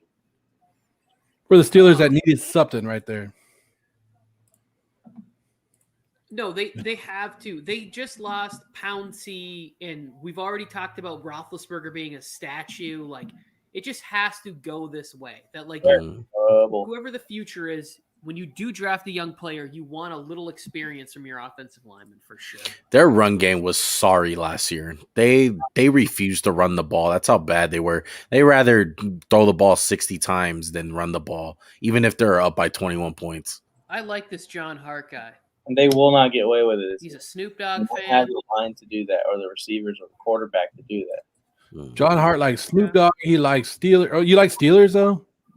They better hope that Snoop Dogg's a bandwagon. He's all over the place. It's like you've never seen the background on my little set that I built. I always have Hines Ward or Polamalu jerseys hanging behind me. What about TB? Terry Bradshaw.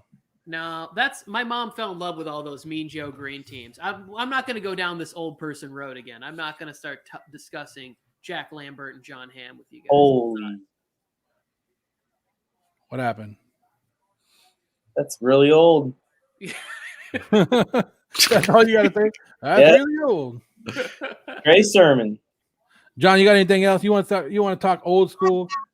Hines Ward should be yes, but Tony over here will make a case for Julian Edelman before he does Hines Ward. Come on, man. I will absolutely not. I will make a case for Hines Ward should be in the Hall of Fame. I'm convinced Hines Ward was probably one of the best blocking wide receivers I've ever seen in my life. That dude would absolutely take pride in that.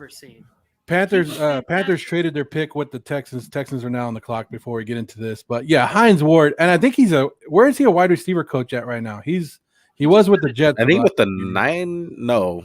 Did he just? Is it the Niners? I'm not sure. I thought he accepted like an offensive coordinator position at one of these colleges, didn't he? I think the last place I did see him was the Jets, though, right? Yeah, he was working for the Jets, but he's joining Florida athletic coaching staff, is what I read. Oh, FAU. Is Lane Kiffin still over there? I believe so. Lane Kiffin's everywhere, though, right? I thought I read somewhere that he he took a job as like a college. Lane Kiffin's at Ole Miss. Ole Miss, yeah, he did go to Ole Miss. Not FAU no more. So Texans are on the clock. They traded up here. Then it looks like we got the Vikings, Browns, and Titans. We're getting close. Almost. We're getting close. Tony, tell the wife 5 more minutes. 5 more minutes. 4 minutes. You said we got to go to 105. She's gonna walk back in the door any minute. I have to get off this thing at 8. Yeah, so my wife also just walked in. So the Texans select with the number 89 overall pick. They traded up for this pick. They select wide receiver Nico Collins. Oh, Nico Collins.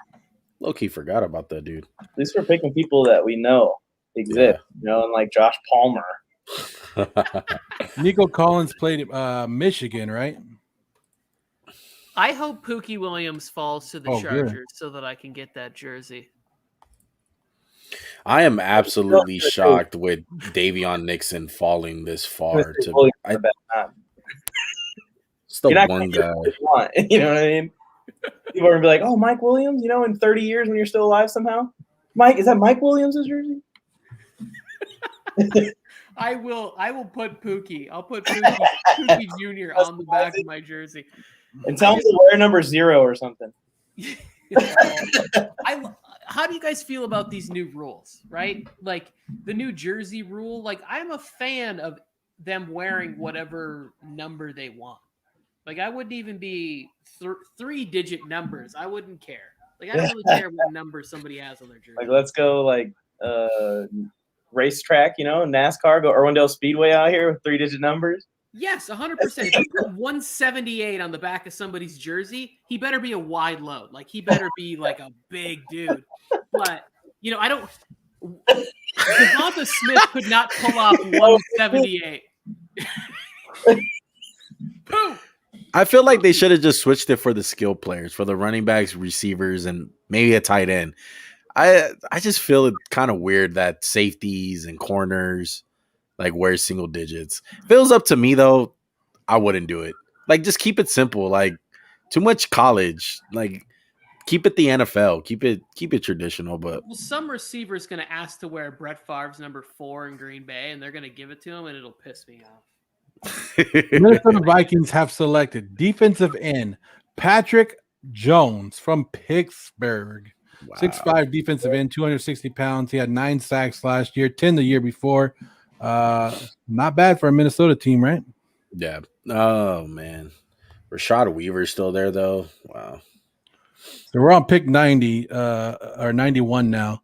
So we were live 15 to go. 15 to go today. We're already in hour number 4, and it doesn't even seem like it. Feels like I just sat down 5 minutes ago. We've been live for all 90 picks, and we still have 6 viewers in the chat. Thank you, guys. Thank you for staying with us and listening to this nonsense. That's how I felt last night in my stream, bro. Really I was streaming at like 11:30, bro, and I had like 6 people in there. I was like, bro, thank you for staying in here if you guys are rocking with us.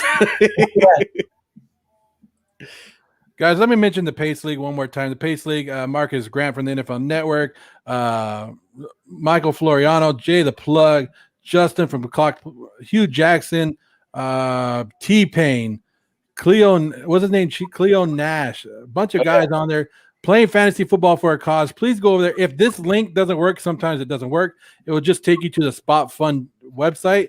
At that website, type in the Pace League, P-A-C-E League, and it will come up and donate as much you can, $5, $10, whatever you could donate to help them. They're trying to raise $10,000, multiple charities all over the world. It's a great cause, and you guys can also follow them on Instagram. That was a good plug. It was a good plug. Guys, the Vikings are having a good draft. They're having a really good draft. Underrated. From a Packer fan. I mean, they're not hitting it out of the park like a home run, but no, it's solid. Like I like every single pick that they made. They're probably top 10, top 5. Yeah. Maybe. Yeah. Who's having the best draft so far? Out of all the teams? I really like what Cleveland's been doing. I like what you guys have been doing with the Chargers besides that last pick you guys made, to be honest. If they would have taken a good pick there, if they would have taken Ronnie Perkins there, I think the Chargers made number 1. Yeah. But that Josh Palmer pick is out of left field, and that knocks us down. That might take us from a A to an A minus right there as an overall grade. Another team, shout out to my co-host Max, probably the Eagles. I really like what the Eagles have been doing, and I'm really critical of the Eagles, but I really like what they did in all 3 rounds. They need it. Yeah, I like that.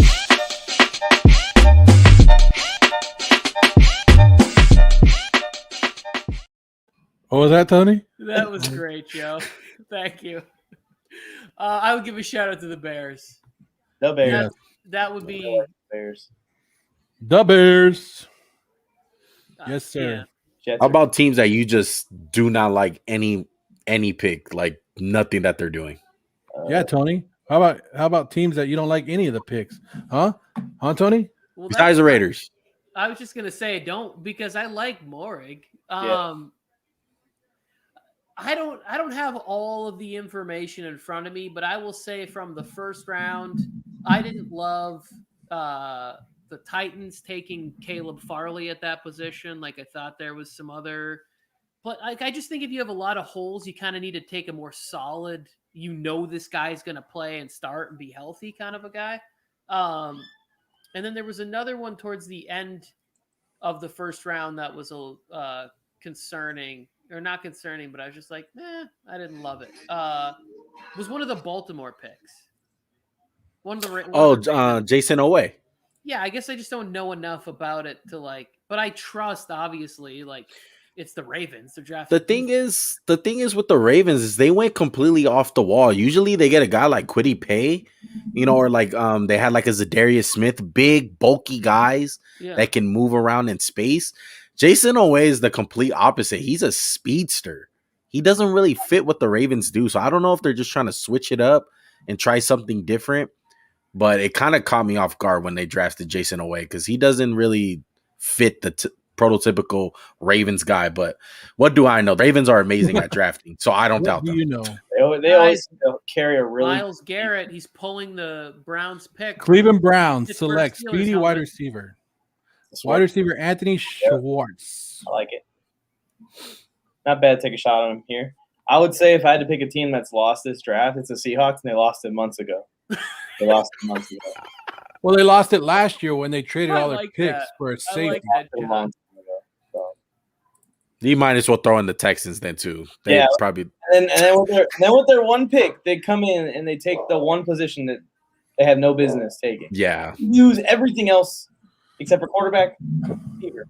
Well, I think this actually tells us a little bit more about the situation, and I think we're going to get some overanalyzing and guessing.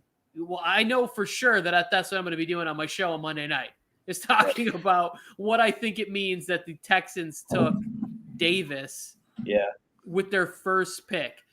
Because everything I've been reading, he's getting suspended for some amount of time. Really? He also doesn't want to play there. It's like, well, how can the NFL not come down, levy some sort of suspension? It was like, how have they not yet? There's been worse, or there's been less that have been suspended already by now. Yeah. One thing that I heard before the allegations came against Deshaun Watson, I heard their deadline to trade him was the draft. Like that was their plan, was to trade him during the draft. And I think this whole Deshaun Watson situation just put them way in a scramble, bro. Like they don't know what they're doing. And it's apparent because like the quarterback that they got, like I said, like he was the worst one that got drafted by far by all the quarterbacks that have been drafted the last 2 days. It's like, what the hell are you doing, man? They're a big mess. But also, let's look at it from this way. I know we just zoomed in on Joe for a second, and you guys might get the bends going from Joe to me. Hang on. But what I would like to say about this is if you are the NFL, you cannot put this guy on the field until he's cleared of everything. You've already been trying to clear your image of like Ray Rice stuff and like Kareem Hunt and just like Gregory, whatever, the guy who was there for the Cowboys. You got Aldon Smith getting a second chance, and then he's wanted for stuff.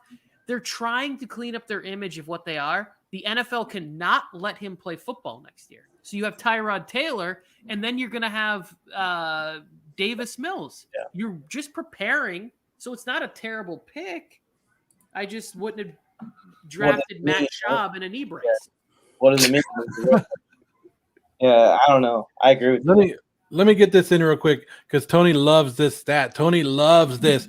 You know, the fastest wide receiver in the 2021 draft was just taken. He had a 5th round or 6th round grade, and he ran a 4.240, and that was Anthony Schwartz to the Browns. The Titans are on the clock. The Chargers. Anthony Schwartz? Is this a white guy? The Schwartz. I think he's mixed. Oh, he's a light-skinned brother. Here you go. Juan, here's your guy. Monty Rice to the Titans, bro. Yeah. That fits really well. They need a linebacker too. Yeah. Oh, if he wears 32, that's going to be confusing me.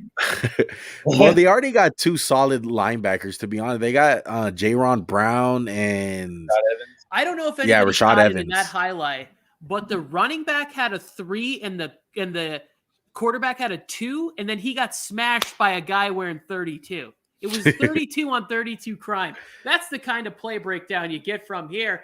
And the Lord's Subscribe, like, comment.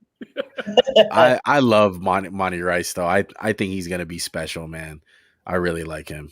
Yeah, you were high on Monty Rice. You had him going first round in an early mock draft. He's my 2nd overall linebacker.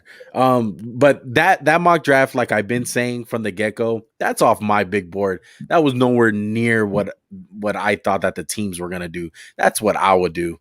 But obviously, I'm probably going to look wrong. He went in the 3rd round. I still think he's going to be amazing. It's a passing league. He's a great linebacker in coverage. That's what you need linebackers to do in today's game. If you can't cover, you're worthless in my book, to be honest. That's what I was about to say. They really need help in coverage at all levels, it seems like. So yeah, they're one of the worst pass defenses in the league in the last couple of years. So to get a faster, more pass coverage style linebacker. I know Rashad Evans is pretty fast, but he's more of a thumper. Exactly. Maybe with Brown, honestly. Yeah. Have it. Let's see who we got on our board still. The players to watch right Kenneth now. Gainwell, Memphis. Doesn't Memphis always seem to have like a running back every couple of years? You said Memphis? Yeah, I just saw like a Kenneth Gainwell. I'm reading names. Taylon Wallace. I cannot believe that Creed Humphrey fell all the way there. That is nuts. To them, of all people.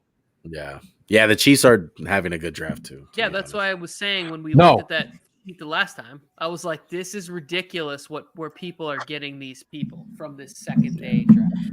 To be honest, a team that I haven't been liking, I think I said it already on the stream. I really don't like what the Broncos have been doing.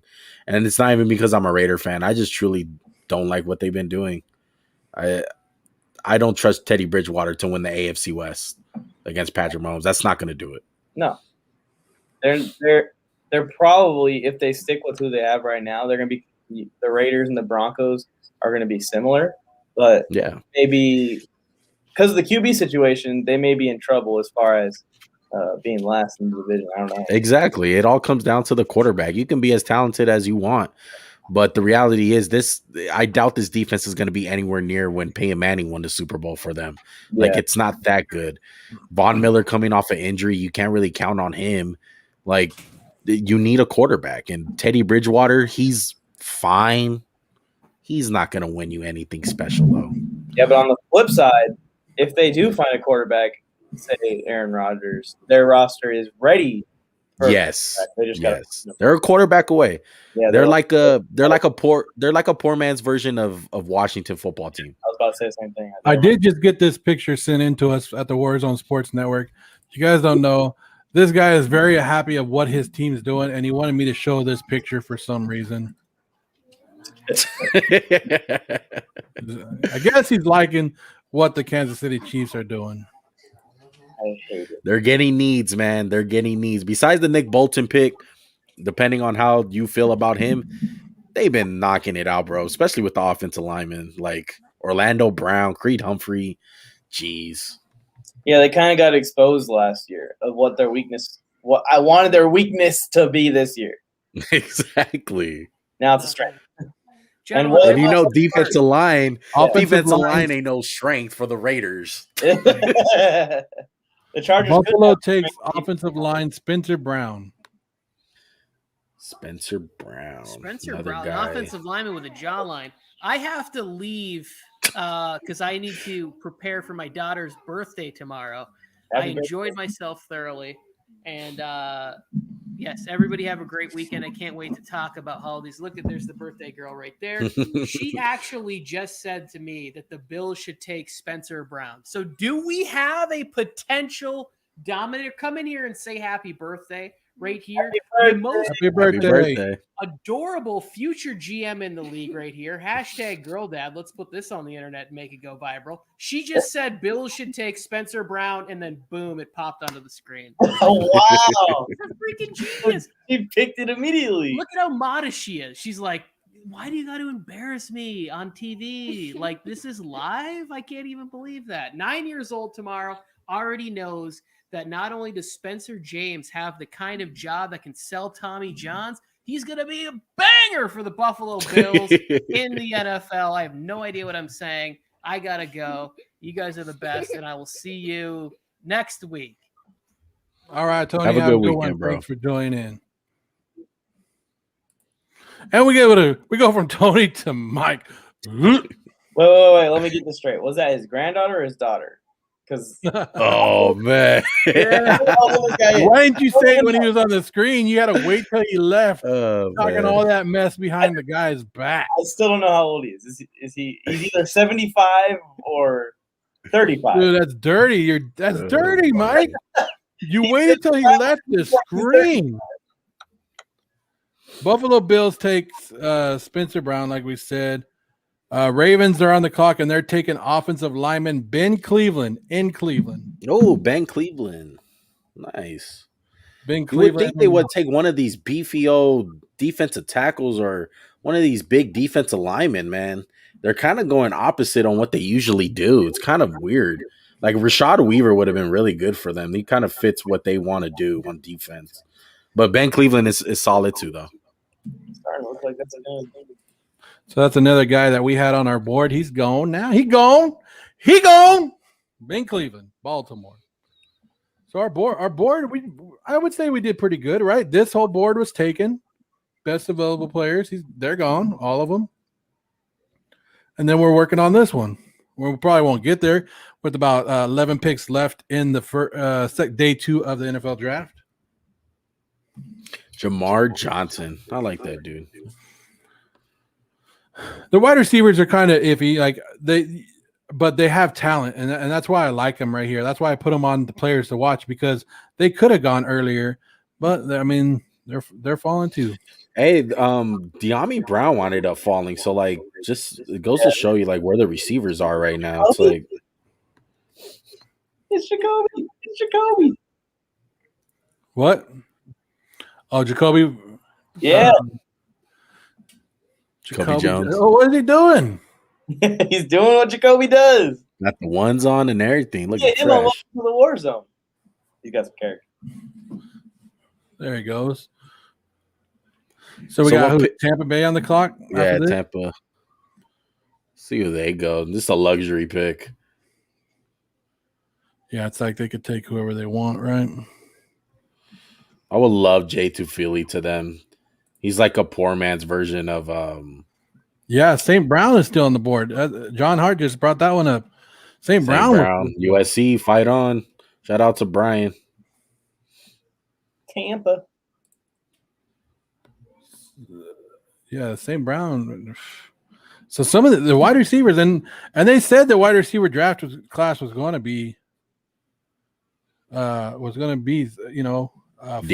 of great big names, and it's a deep draft. People are taking who they want. Look at that double knee brace for Ben Cleveland. Jake Fromm. Ugh. See if he's any good. No, I'm just kidding. He's an NFL player. He's good. Yeah, because the Bucks are kind of all over the place. The first round pick was kind of head scratching to me, and then Kyle Trask. It's like, yeah, what? I guess. Sorry, Robson. I don't know about the Kyle Trask pick, dude. Me neither. I don't see it. Bond and Milt. I don't think the dude can read the field that well. The Buccaneers select offensive lineman Robert Hainsey. Don't know what it is. Yeah, I think that the whole COVID thing is got it kind of mixed up of who was projected to go where. Yeah, you can tell that opt-outed guys. Hainsey's from Notre Dame. He gave up 3 sacks in his career. That's 3 Notre Dame linemen taken. True. So he's 6'5", 290 pounds. Looks pretty good, right? He was. I don't know much about him either, but hey, protect Tom Brady. Yep. Or Kyle Trask.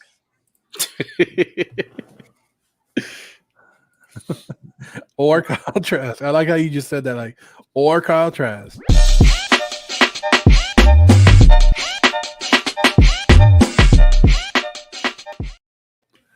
I like how every time we hit it, we just like, yeah, got to rock to it, man. I'm reading all this stuff about Malcolm Kuntz, the Raiders pick, and he's just saying that his job is to come in and make quarterback jobs hard. He just I don't know. Everything you're reading is pretty good, but I don't know. I don't get it, man. You know who a guy who I'm looking forward to hitting the field for the Raiders is Taylor Muse, the Clemson guy, the linebacker. He's kind of like the same guy that we drafted today out of Virginia Tech. It's like he's fast enough to be a safety, and he can kind of thump as being a linebacker. Like he's kind of like a Swiss Army knife. And it's kind of like, man, like we're not even gonna give Taylor Muse a chance. Like the dude didn't even get to go on the field. He was already hurt. Already giving up on him or what? I don't know. Yeah, but if the Raiders give up on him soon, then everybody talks mess. It is what it is. The Patriots are on the clock. This is the selection they received as compensation for losing Mr. Thomas Brady. Wow. So what did the Patriots give up for Tom Brady or get for Tom Brady? Let's see right now. A good draft too. No, they're having a better than last year when Yeah. the dog was picking for them. Yeah. My question is, what's wrong with Ronnie Perkins and what's wrong with Rashad Weaver? Yeah, for real. They I mean, are- Rashad Weaver, maybe because he's like a tweener and he's not all that athletic, but man, like some of the guys that went in front of him kind of argue that their cons are just as bad as his. And I know running backs are kind of like commodities that are taken later. Cam Hayward of the Pittsburgh Steelers tweeted out, everyone claims to be a general manager until they don't choose who you thought. Relax. Players will prove who will be good and not a damn mock draft. It's true. So there you go. Jabril Cox is this projection says 47 was his projection. We are on 96. Dylan Moses. Jabril Cox, he didn't get drafted? No. Wow. I could have sworn he did. No one's taking him yet. Wow. He's Yeah, like- he's still on the board. Jabril Cox is a really good player. A lot of corners in this draft. But Elijah Molden is still there for the corners. Fedu, I can't say his name, but I've seen some people talk about him. I haven't really done much on him from Syracuse. A lot of good players still left. And that's the Milo good. Fonwu, he's still There's out a good there. Yeah, there's no good and bad about COVID seasons, right? The good is that sometimes you're going to find the better players late in the round because they weren't drafted correctly. And the bad is that you don't know who's good or who's bad because of who played how many games, who didn't. Like Trey Lance was the number 3 overall pick, and he played what, one game last year? One game. Yeah, you gotta take in consideration the guys who didn't play this year, and then their 2019 tape wasn't that good, but maybe guys see the ceiling. You know, I think that's what it comes down to with a lot of these guys. This COVID messed up everything. It's just a weird draft. So to round it about with the Tom Brady going to Tampa Bay thing, with the compensation pick, with pick number 96 overall in the 2021 NFL Draft, the Patriots select pass rusher Ronnie Perkins. There you go. Ronnie's off the board. It's a good pick. From Oklahoma. So they picked up Godchild as a free agent. They picked up Barrymore in round 2, and now they're picking up Ronnie Perkins. Ronnie Perkins late in round 3. Guys, y'all still on? Good. Yeah, we on until the buzzer rings. We don't quit. We keep Over here going. breaking down 3rd round picks of Ronnie Perkins. Hey, Ronnie Perkins, man, I feel like out of all the speed guys, out of Jason Oweh and all the guys who have all speed, you know, Ronnie Perkins was the one guy on tape, in my opinion, that had some power to him. That's what I like about Ronnie Perkins. Yeah, the Chargers are probably a little upset, because they're on the clock now. They needed an edge rusher in 3rd round. Ronnie Perkins, I would have taken that. Maybe some Weaver. Get a Weaver in there. It could be Weaver, or I still think it might not be with this pick. I still think they're gonna pick up a running back. I don't know if they believe in Joshua Kelly because towards the end of last year, he really, really did not play well. And it was Chargers on the clock again. You just wow. You upset? It wasn't that it was the O-line's fault. He was fumbling, he was stumbling, he was making the bad reads, messing up zone runs. It's just they need another running back because Austin Eckler is amazing in open space, but not amazing in a crowd. He's not amazing. You want another running back, or you need that change of you basically need the change of pace guy. And usually when you say that, you say get a change of pace guy like Austin Eckler, but you need the other side of it, that ground and pound. I need Melvin Gordon, but I don't want Melvin Gordon. So do you want a running back, or you want the pick that they took? What they take? It's obviously not a running back, so I want who they took. They took tight end Trey McKitty with the 97th pick. drafted a tight end. Need it. See, he is 3 on this ranking. McKitty possesses the size, growth, potential, and football skills to make a roster as a third tight end. That's what I just read somewhere. Sounds promising. Trey McKitty out of Georgia. He's the 246th best prospect according to PFF. He's projected to go 6th round. He's 6'5", 245 pounds. He had 6 catches for 109 yards, 1 touchdown in 7 games last year. Before 6'5"? Yeah, he's 6'5". Guys. We just love getting big tight ends. We've always been like that. Right now, the tight end 2, and he may even start some games if Jared Cook doesn't make it to the whole season, is Donald Parham. That dude's 6'8.5". Like, that's ridiculous for a football player. Yeah. Skill position football player at that. They needed a tight end also in this draft. I don't know who this guy is.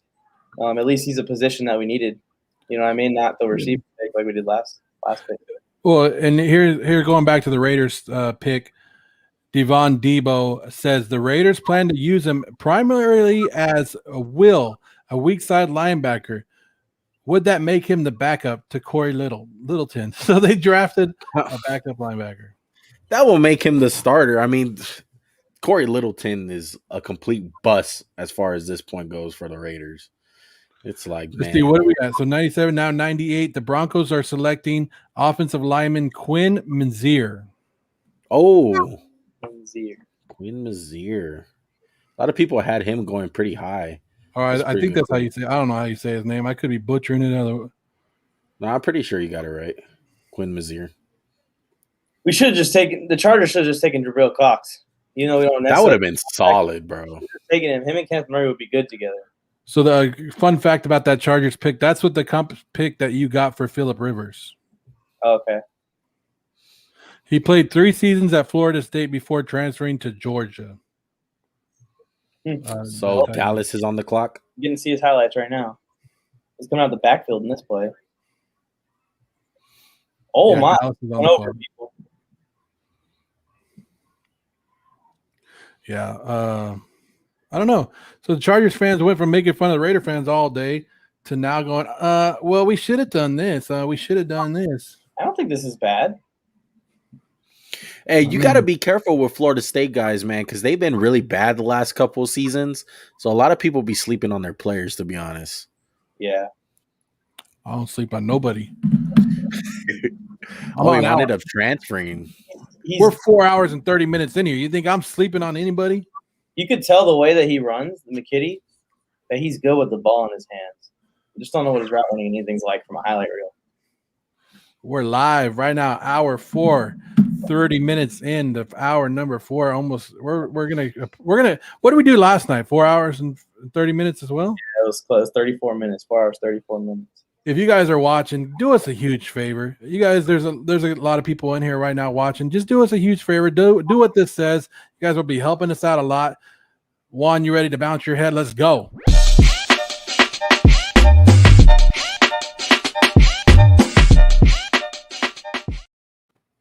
There we go. Yeah. Guys, 4.5 hours. We have covered 100 picks now. Well, 99 picks now.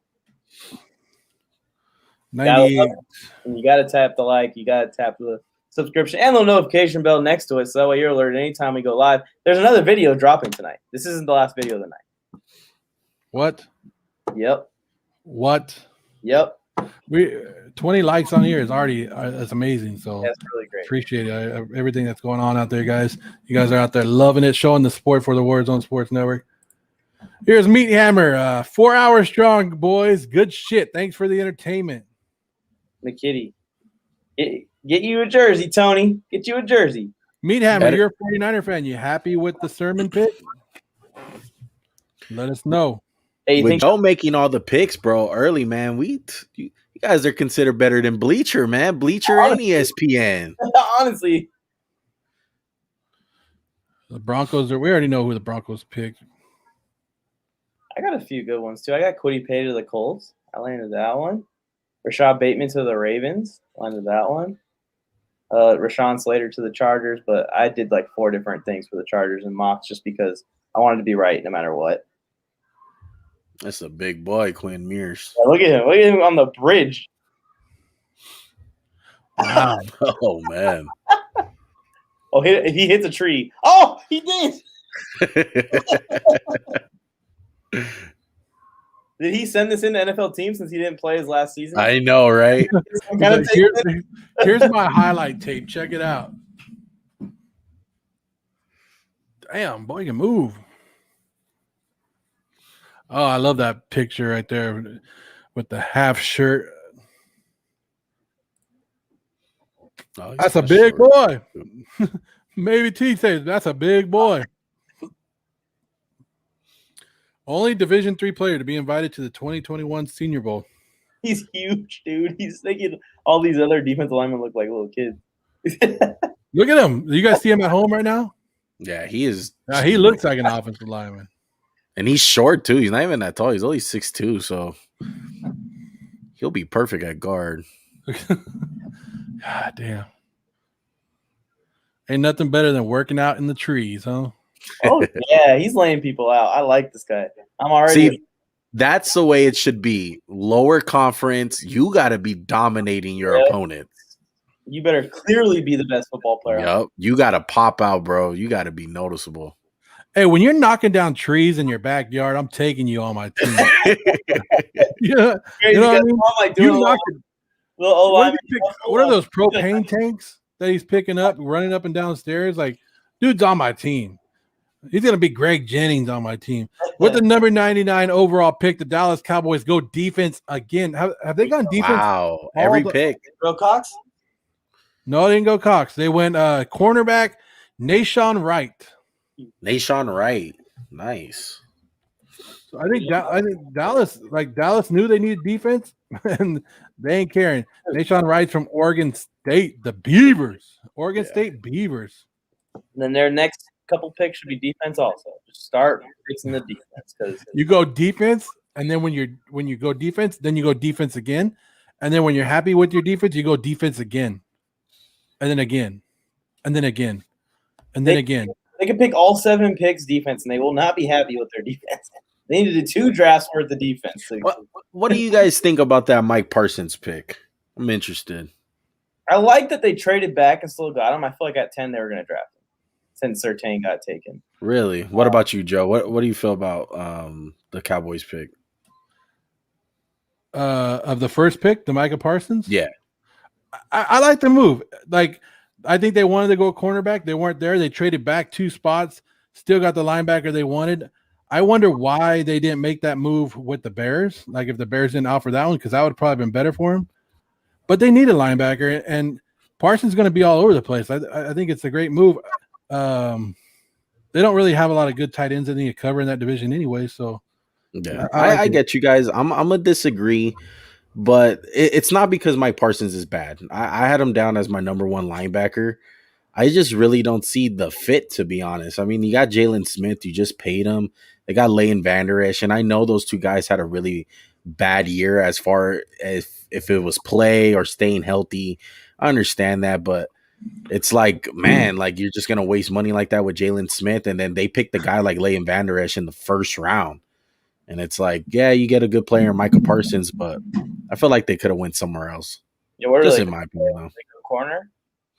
Maybe a corner, yeah. Like I wouldn't mind them taking like a guy like Caleb Farley, Or maybe draft, or maybe trade back further. yeah, trade back further. Like I get it. Micah Parsons is amazing. Like if he winds up, being good, okay, fine. Like you made a good pick, but I mean, is that likely? I don't think so. Like, what are you gonna do? You're gonna play in 4-3 the whole game? Yeah, because you got 3 great linebackers on your team. It would make sense if they're getting ready to move on from Jalen Smith. Yeah, that would be the big thing. Like, man, if they wind up moving on from him, it's like, man, you ended up paying him all that money. Yeah. Just another guy they paid before Dak. Let me read this real quick. If any Dallas Cowboy fans are in the house, Matt Miller, he considers himself he is a draft scout guy. He says that the Cowboys pick of Nashawn Wright right now was ranked his number 315th overall on his board. The Cowboys and him aren't seeing eye to eye this year as they have reached for for 3 picks outside the 200. So he's not liking the picks by the Dallas Cowboys right now. Well, we are. I think we are, right? I like him to a certain defense. extent. I like that his defense. I just really don't like the Michael Parsons one. That's it. I like the player, just not the fit. That's it. That's true. Yeah, it's when will Syracuse? I don't know. Talking about Melifanu. Yeah. I don't know. The way this draft is going, I can't determine when anybody's going anywhere. But I do want to show you guys something. Well, how do we say that? How are we saying his name? Mears? D3 guy. Yeah. So Mears just went, right? Yeah. Look at this guy. I love it, man. You don't want this guy on your team right here? Yeah. The Lions would have loved. Look at this guy. That's a man with confidence, bro. He's got himself on his t-shirt. Look, he's ready to go. Put this guy on the. You know what? He looks like a freaking Dan Campbell type of dude. That's what it is.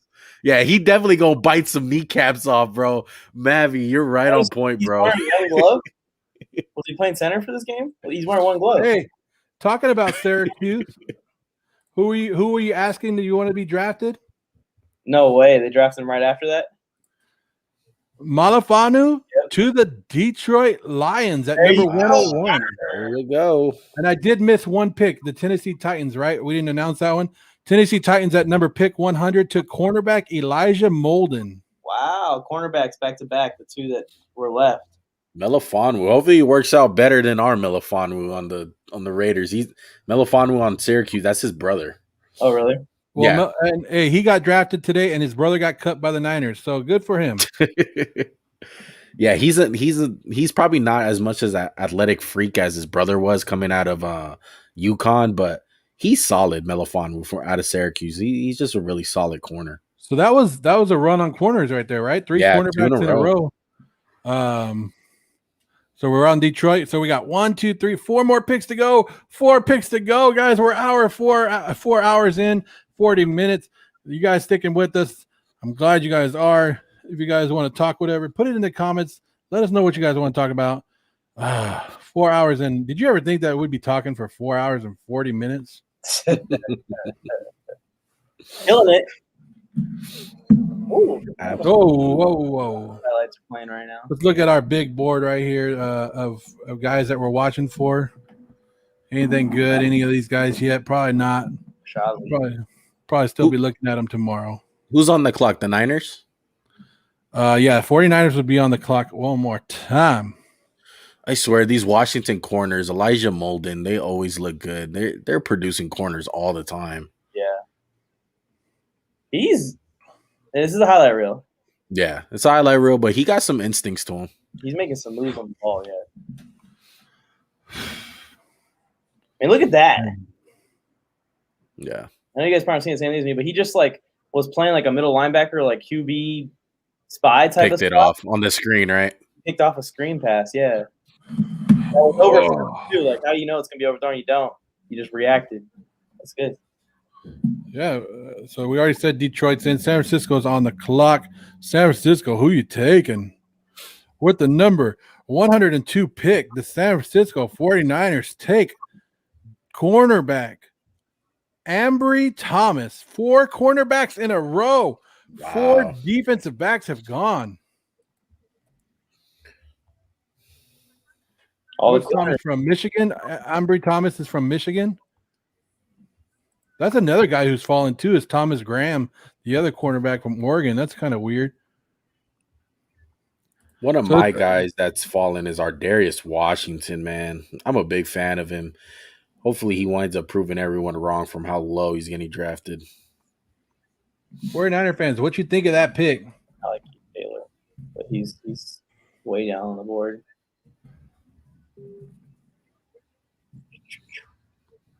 Yeah, I mean, Molden and Wu. I'm just gonna call him Wu. Sean Wade. I've heard a few good things about him, but oh yeah, Sean Wade. He's one of those guys. He had great tape for 2019, but the 2020 tape just wasn't there. Carter's there too. If anyone wants this running back, Kenneth Running back for Gainwell, and Gainwell, yeah, UNC was blessed with running backs. Michael Carter. A lot of people love Michael Carter out of North Carolina. Who we got on the clock? The Rams are on the clock. So we're only looking at 3 more picks. 3 more picks, baby. They can maybe man, go where you at? running back right here, to be honest. Never the heard of Rams. him, but he's gonna ball out. Let's go, Niners. Robert, Niner fans, coming thanks for quick. being here. And we got 7-8 viewers. That's amazing for hour 443. Which is technically over the last 2 days, hour 9. We're going on hour 9. Man. So Aubrey Thomas, he's a let's see, let's read about him.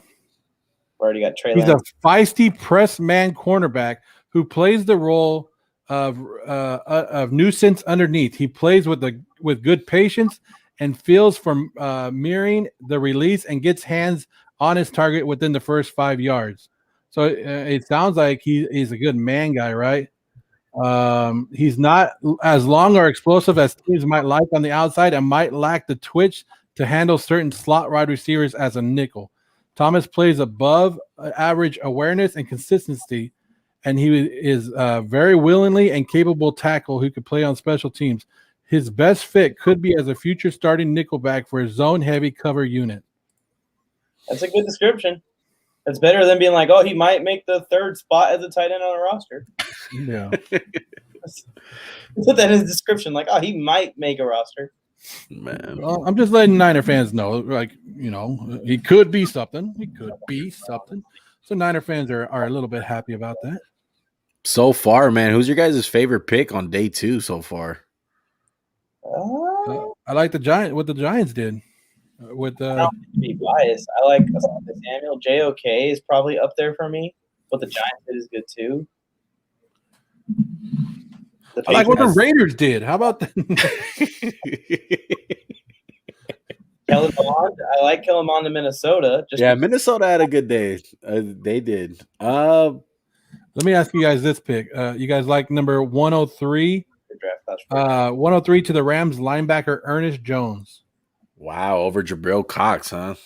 Man. Yeah, what's wrong with Jabril Cox? Where was he projected? I think he was in the 40s. We are on 103. Hey, some people fall. Jabril Cox is what was he? The number 46 ranked player on PFF. Dang, dude, that's a free fall. Yeah.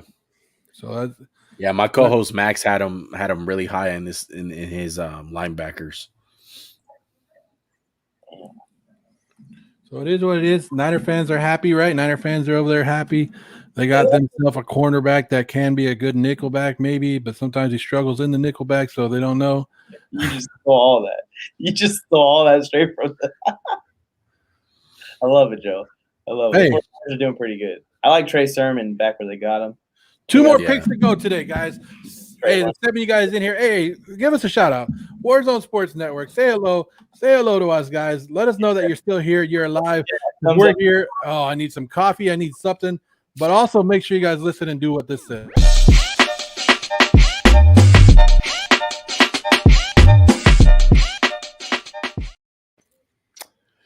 Yeah. Shout out to the Pace League one more time, guys, before we go. The Pace League. Like I said, Jay the Plug, Justin from Clock Management, T-Pain, Marcus Grant from the NFL Network, Michael F. Florio. Who am I missing in this? There's some bigger names. Darren Waller's in it. Hugh Jackson.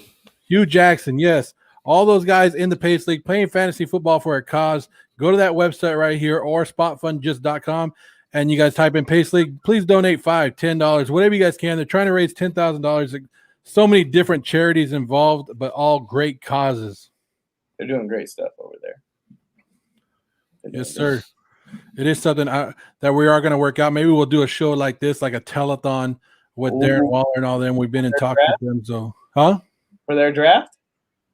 That'd be cool. We could probably set up host it. That would be cool.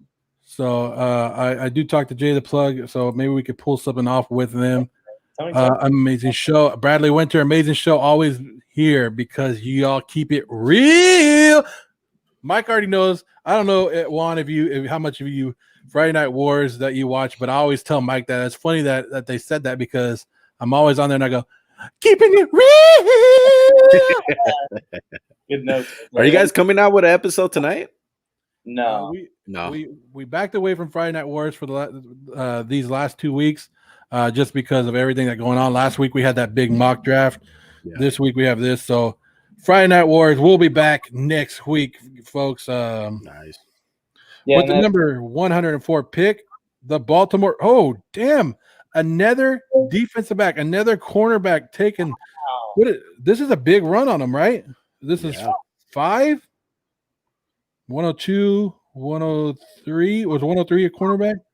Maybe Sean Wade. No, who is it? The linebacker broke it up. So there was 4 in a row, then a linebacker, and now another cornerback. Brandon Stevens to the Ravens. Wow. All right, Broncos. We got to get the last pick right. This is our Mr. Irrelevant. All right, so everyone prepare. We're gonna make a prediction. I'm gonna go Jabril Cox to the Broncos. Jabril Cox. Right here. Joe, what's your prediction? We're going Jabril Cox right here? Yep, to the Broncos, which is not – I don't like it. I don't like it because it's their first probably a really good pick of the draft. I'm going to go Marvin Wilson from Florida State, defensive lineman. Yeah, can you find him? Either that or Jay Tufili out of USC.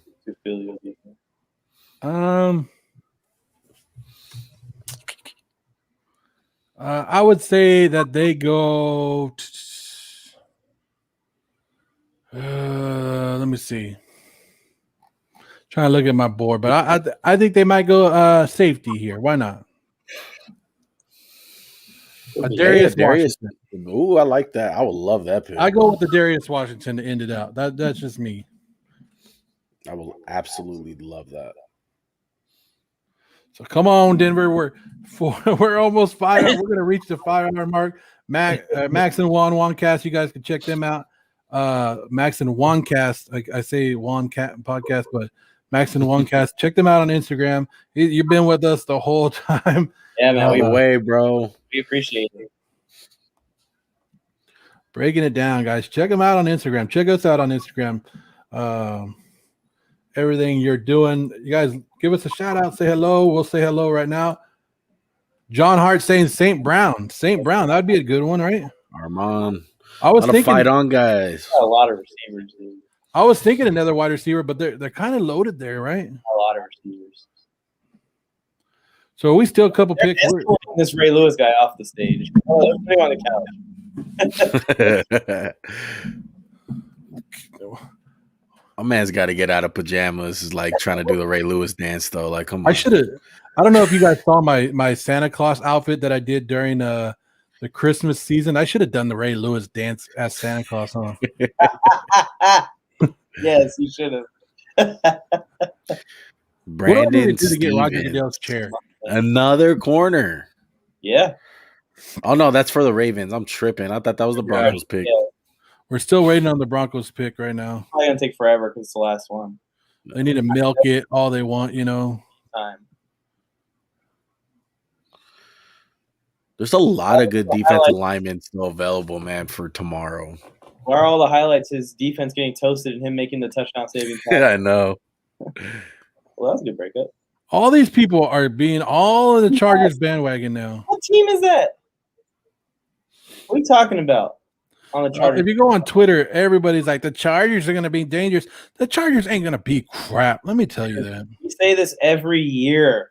And I correctly picked the Chargers record last year. There's always one famous analyst that comes out, and it's someone new every year. The Chargers are going to win the Super Bowl this year. Man, I'm tired of that. Our future's been bright for 2 decades, my whole life. 49er fans, Aubrey Thomas ran a 4.4 speed, and he puts clamps on receivers. There you go. There's another thing for 49er fans out there. I won't believe this. I see it with the Chargers.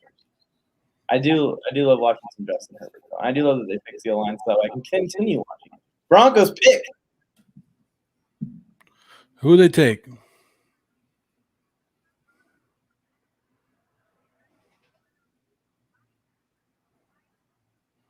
Baron Browning. She went. Who's that? So we're all wrong. We're all wrong. All wrong. Linebacker out of Ohio State over Jabril Cox. It was a Again. linebacker, like you said, Mike, but a different one. So we won't be doing day 3 on here. Just to let you guys know, this is our last draft day. You guys can watch day 3 on your own. Let us know. Report back to us. We will be putting up some videos of our best of round 1. Is that what it was? 1 sec. I got it for you for 1 sec. This is gonna be tomorrow's video. Is gonna drop. So I was gonna do it tonight, but we'll drop it tomorrow because it's getting late. With some round 1 reactions. We had some heated moments. We had some happy moments. We had some in between moments. We're gonna be sharing them. Yeah, we through 5 hours, 9 hours to get reactions to the Raiders' awful pick and the Jaguars' awful pick, and the Chargers' awesome pick, and the Bears' awesome pick. This is one of my best ones. This is from 2015. Guys, before we end it, let me just end it with some dumb stuff first. The Tampa Bay Buccaneers select these nuts. Got it. Got him. Oh, man. Yeah, this is what you guys get. 5 hours into it. You guys get 9 hours, Joe. This is 9 hours. Conversations. The 8 people that are watching out here, great job. I mean, you guys stuck with us to the end. I appreciate it. We're live on Facebook, YouTube. There's people are watching, and Twitter. We're all over the place. It's the Warzone Sports Network, guys. Please send us a like. Make sure you guys subscribe. Send us out to everybody. What a great 2 days of drafts. Over 10 hours live, not including all the work that we put in. Mike, I thank you. Juan, thank you for putting in all this work. Myself putting in Tony Tucker. Yesterday we had just talking to Tony Tucker about how many guests that we had on our show yesterday during the first round. It was amazing. How many people came on today? A lot of work being put in this, and I think you guys saw it. We don't miss a beat, guys. We go and we put everything in and we work hard, and we try to get even the littlest things. We'll try to get to you guys. I hope you guys like it. Thanks for tuning in. Max or Juan Cast, check him out on Instagram. Juan, do you have anything to say? I appreciate y'all boys, man. Y'all doing some big things, man. Shout out to the Warzone Sports Network. Thank you for having me on, man. Like you said, a little plug for our podcast, Max_JuanCast, Instagram, Twitter, Spotify, YouTube, man. We're just grinding ourselves, man. But I appreciate you guys having me on, man. I really do. I'm truly grateful. Appreciate you coming on. And, we're both Raider fans, so we're both kind of like iffy right now. They made it up with the second round pick, then hit us back with the third. Mike, your parting words. Yeah, well, I appreciate you guys for joining as well. All the guests that joined. I mean, Alex Robson was probably on for probably 8 of the 9 hours. Brian Bolster yesterday had an amazing showing. Just go back and watch some of that stuff. Brian Bolster just going crazy. Like with every single pick, just going nuts, man. I appreciate everyone that helped out with these live streams. We from the mock drafts to this was something, man. I feel like we accomplished something great. Yeah, big things coming to the Warzone Sports Network. Juan helping us out. Everybody helped us out. I did have an 11-minute rant yesterday on the Raiders, so if you guys want to check that out, that is on Instagram. It's probably, I don't know, did it make the reel for tomorrow, Mike? Of course, yes. Of course it did. Mike already has the picture. If you guys don't want to see that one more time, that one? This is the picture from yesterday. Show you that, guys, one more time. But yeah, look for this video tomorrow. Dropping tomorrow morning. Round 1 reactions from the Warzone Sports Network. Everybody who was on here, appreciate everything, guys. We're about to hit 5 hours. What day 1, day 2 is over. Hopefully everybody enjoyed. I think a lot of teams, we won't find out what happens with these draft prospects for a couple more years. So don't go crazy like I am right now about the Raiders. Like give us some time and we'll be all right. Yeah, for Juan, myself, and Mike, we're signing off. Have a good one, guys. Warning. Warning. Warning. Get ready to rumble. Step into the war zone. Step into the war zone. Step into the war zone. Step into the war zone. Step into the war zone. Step into the war zone.